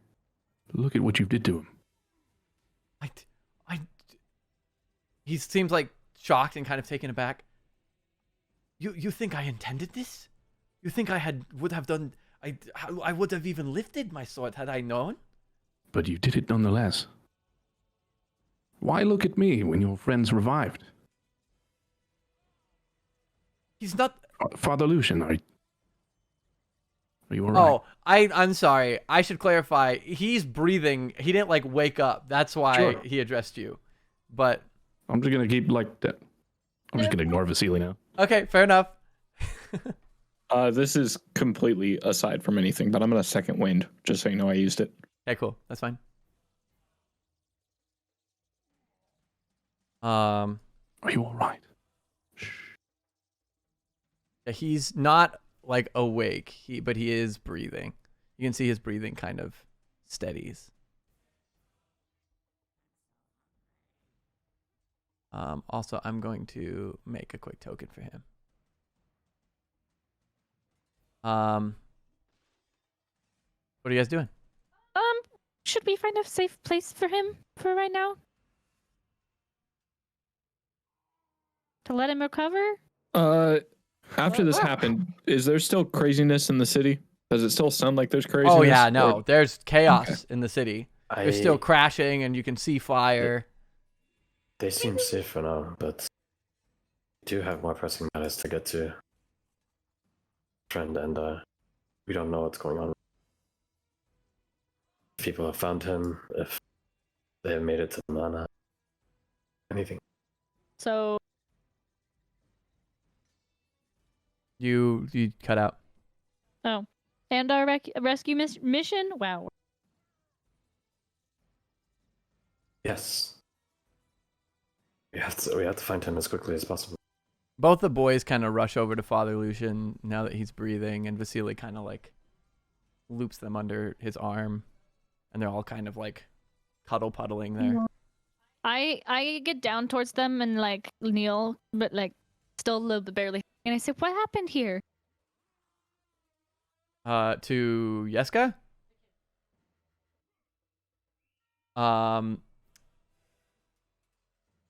Milovaj is like kind of stunned. Yeska's like kind of hysterical. He's like, we were here, and then there was a monster, and then the creatures that came through the walls, and Father Lucian turned into this thing, and then we were screaming, and we didn't know he was gonna eat us. And I don't know what's gonna happen. It's okay. Okay. Gonna be. I'm going to lean down to the father and take his hands and use the last of my radiant energy for the day to cast healing hands into him. Okay, cool. So you watch as more of his wounds seal up. He's still pretty bruised. You can tell this man took a beating, but he's alive. He's breathing. His breath steadies, and his whole body seems to relax a little bit. And Vasili kind of like looks at you and says, "Thank you." He's my friend too.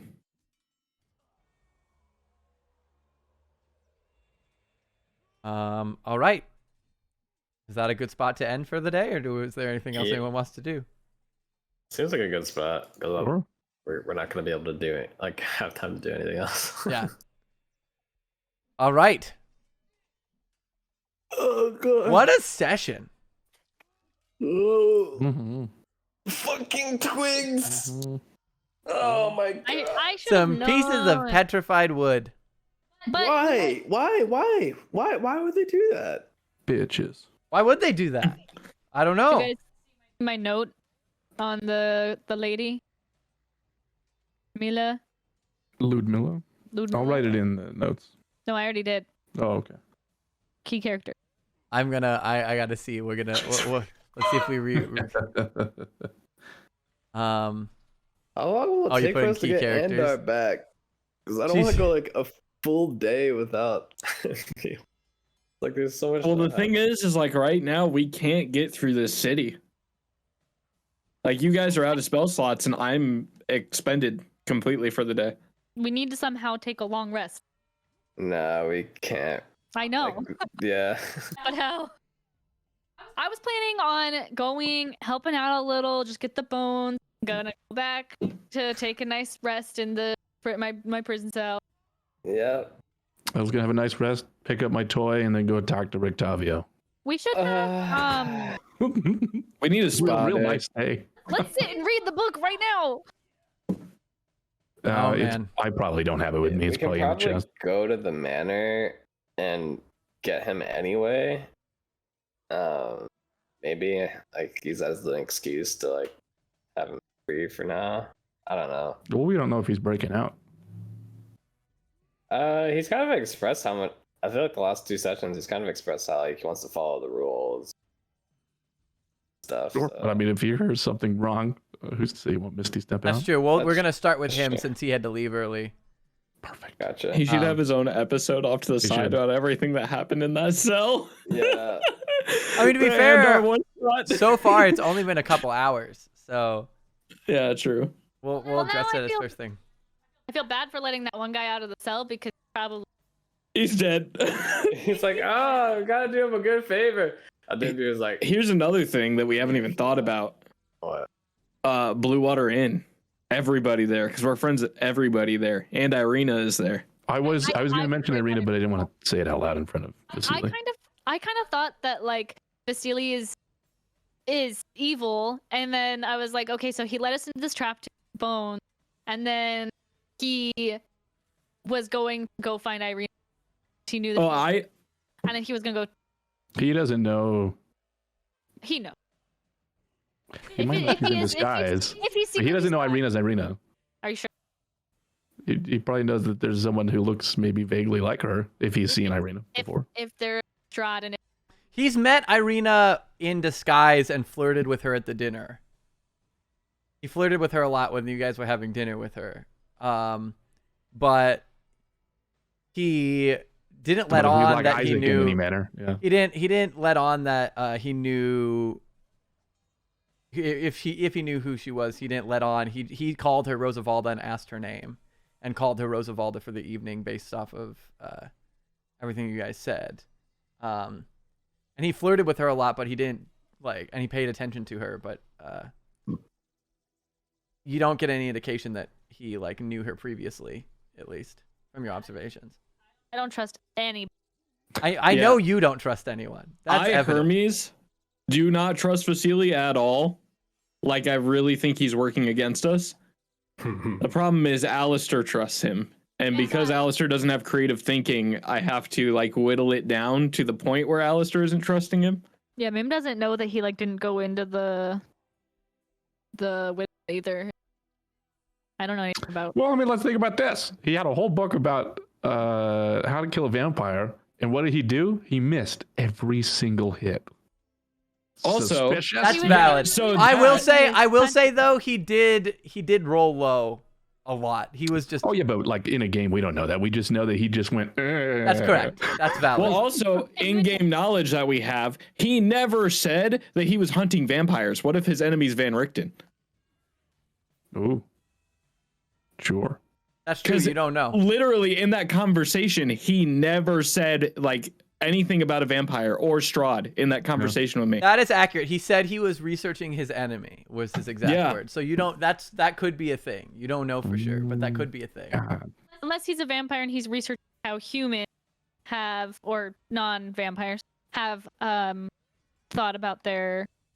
No, I full think this guy. I full think this guy is like an underling, basically. I do not like him. Mims. You said Mims and then you cut off. I'm just grumpy. Mim is fine with him, sort of. She's a little annoyed that he left when we're fighting. It's suspicious that he left when we were trying to, and he wanted those so bad. All right. I don't I don't like him. I like him. Yeah, there's a lot not adding up. Yeah, that's a lot. We also at some point have to get Alistair's soul back. We have to talk about it. We have to talk about the fact Yeah, that he Sten has does public not property know. now. I mean, we're going to have a conversation about your attitude today. The festival's going to be really interesting tomorrow. I don't think there's a festival.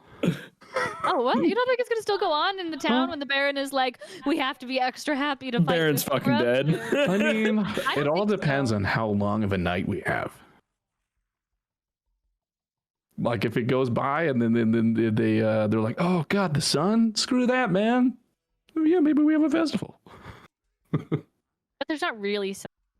It's just like lighter. Mm-hmm. And that's the weird thing is if the sun is actually a thing, like during the daytime, if Vasili is a daytime. Well, can you say? Are you allowed to say, Ryan? Would there have been a chance for us to find more hiding spots? More hiding spots for what? All of the vampire spawn stuff. Oh, like had you guys explored town, would you have been able to find more vampire spawn before they broke out? Yeah. Potentially. Ooh. I mean, there's a bunch in town that you guys could have done. Sure. But we had 5 things in our face at once. Mm-hmm. There's a lot of things. And we're trying to like group up together and get back together and be like, guys, this is happening. Shit, now this is happening. Oh, we gotta regroup. I have no spell slots left. There is There's so much shit. a lot happening is basically Vallaki in a nutshell.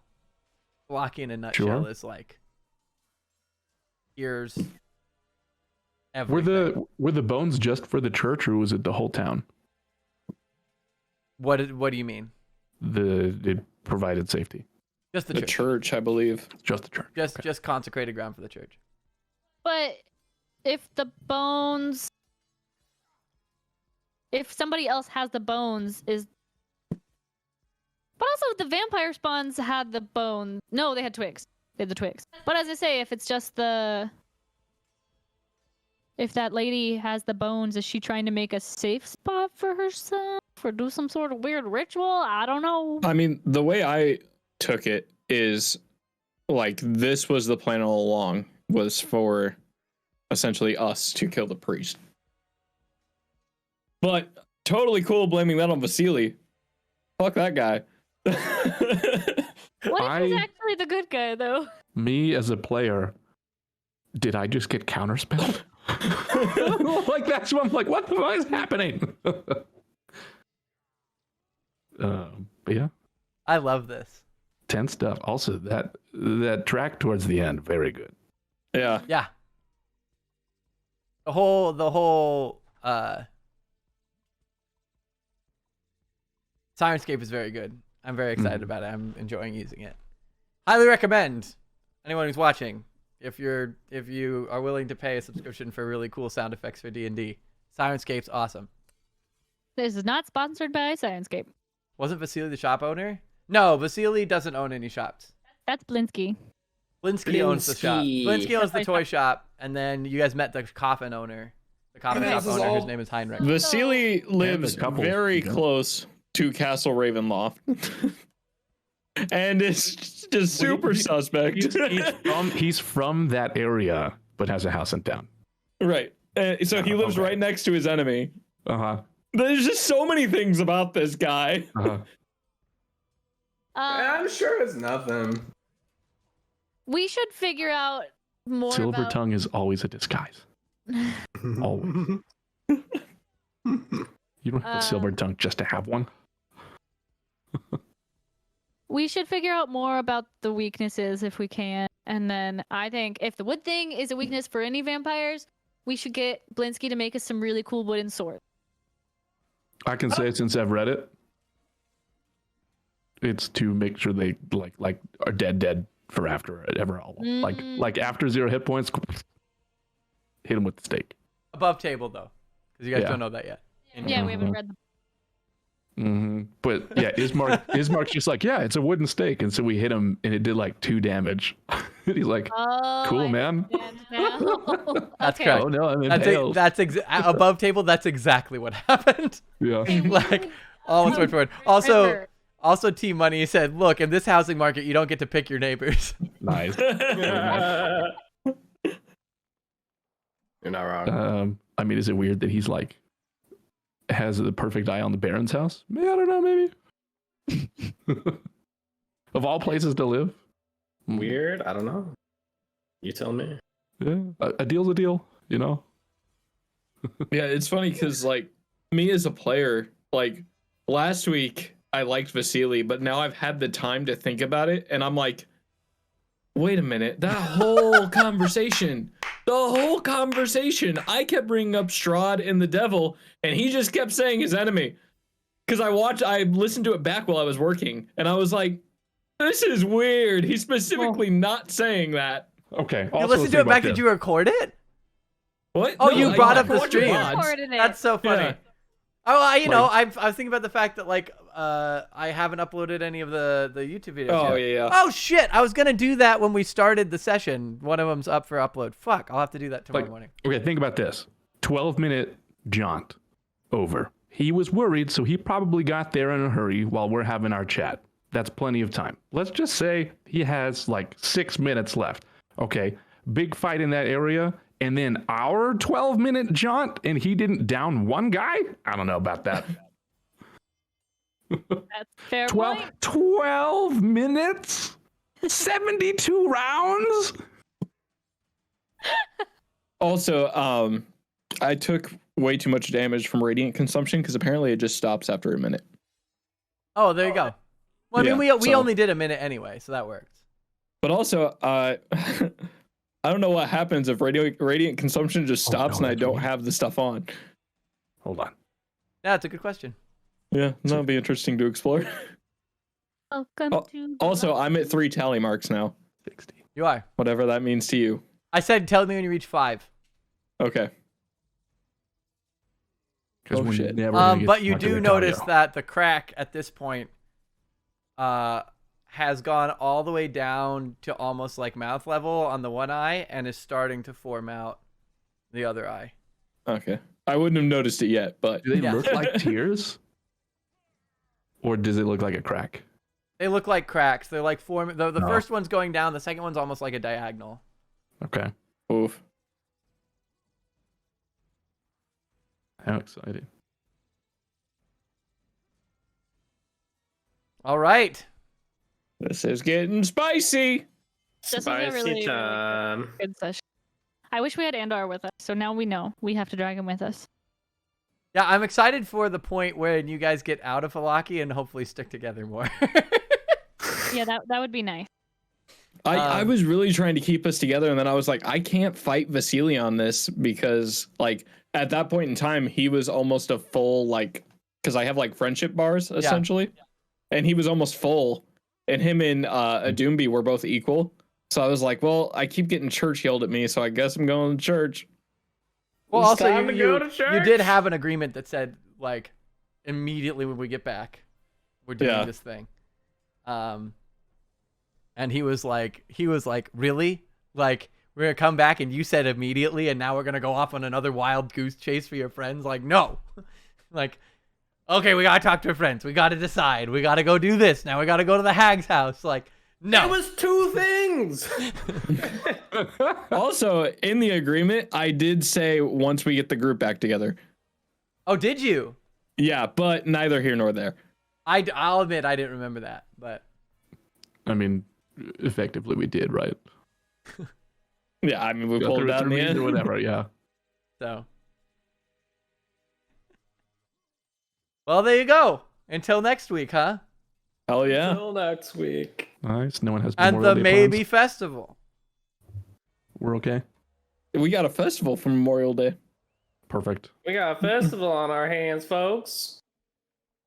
And also, happy belated to Hewitt / Adunbi. Now we have 2 backlogged birthday adventures to do.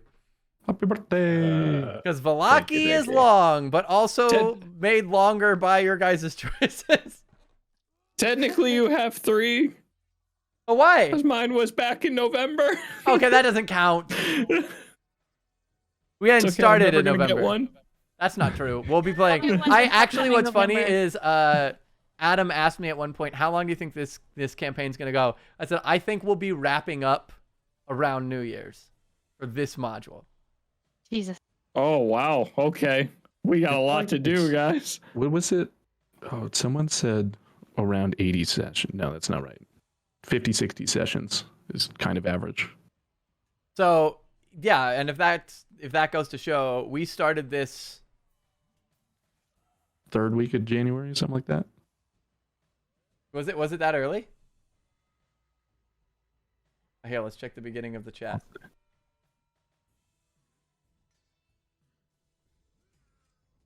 It's either the 16th or the 23rd. It's one of those 2 days.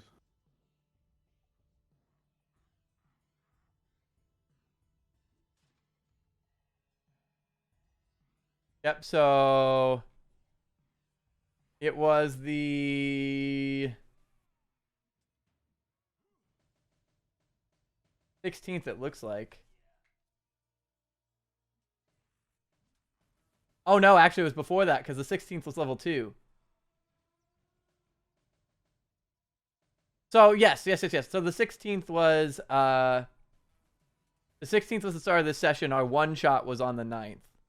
So our 16th, the January 16th, and it is now the second to last week of May. So we've been playing this campaign for literally over 4 months, and we are, as Sten said, maybe a fifth of the way through. So that's 20 months, if math is to be believed. But I think, Anfern says a year easily. I also think things will pace up as you guys. There's a lot of it that's exposition, and you guys figuring out your vibe and the group and all that jazz. Once you guys kind of hit your stride and get more of a grasp of the story, I imagine it'll move more quickly.